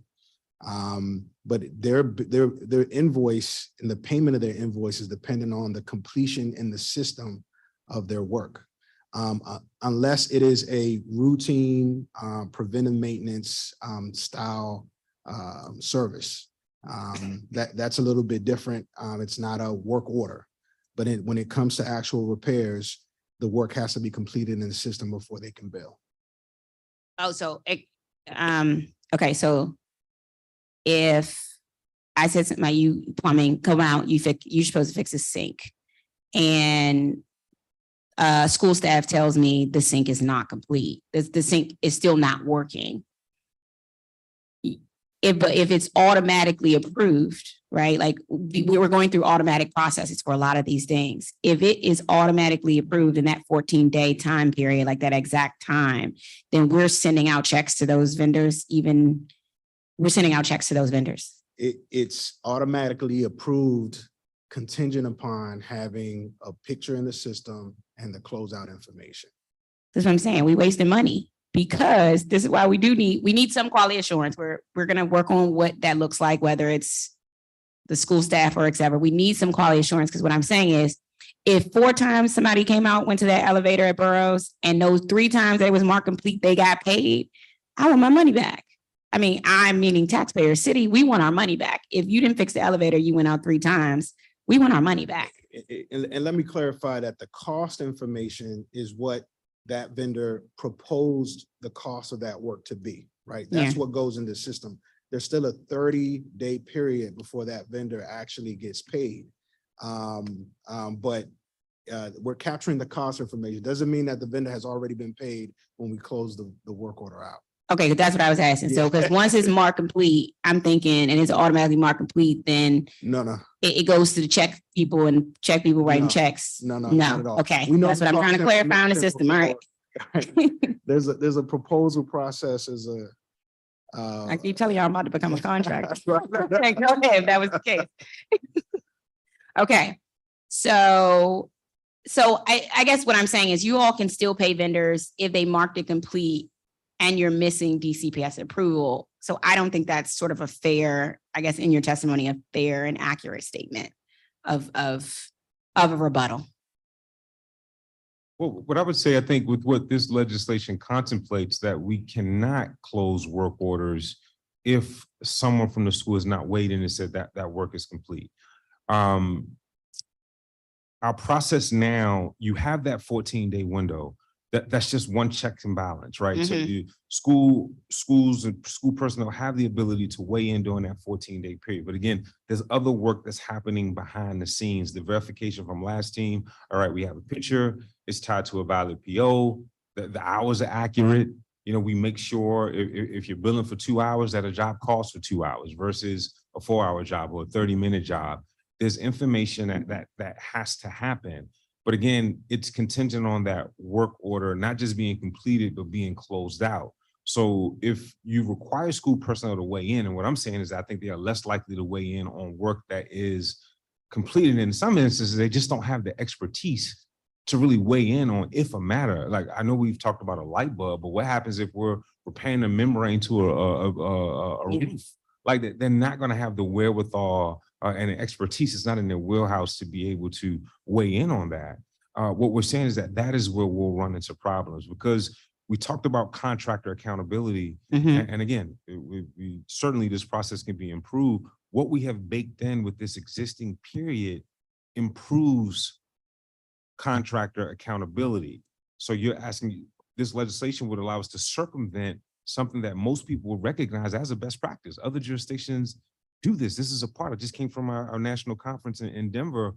Like this is standard practice. So now we would go around something that is highlighted as a best practice nationally. Got it. Okay. So I think we agree on the what's possible here. And I think DGS can pay its vendors without closing a work order because it happens now. And I think the greater question is, what I'm trying to make sure is that we're not paying vendors when the work isn't done and then repaying those vendors over and over again to come back out and do work they should have gotten right the first time versus the fourth time. We absolutely agree that we shouldn't pay vendors for work that isn't completed, but I have to disagree that we're paying vendors without completing the work. And I like to give an example of just a plumbing work order. A teacher may say, we have a leak coming from a bathroom stall. We break into that wall and we repair the pipe, right? It's no longer leaking, but there's a separate carpentry team that has to come back and retile, right? We will complete that work order and create a related work ticket for the tile work. But from the layman's perspective, that teacher may walk in and still see the hole. Well, guess what? That work order doesn't get completed. So that crafts person that did the plumbing work will not get paid until the carpenter comes in, retiles, and it's completed to the satisfaction of that end user. Well, that causes delays in payments to all the multiple trades. And that's just one simple example. But there are more where multiple vendors, multiple trades can get impacted because that end user may not have the expertise to know that the plumbing work actually got done. And that's what we're trying to prevent, is just this train wreck of services that won't get pushed. Okay. And I wanted to add, I think, I I do think like this is where I think communication is key. And this is why I've made my commitment. I've committed to strengthening communication. I think back to an example from a school this summer where there was the presence of a leak and mold, right? Vendors were dispatched to address the mold, right, to repair that leak. But there were broader issues with plumbing in that school that we could not address during a summer blitz because it just would have frankly just shot the budget. Yeah. Right. So we said, hey, we're going to address this in Q1 of FY24. So a vendor was out and remediated the mold. They likely, cleaned the mold and also painted that surface. They repaired that leak in that moment. But that's an example of how sometimes there's underlying work that still has to be addressed. That's broader than just that work order. So that potentially that school staff or that teacher say, hey, this work is not done. But what we need to do a better job of communicating is that, hey, this is going to be a two-step process. What you see now is an immediate remediation that is likely a Band-Aid. Here's the ECD. We'll get to this by X date in October. I think that most reasonable folks, if you provide that level of information, then at that point, they understand what the process entails. And right now, I think that's the biggest opportunity that I see for improvement is in that one piece there. Okay. I think so I think the last team is great. Obviously, I'm excited about the last team. I think, and we're going to have to really y'all decide what the acronym for the last team going to be. Because we got two. They all good though. I like them all. I'm going to say, let me see. I like liaison for accountability, service, and trust. Life cycle administrative support team is a little wonky. So maybe the first one. Either way, I think it's good. What I think though is last team gets to a issue. But I think last team is administrative by nature, right? And I think we're trying to solve two things. And I think I'm trying to figure out who that middle is between first and last and how we solve this really. So last team would see a picture of somebody saying something's complete and a picture that's just a sticky note and flag it, right? Walk me through that. Like last team sees somebody put a picture that says complete. It's not actually complete. What does last team is in the system? They're typing something. But last team is not like trained. They're not trained carpenters, trained electricians. They're not going to be those people who go out and do like quality assurance. Walk me through what this looks like. They're different from, say, a mechanical, electrical, plumbing expert that will physically go out to a site. Yeah. However, there are not every work order requires a physical visit. You mentioned it earlier, a sink that's operational. I mean, you could visually see that in a picture or video and determine that the work order is completed satisfactorily, right? So that's where the last team is very helpful. They do two things. Once the work order is assigned to the craft person or the work team, they can work with that supervisor or crafts person lead to determine an estimated completion date. Folks want to know, when is this work going to be done? So they ask those kind of questions, make sure that the information is inputted in the system. And when the work order is marked complete, they go back and look at that work order and check for the pictures. Each last team member claims a work order, and that data is in Salesforce. We can tell you which last team members claimed which work orders, and we can even tell you how many times a last team member has taken an action, either changed a status or entered a comment in chatter. So they can change the status. They can. So if they see a picture that's like clearly not up to standards of DG, like it's not up to our standards for you to put a picture. Absolutely. Last team can they say not complete? Yes, they can. And what happens? And well, if it's not complete, the supervisor has to dispatch the team out to correct the issue or explain what happened. If they see that picture, can we stop the check? The check won't be written until they provide an invoice. That's for sure, and that the work order is completed. Okay. But there are checks and balances in place like And look, this is a relatively new team. I'm not going to tell you that they're already experts in their area, but we've assigned these last team members to work teams. They're working every day closely with the staff. They're learning things. They're getting their sea legs, so to speak. And they've only been around for 4.5 months. And we want to give them a shot to really to do their job and impact the data that we find in the work orders. Yeah, I mean, I know their contracts renewed. I'm team us have a last team. I'm trying to get to the center of the quality control piece of it. Because some of these have invoices, like the Roosevelt sink has an invoice. So I'm just doing that. But my colleague has joined me again. Councilman Parker, are you ready for a round of questions? Oh, he's not ready. I'm gonna keep going. Let me know when you're ready. Okay, great. Let me ask this. What happens first for vendors? What are the consequences for vendors who are found to falsely claim work was completed when it really wasn't? What are the consequences and what has been done in the past that we know of with that in that regard? You know, our expectation is that if you're doing business with the district, it is a privilege. And if you're not performing and we find out that you're not performing through the evaluation process, we hold the vendor accountable. They're at risk of not doing business with the district. They're at risk of not getting paid. There are actions that we can take to hold that vendor. And the same thing with the craftsperson. It can be a DGS employee. There are repercussions for not doing your job and providing false information. So when we see those, we investigate them and we address them. What is that? Walk me through what that process looks like. The evaluation of a vendor will come right now where this time of year is when we're actively evaluating all vendors for all the hundreds of services that we receive from vendors. And when the COTAR reports that there's an issue, a chronic issue with the vendor, the first step is a cure notice. We work with procurement. We sit the vendor down. We go over our evidence as to why we believe services were not provided. And we give that vendor a chance to correct the issue. If it becomes consistent, then we request not to do business with that vendor anymore.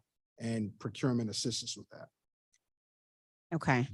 Across FMD and capital, it happens more often than folks actually think. I mean, we don't, put out press releases that we've terminated for convenience or that we've banned folks because that, there are implications beyond just that contract, but it happens quite often. Just the most noticeably, we just terminated a vendor because of lack of capacity and replace those with other vendors. So it happens more often than folks think.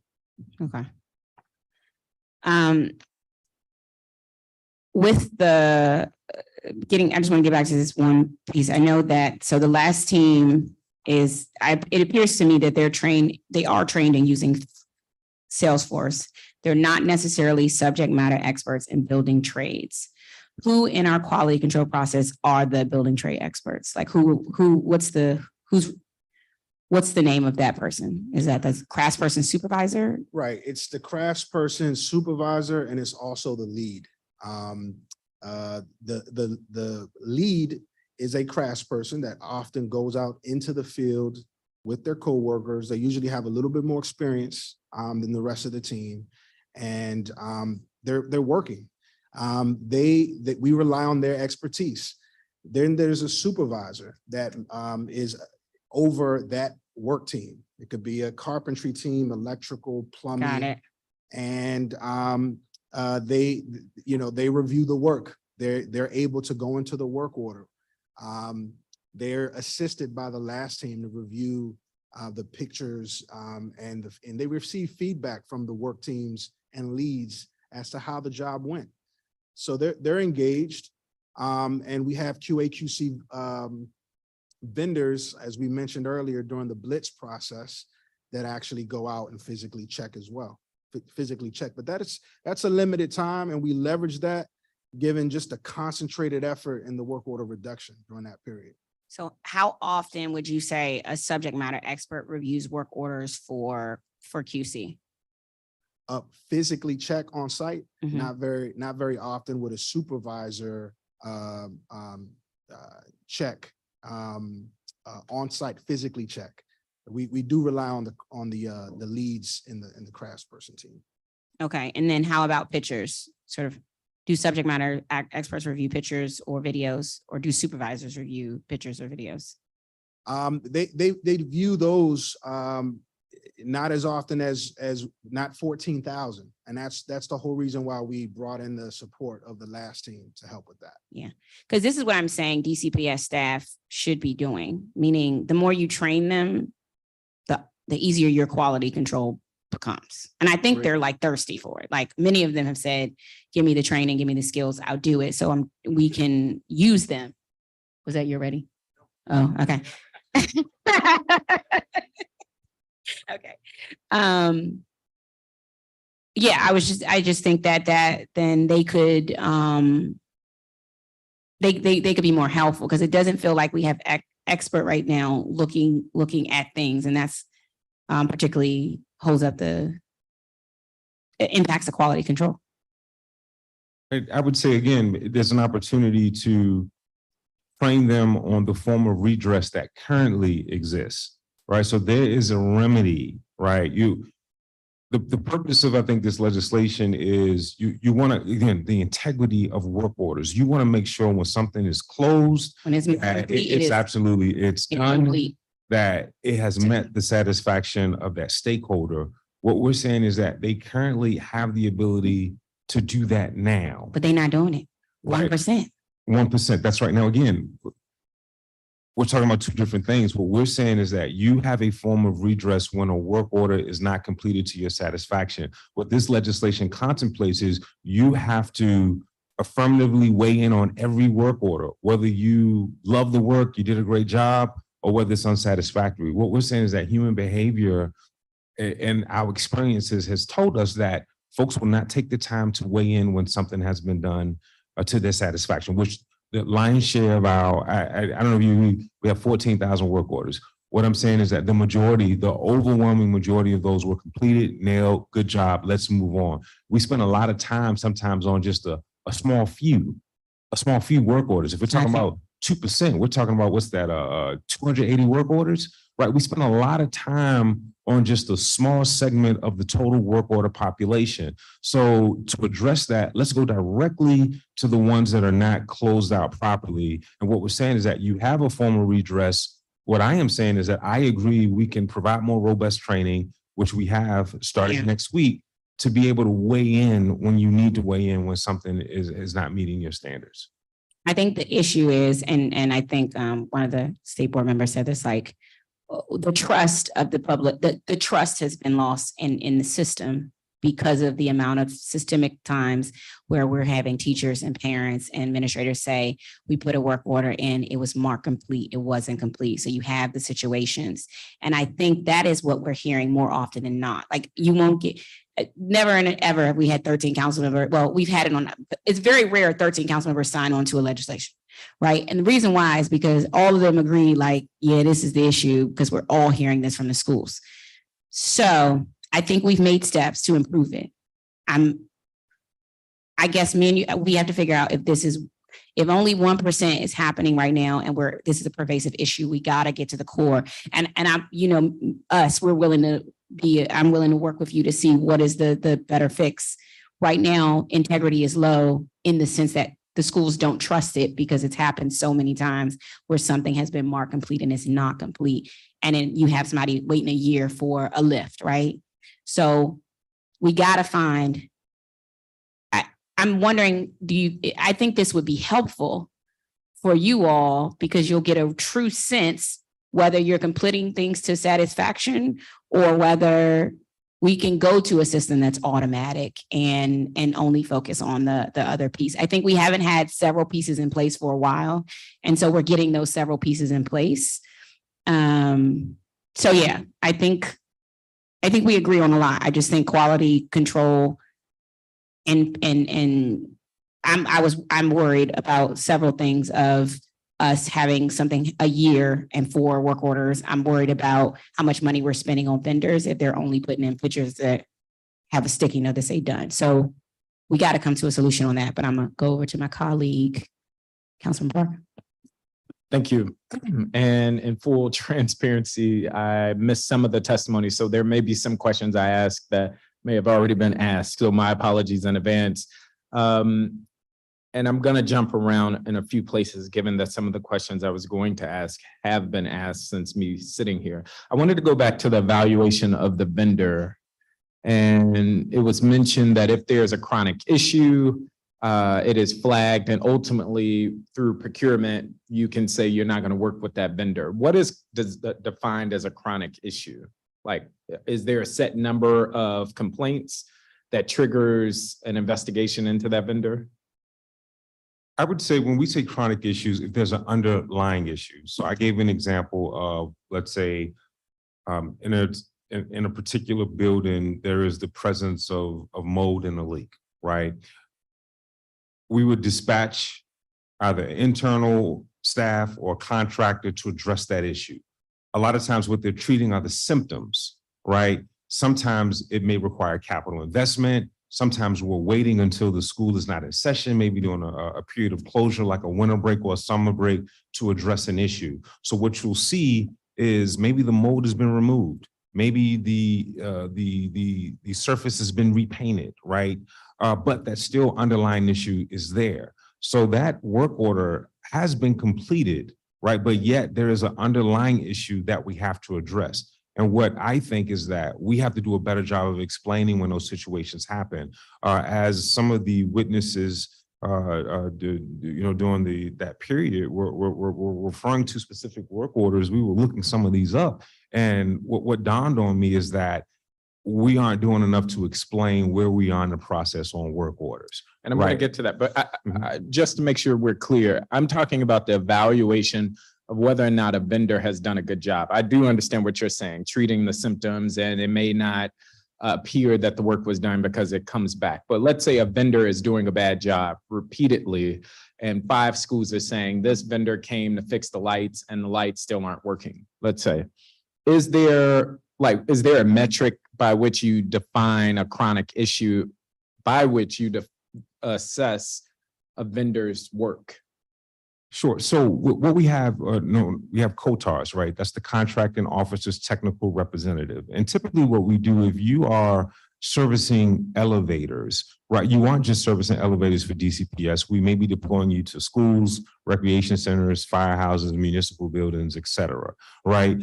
So that contract is overseen by a COTAR. That COTAR has the ability during a performance period. Let's say we know that it isn't a capital eligible issue. We know from our experience that this is something that we deemed as low hanging fruit and you aren't getting the job done. We then have the ability to issue a cure notice to say, hey, maybe you aren't giving us your A team. You're sending the junior varsity team. We need your A team in order for you to continue to service this contract, right? You have the ability during that period to issue a cure notice. And let's say we get to the end of the performance period, such as now as we transition between fiscal years, we've prioritized that 100% of our COTARs, they have to submit evaluations for 100% of the contracts that are under their purview.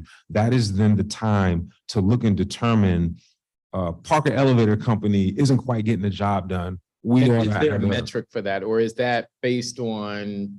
It's more so. Is it more subjective in nature? I would tell you, it's tough to say, hey, there are 5 tickets you didn't close out, because there are times when we've dispatched vendors where we know that they're likely will have to address this during capital. Yes. We know that there is a need for maybe a larger investment to remedy or get to the root of an issue.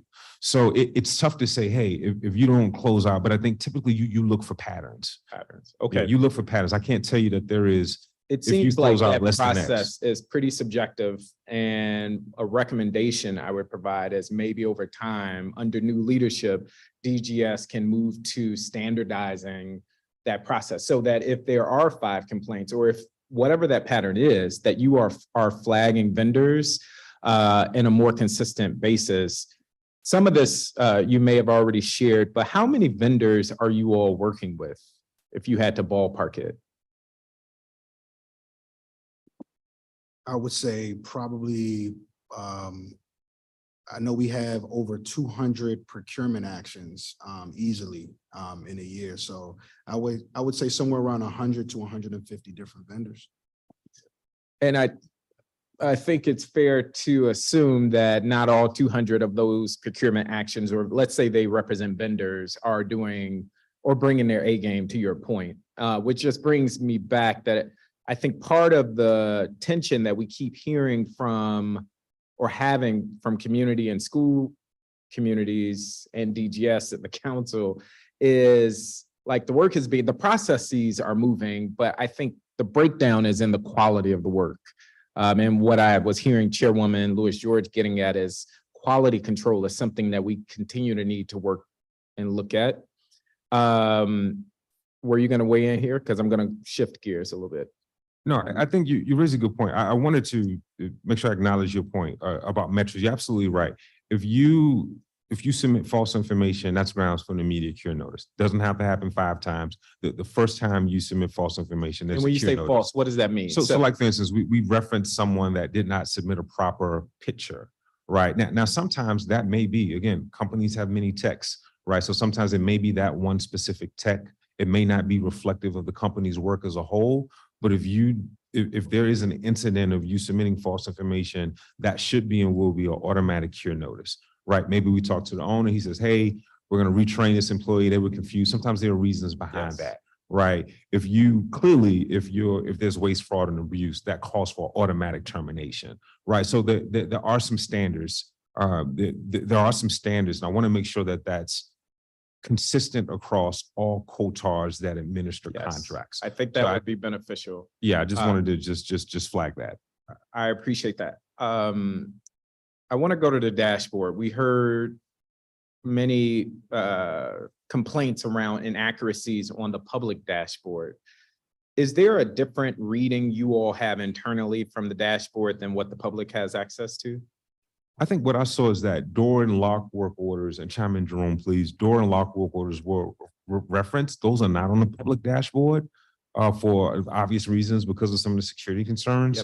So I heard that flagged a couple of times. Did you notice anything else that you want to address? I did notice that the majority of the work orders that they were flagging as not being visible in the public dashboard were related to previous legislation passed by this committee that allows us to redact that security sensitive information from the public facing view. And to the question about, the accuracy of the data and a suggestion that the Tableau public dashboard be directly, it mirrors our internal Salesforce system. Those two systems are connected by an API. That's an application programming interface. Salesforce CRM owns Tableau. Tableau is administered by our Octo agency, and DGS obviously administers the Salesforce side of it. So that Tableau dashboard refreshes each morning at 4:45 a.m. and it's directly connected to the same work order system that we use to manage our work orders internally. So there is no difference between the two, save for the work orders that are redacted due to security sensitive issues. 2 questions following up there.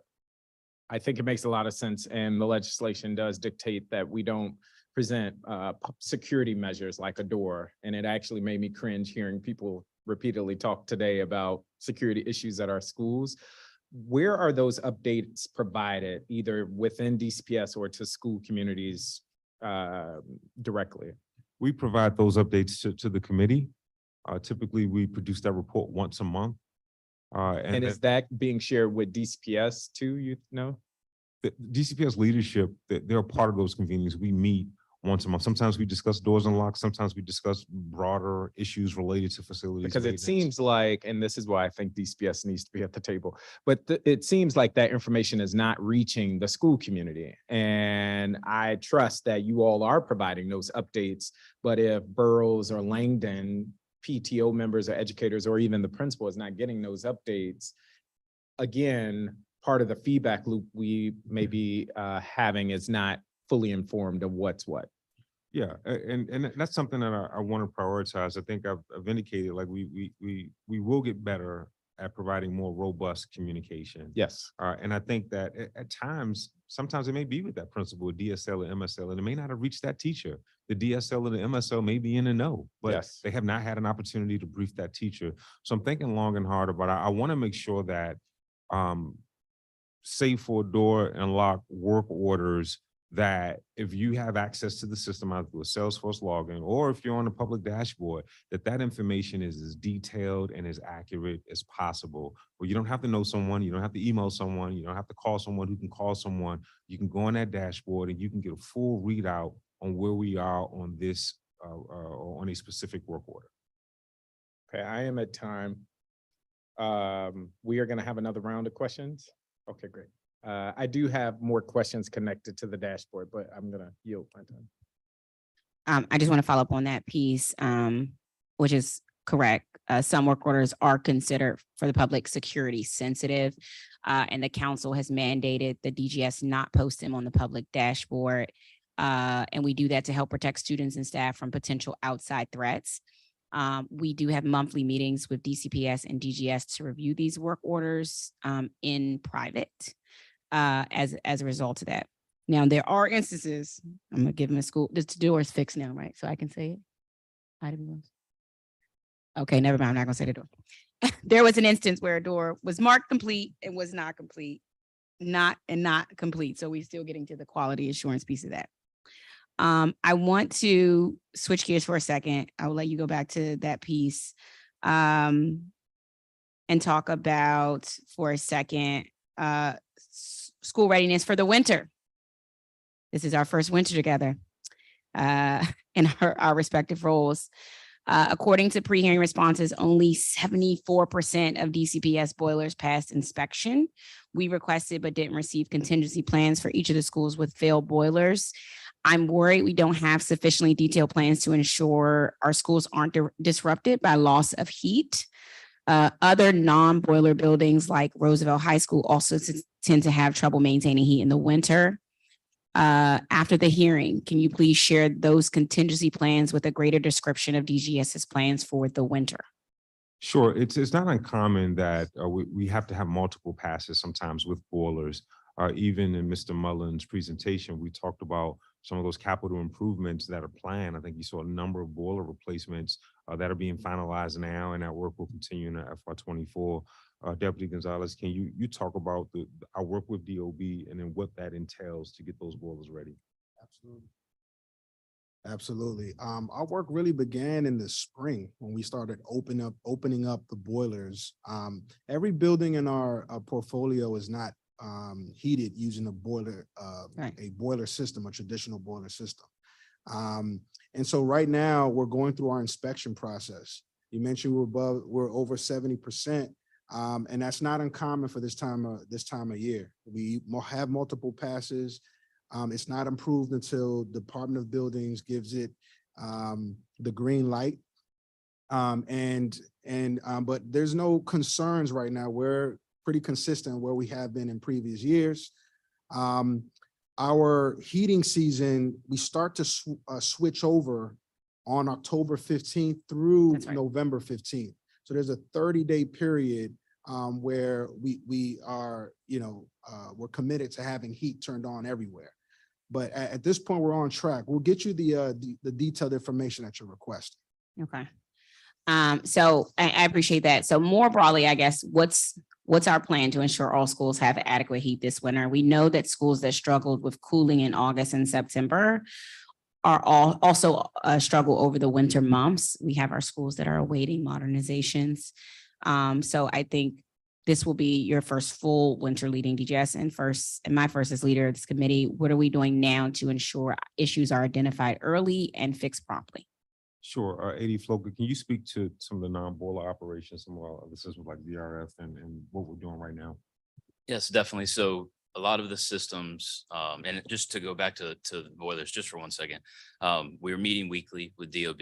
We have a list and we update it every day on what's actually happening, in the field. If it's a contractor that needs to support what the FTEs are doing or vice versa, we're having a lot of communication with DOB regularly, which has not happened in previous years. So that is a step forward for us just regular constant communication, scheduling things with DOB. For the sites that may not have a boiler, a lot of the same systems, especially with VRF, that cool the buildings do heat the buildings. But we know all of those outliers and we know all of those problem areas. And we have vendors mobilizing now to do the October, November round of heating readiness, the same ITM vendors that I talked about earlier. So those vendors are, mobilizing. We are compiling a good list of all of the locations where we had to deploy contingency cooling over the last round of inspections, and we're using that list to inform where we're going and what we're prioritizing over the next month. But again, I think we're in a really good spot because a lot of those systems that we're already aware of, we have work in place or we have repairs that we're waiting on parts to be delivered. So we know really well where we are and where any issues will be moving into heating season. And then there will be some outliers. There always are. Systems, have to be continuously monitored and maintained. But again, we have this contractor group and we have the FTE BPO group who have a level of consistency that's never been there in the past. The vendors know the buildings to a really high degree, and there's very close communication between the vendors and BPO, and to a degree the on-site staff that we just build upon every year. That is, it's an improvement, and yeah, I think we're in a really good spot. I'm excited to hear about it, and the key to that is going to be communication. DJS, we're all through this. We know we're going to communicate effectively, sort of the schools. We are going to know the schools who are red, yellow in that zone, and we're going to communicate to the principal, the teachers, and possibly the PTO. Sort of, we know your school is on the list and we're preparing for it. But this sounds like I'm very happy to hear the steps that are being taken to prepare for winter. We are. Communication is key. I learned a lot after the heat wave we had in September. And I've already met with DCPS's executive leadership team and the communications department, as well as our communications department. So let's fast forward 3 months. Let's say we're in January. We're expecting extreme temperatures of maybe single digit highs or negative lows, or all of those measurements. All going into that, we will do a better job of letting folks know where they are, what the measures. Because in some instances, we already had contractors deployed at schools immediately. Schools that we know were in danger, maybe critical systems that we've experienced in the past that have failed. Right. So agreed. And then I'm just curious to know, and pre-hearing question number 25, we asked for hot cold changeover schedule. And we talked about this just now. Can you explain how particular dates were selected? It seems that the vast majority of schools are scheduled to be switched on either October 16th or October 30th, with only, I guess, about 15 schools in between those dates. Are a school's geographic location or number of boilers the determining factors in its date assignment? No, not at all. Not at all. The VRF systems that we have are typically easier to switch over. And those are done on October 16th. So those are done first. And then the boilers tend to be on the far end. It also, once a boiler is offline, once cooling is completely offline, it's very difficult to provide cooling. Like those boiler-based systems, once they're activated, cooling is no longer an option. And so, it's important to wait until we know that the temperatures are consistently cooler in order to really switch them on. So those typically happen on the farther end of the schedule. Got it. Okay. And then since we've talked about preventative maintenance, if you could sort of just describe DGS current and you talked about currently, but future preventative maintenance efforts to support winter readiness. So this year, and I keep thinking about this when we go back to some of the confirmed complete, the open work orders and everything, we've been very purposeful on getting service tickets from our vendors, because service tickets really do tell a story right? You can have one work order that has pages and pages of service tickets from a vendor explaining what some of the issues are. So one of the things that we're doing is trying to learn from all of those service tickets and make sure that each one of the impacted pieces of equipment, whether it's by system type or manufacturer, is reflected in the required maintenance that we're calling for on that asset type, because every piece of equipment is a little bit different. And if we can learn where we're having failures by updating information that's in a work order or through a service report, then we can start to tailor our scheduled maintenance or our maintenance schedules better to make sure that we're doing the right pieces of maintenance at the right times. And this year we are on the procurement front, on the vendor front, we're structuring things now in the beginning of the year for the entire year. So we're going to make sure that we know in summertime of next calendar year that we're doing things as quickly as possible so we can get ready faster for what we're going to be doing next heating and cooling season. Whereas in previous years, we didn't have the contract structure in place. So we're a little behind from a procurement standpoint on being this agile and comprehensive. So even though we're focused on our heating readiness that's coming up in the next couple of months, we're really going to have a vehicle in place over this entire fiscal year that really puts us in a good spot for next season.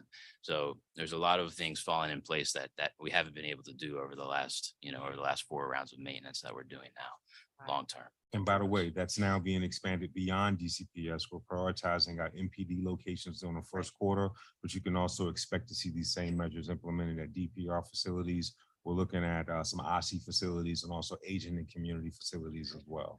We're working with DHS to get a kickoff meeting for some of the shelters. We're going to be expanding the same level of attention to their hypothermia sites from on the HVAC preventative maintenance standpoint, and the aquatic centers. We're going to pay good attention to those in the DPR portfolio as well as where they support DHS. So we're definitely expanding and learning from everything we've been doing over the last couple of years with DCPS. Great. Councilman. Quick data check. How many work orders would you say are within DCPS versus outside of DCPS? I think you said you have about 14,000 total. That's right. We completed a little over 26,000 for our portfolio as a whole. DCPS, fire stations, rec centers, et cetera. Of the 26 or so thousand that we completed, 14,000 were DCPS. Okay.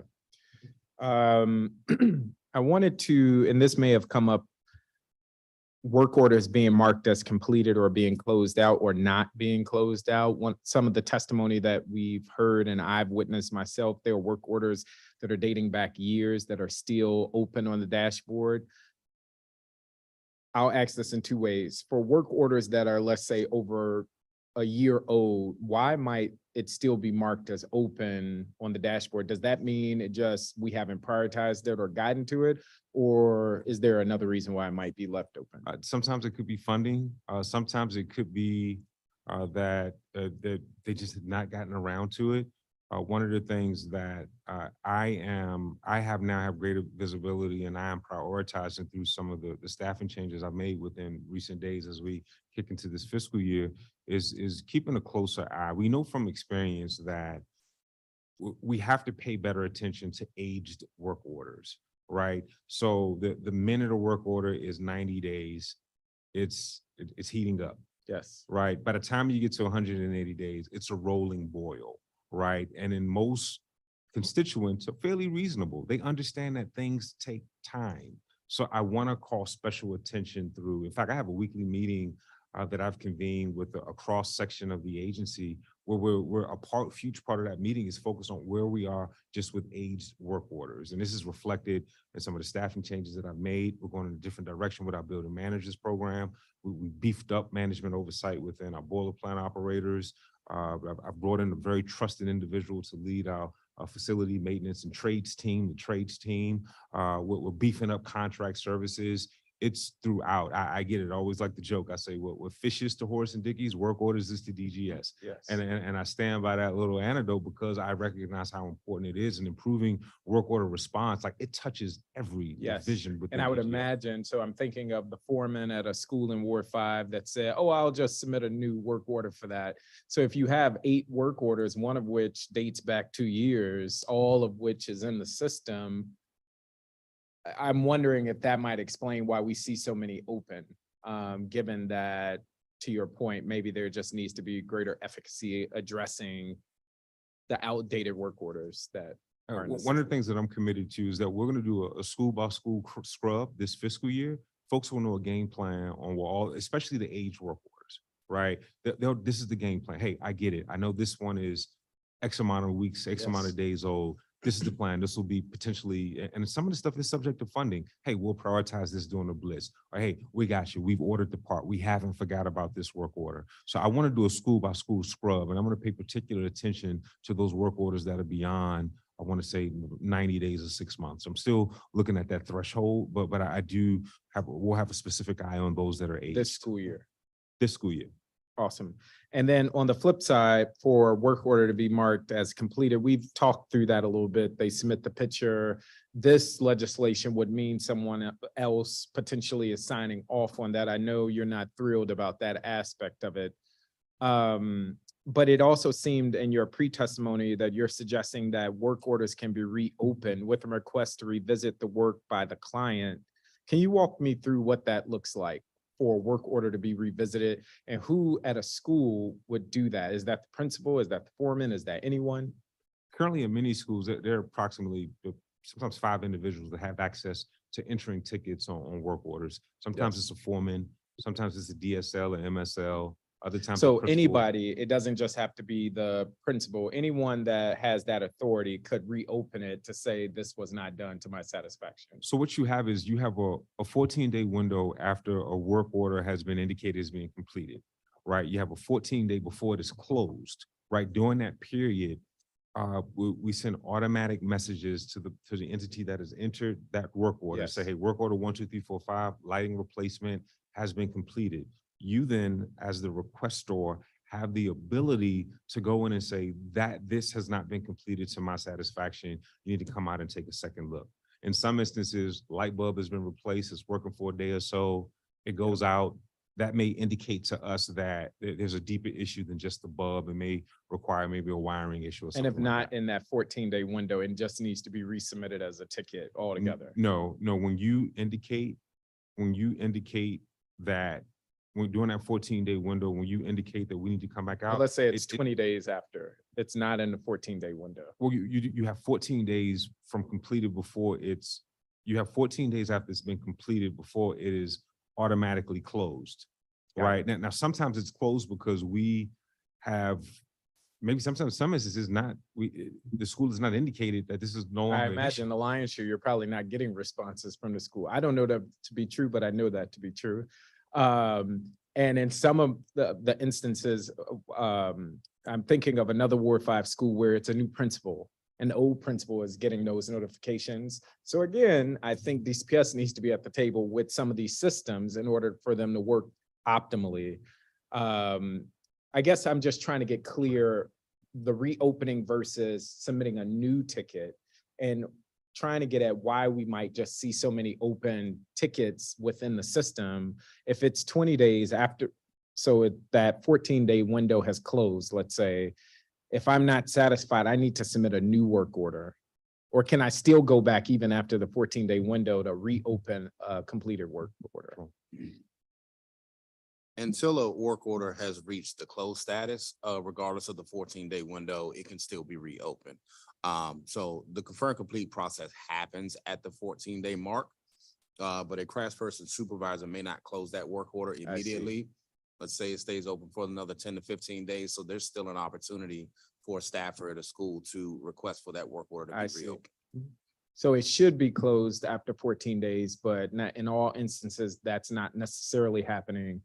And that's not a criticism. I'm just saying in reality, that's not always happening. So if it's open 25 days, as long as someone catches it, they can still reopen it or complain. That's correct. I want to come to the blitz. I know that's largely happening over the summer. One of the things I heard from a school leader or a foreman rather, is, they asked me to put my top priorities on this list, and whether or not they are addressed, they are then closed out. And I now need to re-enter this leaking roof, although it was never addressed. So I think part of that is on DCPS. I saw in your testimony, they're being tasked with, give me your top 10 priorities. You all have this blitz list from DCPS. And can you just speak to, and I know some of that might be on the DCPS side, but what this person is saying is, I'm giving you my priorities, whether or not they're addressed, I now need to go in and re-enter it, even if it's not addressed. That's not, I don't believe that's accurate. Okay. If a work order has not been addressed through the blitz, and again, we completed nearly 4,000 work orders between May 1st and September 21st, right? That's kind of how we think of summer, right? From May through September. Of those 916, there were 916 work orders that were indicated by principals at the school level, DSLs, MSLs, also DCPS executive leadership as being high priority. Of that 916 or so, we completed 93% of those to date, right? Those high priority work orders were completed. Now, we know that there's approximately, if my math is correct, maybe 61 or 62 we have yet to get to.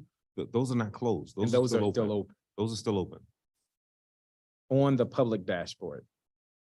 The information is the same. So the same 62 that we see open, okay, the public should still see. I will open circle back on that, because this foreman was expressing great frustration that they then needed to go back and re-enter things that were not being satisfied. I think that is going to be addressed through training. Okay. Again, I think there is some disconnect between the knowledge of how to navigate our Salesforce system to find the information they're looking for. The boroughs issue, a work order being entered 4 times for the same thing. The work was not completed the first time. They could have just requested for it to be reopened. So I think we're going to solve some of those issues with additional trainings of those foremen. And if I could add, that boroughs issue, you won't find that on the public dashboard for obvious security issues. Yep. But the work order came in as an emergency ticket that the door would not automatically close once you went through it, right? So we sent an in-house technician to adjust the hinges and so that it could close. But it is an older door and it needs a new frame in order for it to consistently work properly. So that technician entered a related work ticket that goes to contract services support. In other That's words, who you would need come a in and new do door. that more extensive work. I got you. But that original work order gets completed. Now, from a requester's perspective, they may not be satisfied. They may say, we want a new door now. So let's reopen that ticket. We need to review that because that carpenter or maintenance mechanic did go out, adjusted we have a picture that it closed properly. That work needs to be documented. And then we need to track that contract service work order for the full completion. I got you. I'm going to ask one more question. I'm going to act like the chairwoman is not looking because it's related. What I heard you just say, if I'm understanding correctly, is that contractor might say, you don't need me to just fix this door. You actually need to replace the door, which to me is about preventative maintenance, which I know there was a lot of talk, especially during budget season, about. In your question 16, you stated preventative maintenance services were rendered at all DCPS identified sites, work orders were addressed, and systems that passed their life cycle were replaced. Related to that, can you just give me more information about which schools received preventative maintenance and or what services? Because I know before we were talking about PA systems and certain things, but just speak more about the schools receiving preventative maintenance. Sure. So we do preventative maintenance across problem types. And I will just call to your attention, there's a certain slide. I don't know if you have this booklet. Yeah, I'm going to note you are the second agency lead to bring handouts, PowerPoints, presentations. I appreciate that. There's a slide on It preventative helps. maintenance. My number is 1, 2, 3, 4. maybe page 6. Yep. Was this already addressed? Am I asking a repeated question? Okay, great. I'm looking. Sure, and also it's displayed on the PowerPoint on the screen as well. So it talks about, right now we do preventative maintenance in 4 key areas: fire alarms, PN clocks, elevators, and roofs. And the benefit of that, as you see, when you look at the percentage of open work orders, they're very low, right? So fire alarms, again, not perfect, but they're just 2% of all open work orders, 3% for PAs and clocks, 0% for elevators. At the time, I think we do have several issues now, 2% for roofing. When you look at where we don't have preventative maintenance, that's where amongst our top 10 problem types is where you see the majority of our open work orders. I'm excited to say that doors and locks, through investments by the committee, by the mayor, we now will institute preventative maintenance for doors and locks. And again, as I've indicated, the next fiscal year. this fiscal year, this current fiscal year, FY24. Plumbing is the next frontier. Plumbing is where we want to invest our resources. And it's really important because what you don't see here is you don't see HVAC, right? Because there's dedicated funding for PM for HVAC. So when it came time to close out work orders for our summer blitz, we were able to dedicate more resources to doors and locks, to lighting, to some of the other problem types that are reflective because we've made those investments. So, again, the PM works. The more we invest, the fewer work orders we have. Again, I think we're not perfect, but we've made tremendous progress in 5 areas. The 4 that are here in HVAC, doors and locks is now, and then plumbing is on the horizon. Very quick follow-up, just to make sure am I to assume all schools are receiving these touch points around preventative maintenance, or is there only some schools? No, all schools. Got it. So we do by problem type. So if you have an elevator, you are receiving preventative maintenance. Got it. Thank you.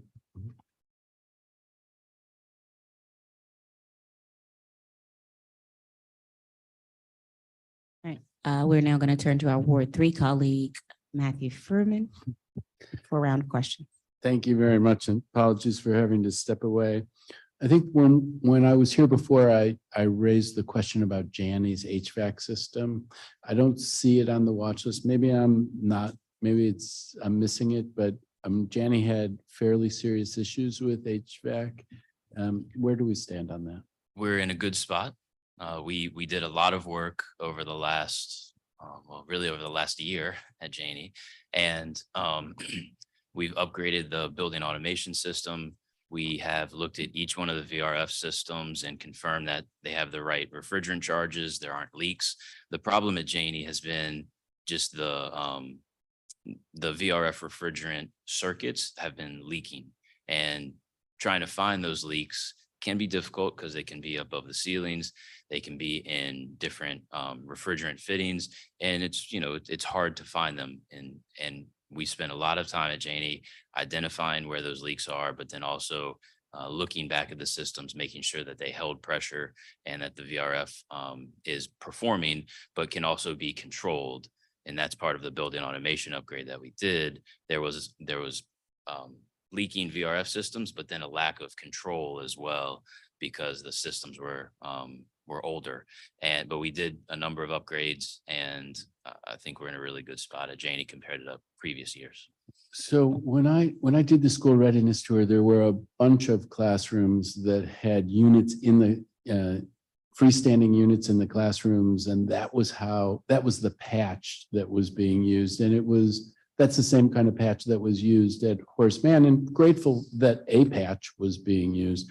But are you suggesting to me that we're past where we need that sort of a patch, and that the HVAC in those, because it's not every classroom at Janney, it's certain areas of Janney, that those classrooms that had required a temporary unit no longer require a temporary unit, and the system's working? Yes, sir. That's right. I think it was mainly the 3rd floor, if I'm not mistaken, had a lot of the issues at the location. But yes, we're in a good spot. All right, so it's right near my house, so I'm going to go check later today. I'll beat you there. A different one. In your winter readiness boiler inspection, I guess it's question 24, the only school to be classified failed site with no boiler for heating was MacArthur High School. And your hearing question responses suggested that that DOB needed to install emergency stop switches. But where do we stand in terms of the MacArthur High School boiler? Today, it still seems like the problem is things are too hot, but pretty soon they're going to be too cold.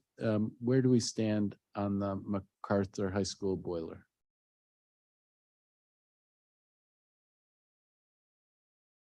We'll have to look up. We'll have to look up MacArthur specifically. So we can get back to you maybe doing this, maybe momentarily on MacArthur. Okay, great.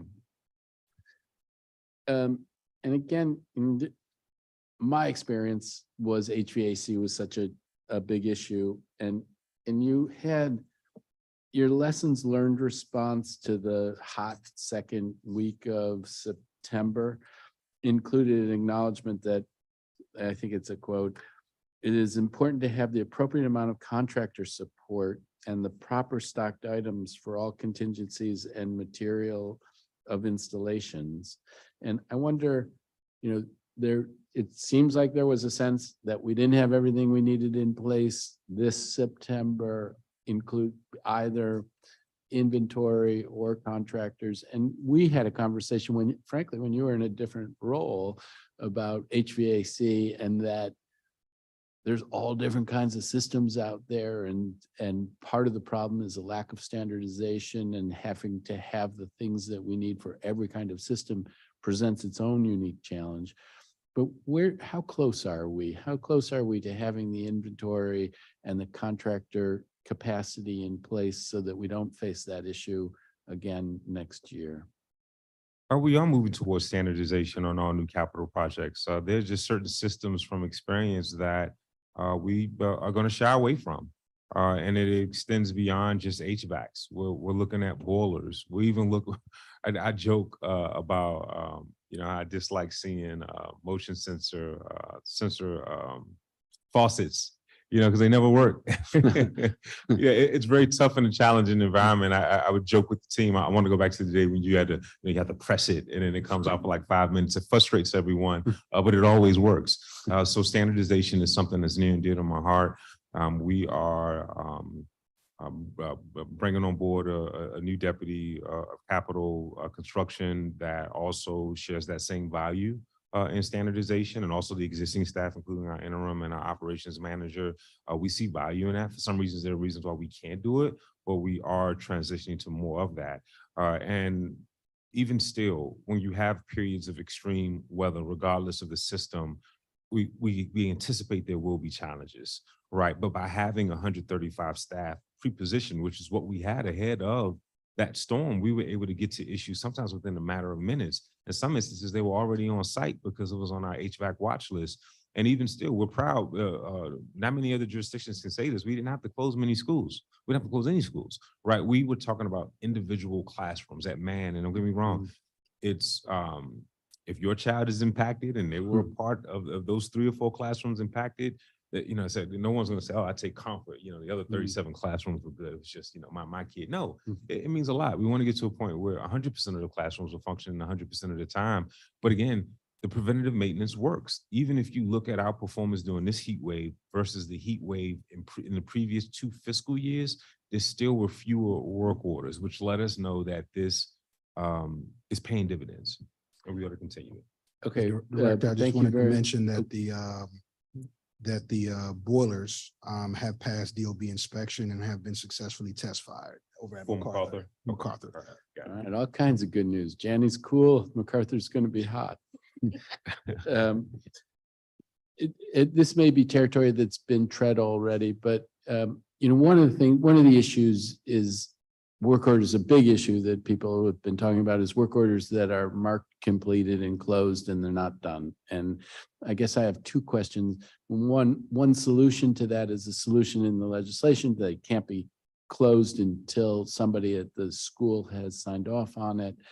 But in any case, I would assume you have supervisors who are overseeing different projects. And do you track how frequently a work order under a specific supervisor is deemed closed when the work has not been completed? Because the supervisor is supposed to be an important check on this.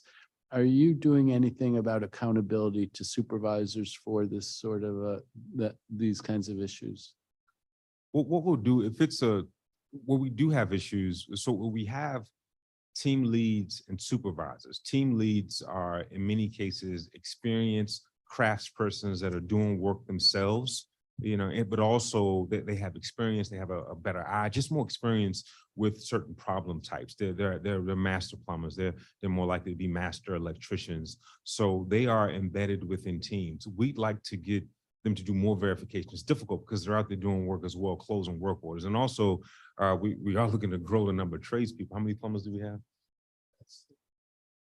6 plumbers, 42 million square feet of buildings. So I don't want to underscore, but we are making investments thanks to the support of the mayor and the committee. We are making investments in more craftspeople. So sometimes there is just a sheer volume issue that we are grappling with.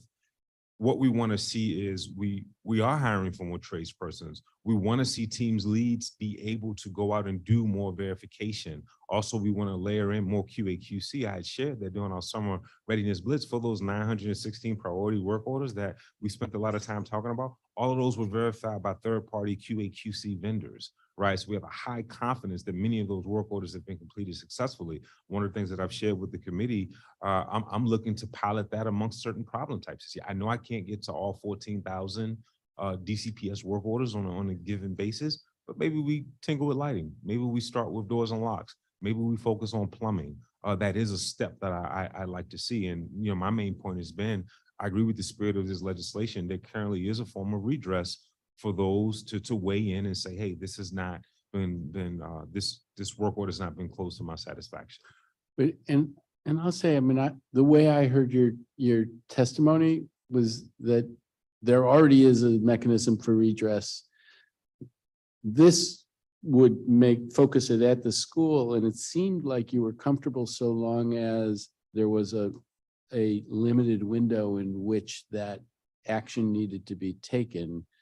Because if that were the case, then you don't have your data corruption issue, because you don't have things that remain open because they haven't been attended to by somebody at the school. It seems to me like that you proposed language that with that language you could be comfortable with this. Is that not true? Well, that's right. The language that right now, nothing mandates us to provide 14 days, right? Nothing mandates that. We came to that conclusion of 14 days was an appropriate window in negotiations with our client agencies, mainly DCPS. They said, all right, 14 days. Now, I still think that we have to still train to this, again, and the training. And I think what I think would be prudent is that maybe we monitor this, right? I think I committed during our confirmation hearing that we would institute training. I think Councilmember Lewis George said when. I said, hey, let's get through school opening. Let's get through the new fiscal. Let's things settle. We're doing that. 1st of October. We're doing that next week. I think it would be prudent for us to evaluate, all right, we have this new 14-day process. We're now training to this period. Let's see if we can increase utilization. Because again, it's a different proposition for me to say, hey, every work order, you have to affirmatively confirm that it has been completed versus me saying, hey, if you have an issue, you have 14 days to come back out and flag that, you have 14 days to come back out and flag that issue. And we'll come back out. We won't close it. We'll stop the press.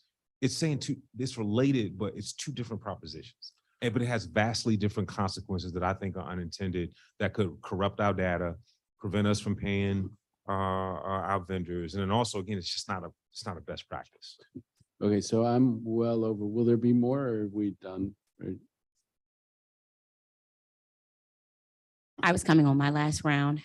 So you have additional questions? I'll do. Should I do it after you, or can I do it? No, I'm going to be the last word. So you keep going if you need an additional 5 minutes. Oh, okay. Okay. Councilman Parker wants another round. This is not me, Michelle. I'm telling you right now. We're going to go to Councilman Parker for one more round, and then Councilman Freeman for one more round. Councilman Parker, you ready? Yes. Thank you all. I wanted to come to some very school-specific issues. I noticed that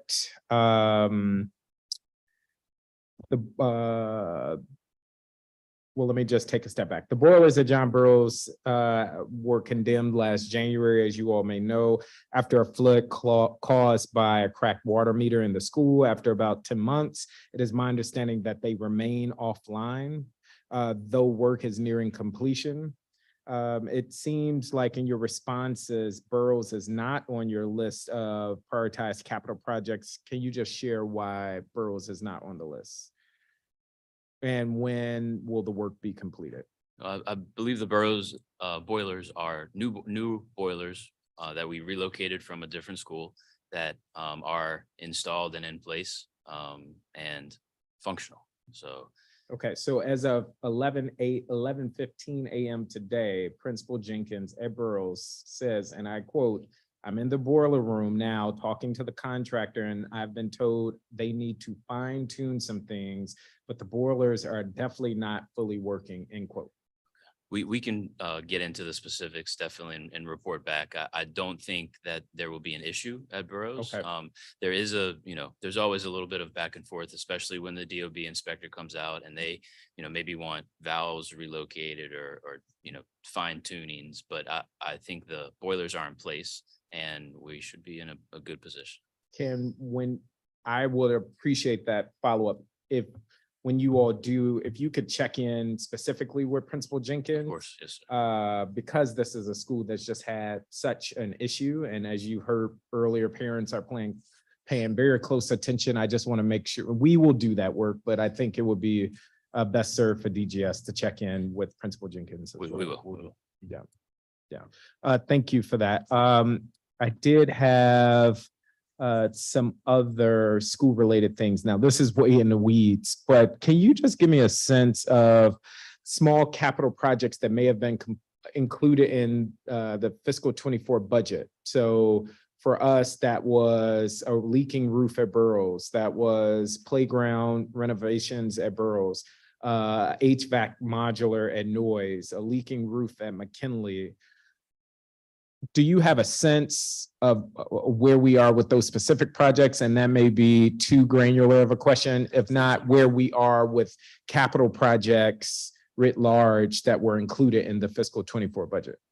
We do have a listing at the back of this handout with some of the upcoming projects for FY 23 that we're completing, and also what's on the horizon rather for 24.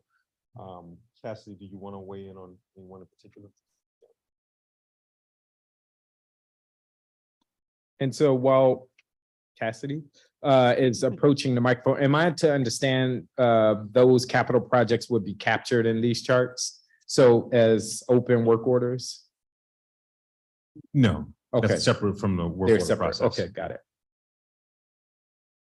So I think the number of projects you enter were some adds into the capital budget. I think Yes. at Burroughs and Whittier in particular.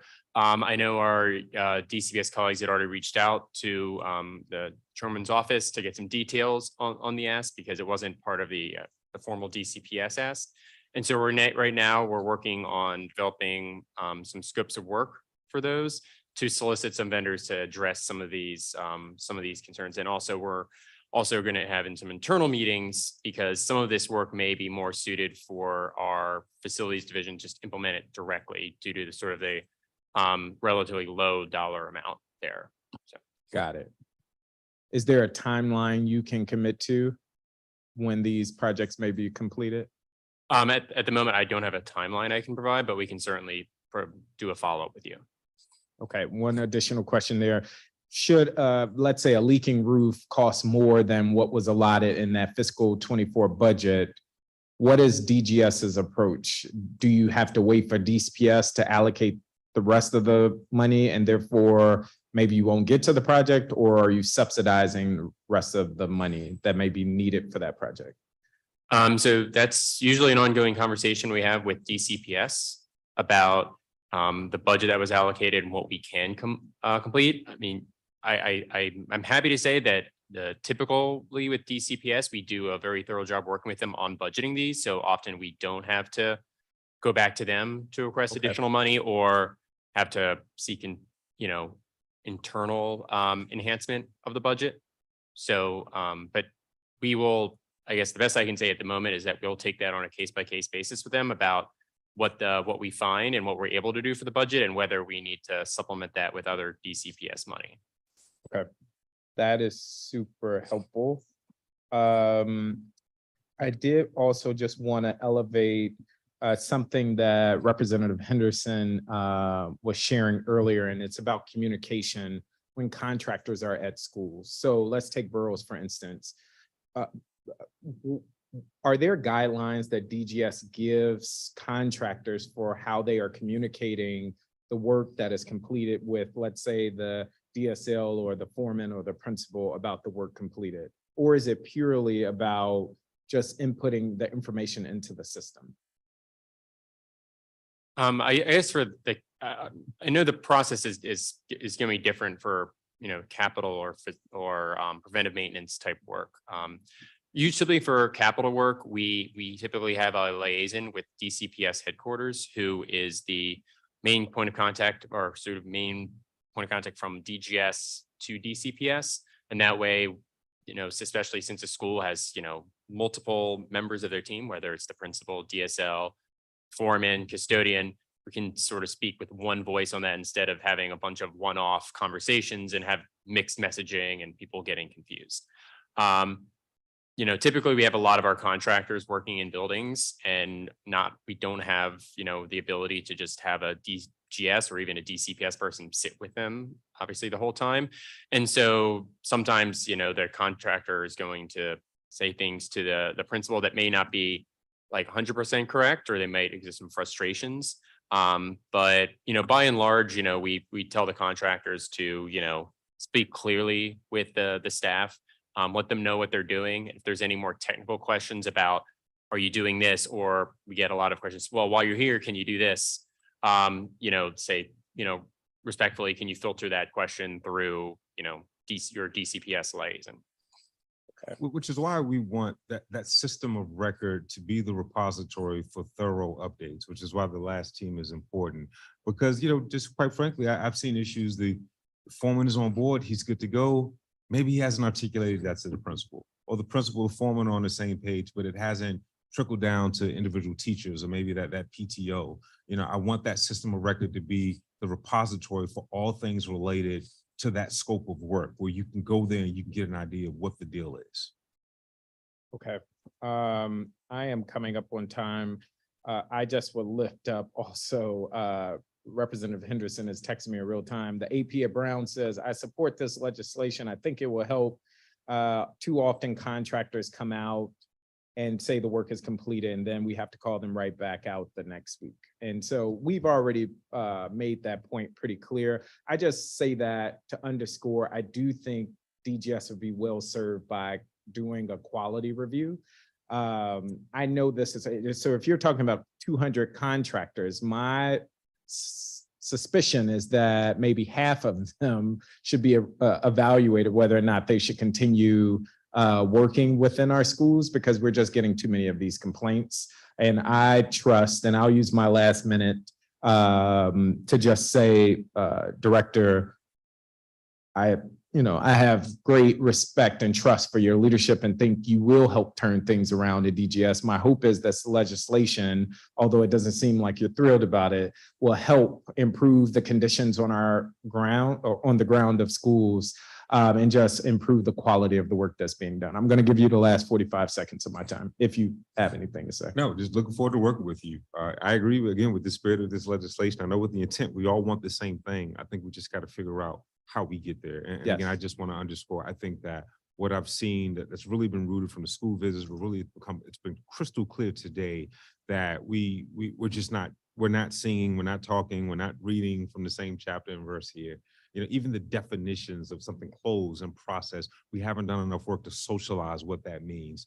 Yes. Communication has to be robust. Sometimes even setting expectations about what a contractor is responsible for versus what is capital eligible, what is gonna maybe take a little longer time to resolve. I understand why they're frustrated. I get it, I agree. And it's my commitment that we're gonna figure it out. Thank you. Councilmember Fruman for your round. All right, thank you very much. I'll try to be brief.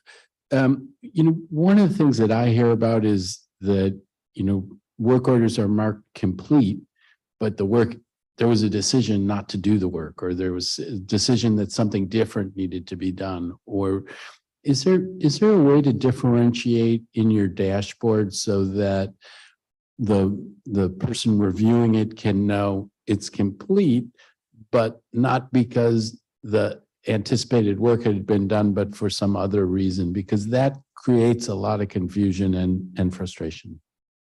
I think we're open to taking the necessary steps to make sure that we are properly articulating all the steps in the work order process. Even in our public dashboards, we're open to enhancing that view for the public facing view. But I do agree with you.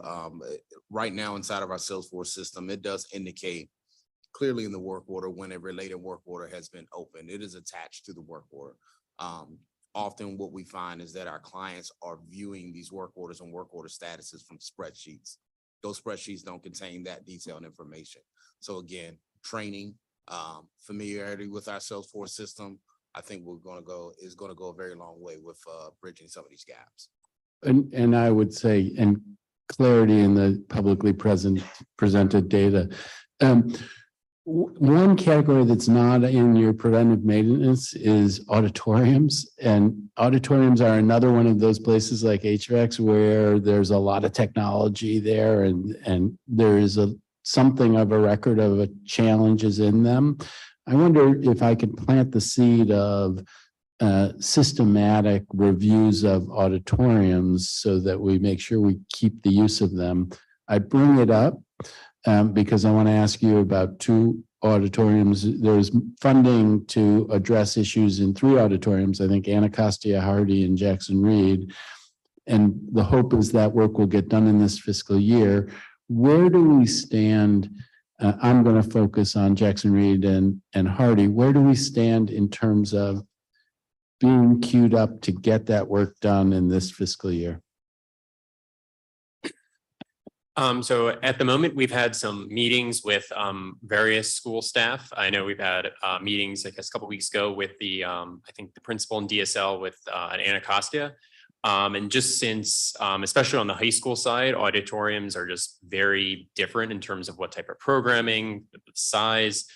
We're trying to make sure we don't create a cookie cutter scope for them. So right now we're similar to all new 24 projects, we're developing a scope of work so we can solicit a contractor for each of these schools with our goal to address it in this fiscal year. So I guess I just want to underscore, how important it is that we put the money in the budget for this purpose, and the Jackson Reed Auditorium has essentially not been able to be used for a number of years, which at a school with 2,000 kids, you really want to make that work. So just from my side, underscoring the importance of getting that work done and working collaboratively with folks at the school to get it done. And I have one last thing while you're in front of me. It's next to a school, and that is the Wilson Aquatic Center. I don't think I can have you in front of me without asking where we stand. And I want to repeat, I want to try to set up a meeting at the Wilson Aquatic Center with folks from your office and from DPR to get a full, clear update on where we are and what is the plan. I have constituents who reach out every day, and we're consistently reaching out to you, but we need to get to a place where we have clarity about what's happening, whether or not the pool can reopen. I'm hoping that the pool can reopen. What's the schedule for getting the full repairs done? So Wilson Aquatic Center, what can you offer? Sure. What I can say is that we are working on a more formal response and update that's with the Office of the City Administrator for review. And it's our commitment to get that out to the community. I do think that it's my goal that through the Planned Capital Project that we executed that contract, brought a contractor on board this spring. The parts have been ordered to replace that system in its entirety. We're still eyeing late this year, early next year to get to the work and for that work to start. But we'll get the latest information and share that with your office and the public. A piece of that, and then I'll stop, is whether or not we can get to where we can reopen the pool until you do those major repairs, because the challenge was heat and humidity. You and I talked about this in my office, almost as soon as I got started. The weather's cooling. I was surprised at how long the fix lasted, and then in the high heat, I understand that we would be where we were. But as the weather cools, my hope is that we can find a path where we can reopen for a period of time. It's more than the humidity. And I remember we've discussed some of this even during the walkthrough. The ability to move air in and out the facility has been severely compromised, right? When you have some of the complaints where we've had to close is because of the chemicals, right? The chemicals that staff and visitors experience, right? That's separate from humidity. So humidity absolutely is an issue, but there are broader airflow issues. I think you and I were joking about the windows don't open and how that one simple design change probably could help because it could give us some temporary relief as it relates to moving those chemicals in and out. So I think that there are broader issues that while we don't have as many challenges now that it's not as hot as it was a couple of months ago, but there still are other underlying issues with airflow that impact our ability to operate that facility. And I think ultimately an issue will not be resolved until we institute the capital projects. Everything we do has been and will be a Band-Aid. And I think I shared that with you. I said, hey, I too am surprised how long it worked. It got us reopened for a couple of months, but ultimately I think we have to turn our attention to the fix, the permanent fix, which will be this winter. Well, I'll look forward if there's a fuller response and providing real clarity that comes through the city administrator's office. I think people want to know what the plan is, what's coming in the next months. Thank you. Thank you, Councilmember Furman. All right, y'all, last round. We made it. We're here. DGS, thank you for sharing your plan to engage a third party to conduct the comprehensive security assessments required by the School Security and Transparency Amendment Act of 2023, and that those assessments will occur in the second quarter of this fiscal year, which is January through March 2024. Can you say more about your plans here? How are you preparing to address any security-related issues identified during these inspections?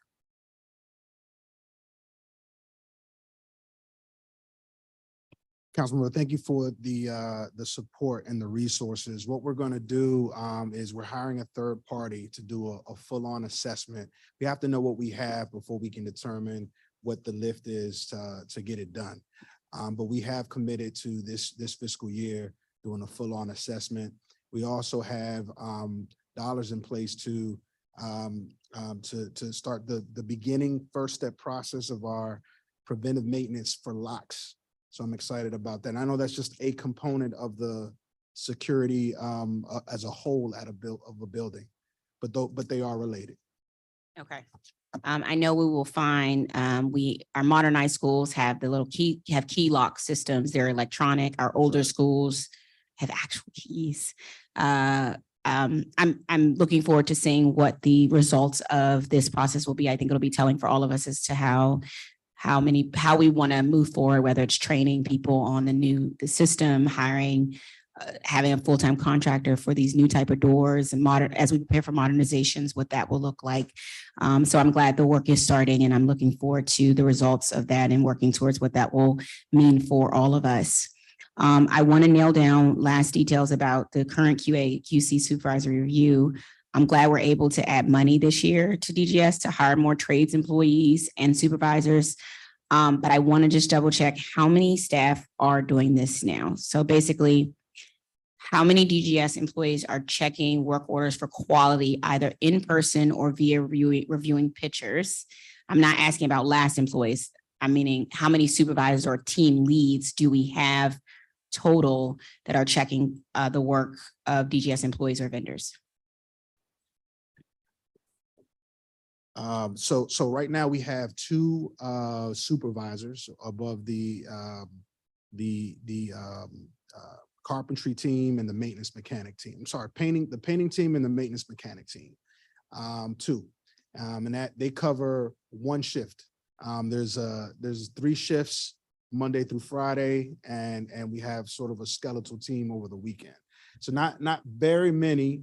We do rely on our crafts person leads as well, which we have approximately about 8 crafts person leads. So the vast majority of our verification is through the efforts of the last team. Got it. Yep. Okay. So what that means in practice is that our team leads have too much work on their plate, or it's not enough of them. We're looking to hire, Either both.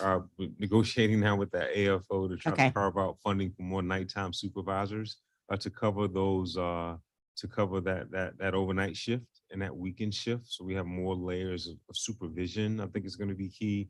And then again, we do have QA/QC vendors that we engage. And again, I'm That's right. interested in exploring a certain problem type. So at least we can have something to That's compare right. for getting the best bang for our buck. I know anecdotally, it seemed to work during summer. I want to see with my own eyes across a certain problem type. What it can do. And Okay. obviously it helps with the training, of course, that we get engagement from Correct. DCPS, right? Got it. On those, yeah. All right. I want to follow some commitments from our July hearing on your nominate that we talked about. I'm grateful for your work to improve the dashboard and include DPR work orders now so the public can track those requests. I'm also excited that we're on the cusp of being able to request DGS facility repairs using the 311 app. Can you share when the DGS 311 integration is expected to go live? We formally submitted the request to add the additional service request types to OUC on September 16th. We are working closely with Chief Walker and his team. They informed us that there are about 4 projects related to legislation that they are responsible for delivering at the top of this fiscal year, but they did commit to us that we should be able to see DGS service request types rolled out by the end of Q1. And that should be just in time for spring and summer readiness operations when parks get the busiest. Wait, when's Q1? Give me. Quarter one, Q1. So October to December 31st. Okay. All right. We're excited. We have 2.5 months. I'm just going to put our plug in to OUC that we stand ready for this. Director Hunter, I already asked him, we're going to go to a DPR center. We're going to put the 311 in ourselves from a DPR center. This is what we're going to get done. Teamwork on the comms there. I want to ask about Whittier. Through the budget, we added $125,000 to help address HVAC issues there via this year's capital budget. I understand the fiscal year just started. But do you have any plans or thoughts on what you'd like to do with that funding to help make sure the building is still operational? Which location is this? Whittier. This ties into my response to Councilmember Parker earlier, where we understand funding, we got confirmation about the planned use for the money. And so we're currently evaluating developing a scope of work to address these items and just which items we want to tackle with that $125K. And then also if it would be more suitable and quicker to just use the money through our facilities or preventive maintenance group to implement the work. Okay. Please keep me updated as I have to answer to my Whittier parents, my Whittier administration and staff. And as you can see, they are amazing and they are on top of it. And so that means I can be on top of you. Thank you. I have to ask about Roosevelt. Up next, we had a whole hearing on their HVAC issues earlier this year in May. And unfortunately, I know they're still experiencing issues. The air conditioning wasn't working in their gym space. And I don't believe it's been fixed. Is this same area going to have heat now that it's getting cold? There's some very real fear that as we transition, we're going to have the same issue. So we have 2 vendors that are, in addition to the CMC at Roosevelt, that are supporting HVAC. We have one vendor that's focused on just the VRF repairs, and then we have another vendor that's focused on all of the air handler units. So, and then we have the Spectrum CMC staff that are on site. So we have 3 team members that are attacking Roosevelt and making sure that we just keep everything on the table and there's nothing missed. We do have a handful of outstanding repairs on both air handling units and VRF systems. While Roosevelt keeps coming up, they're not tied to any of the VRF leaks that were behind us or Okay. that we've already Got you. addressed. But we do have a handful of repairs, and I can provide a pretty good summary on exactly what those are if you're interested. One is the gym. I was gonna say, yeah, the big, I don't know, the big open spaces. How do you heat a big open space? With the fan, I know how we do it with, we got the big fan in there, which Yeah, works so- for air. So the gym specifically is it's different systems, same piece of equipment, but different systems that heat the gym. So the cooling issues that we've had in the gym, while we're seeing them through and we're going to fix them, those units have gas heat. So it's different methods of heating or cooling based on the time. So we have a good plan for Roosevelt. We did some good upgrades to the BAS system. That has been a problem for the on-site staff to actually know what is happening across the building. They historically have had to walk around and do things at pieces of equipment where we can do that centrally, remotely from one location. So Roosevelt is top of mind. Okay. I think we are in a lot better position than we have been, and we know all of the outstanding repairs that are being considered right now. Okay, I appreciate that. Whittier's been through hell. Roosevelt's been through hell. I felt so bad when I went to Roosevelt. They were like, council member, we didn't try it. You ain't gonna be able to make no progress. And I'm like, yes, we are. We're gonna make progress. So I'm looking forward to the progress with Roosevelt. About Roosevelt, last thing, I'm disappointed that DGS hasn't decided yet if legal action is warranted related to the modernization of Roosevelt High School. At this point, it feels like you're not going to do anything despite all the evidence that we got a bad design, installation, and inadequate maintenance from contractors. Additionally, the action plan shared in pre-hearing responses is rather vague given the enormity of the challenges and the complexity of the situation. How do I want to phrase this? Can you commit to deepening this plan and sharing it back with the committee? Much of the work to execute the plan is to occur within Q1 of fiscal year 2024. So we will follow up on progress there. Am I correct in just, we're not going to take legal action? No, well, right now, we continue to work with the Office of the Attorney General. We've been working together over the last several months for them to gather data and analyze relevant information. They've been in communication with our contractors, our vendors, the agency and relevant staff about costs and potential damages. And we anticipate that OAG will provide advisement on whether to proceed or not to proceed in the coming days or no later than a few weeks. We're not talking about days to weeks, not weeks to months or months to quarters. We're talking about having guidance from OAG within days to weeks. Okay. I want to thank you all for sharing that DGS plans to release RFPs for all of its consolidated maintenance contractors or CMCs. I remain concerned that we're not adequately supervising their work, and in many cases, we're double paying for basic services and third-party contractors in these facilities. We're not getting good value. I'll plan to review these RFPs when they're out, and I appreciate you taking this seriously. Is it fair to say we're still operating under 4-month emergency contracts until the permanent contracts are signed? We are, and it is our commitment to have new contracts and awards in place this quarter. Okay.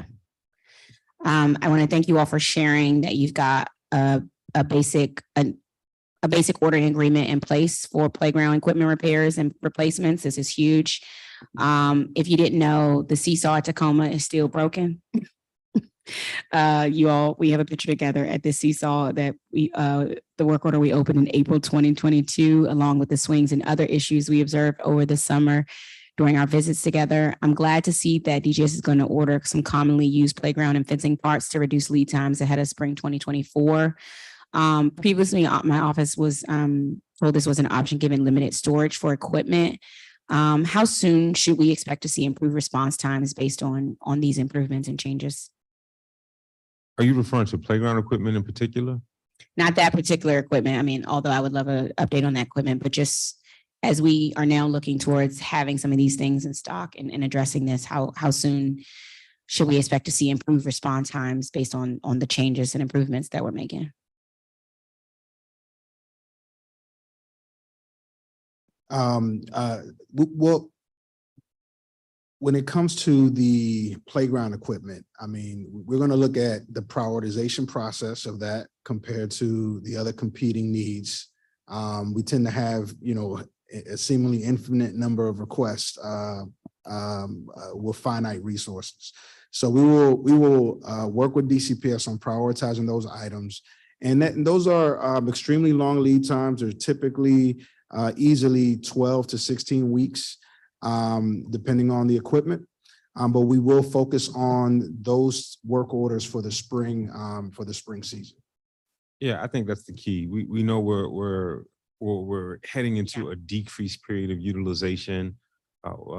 Time is, it's going to get darker sooner, and of course we'll have colder weather. So ideally, that work needs to be completed before the spring. Yeah, that's prime time for playgrounds, spring through fall. That's so ideally, position those contracts, put those things in place. My goal is to have a lot of those issues remedied by the spring when the weather breaks. Well, I think the point of the stockpiling is to lower the lead times. And so I'm optimistic to see as we do some stockpiling, what those results will be from this time to last time. Probably something to track as one of the things that we'll be able to celebrate improvements on in future hearings.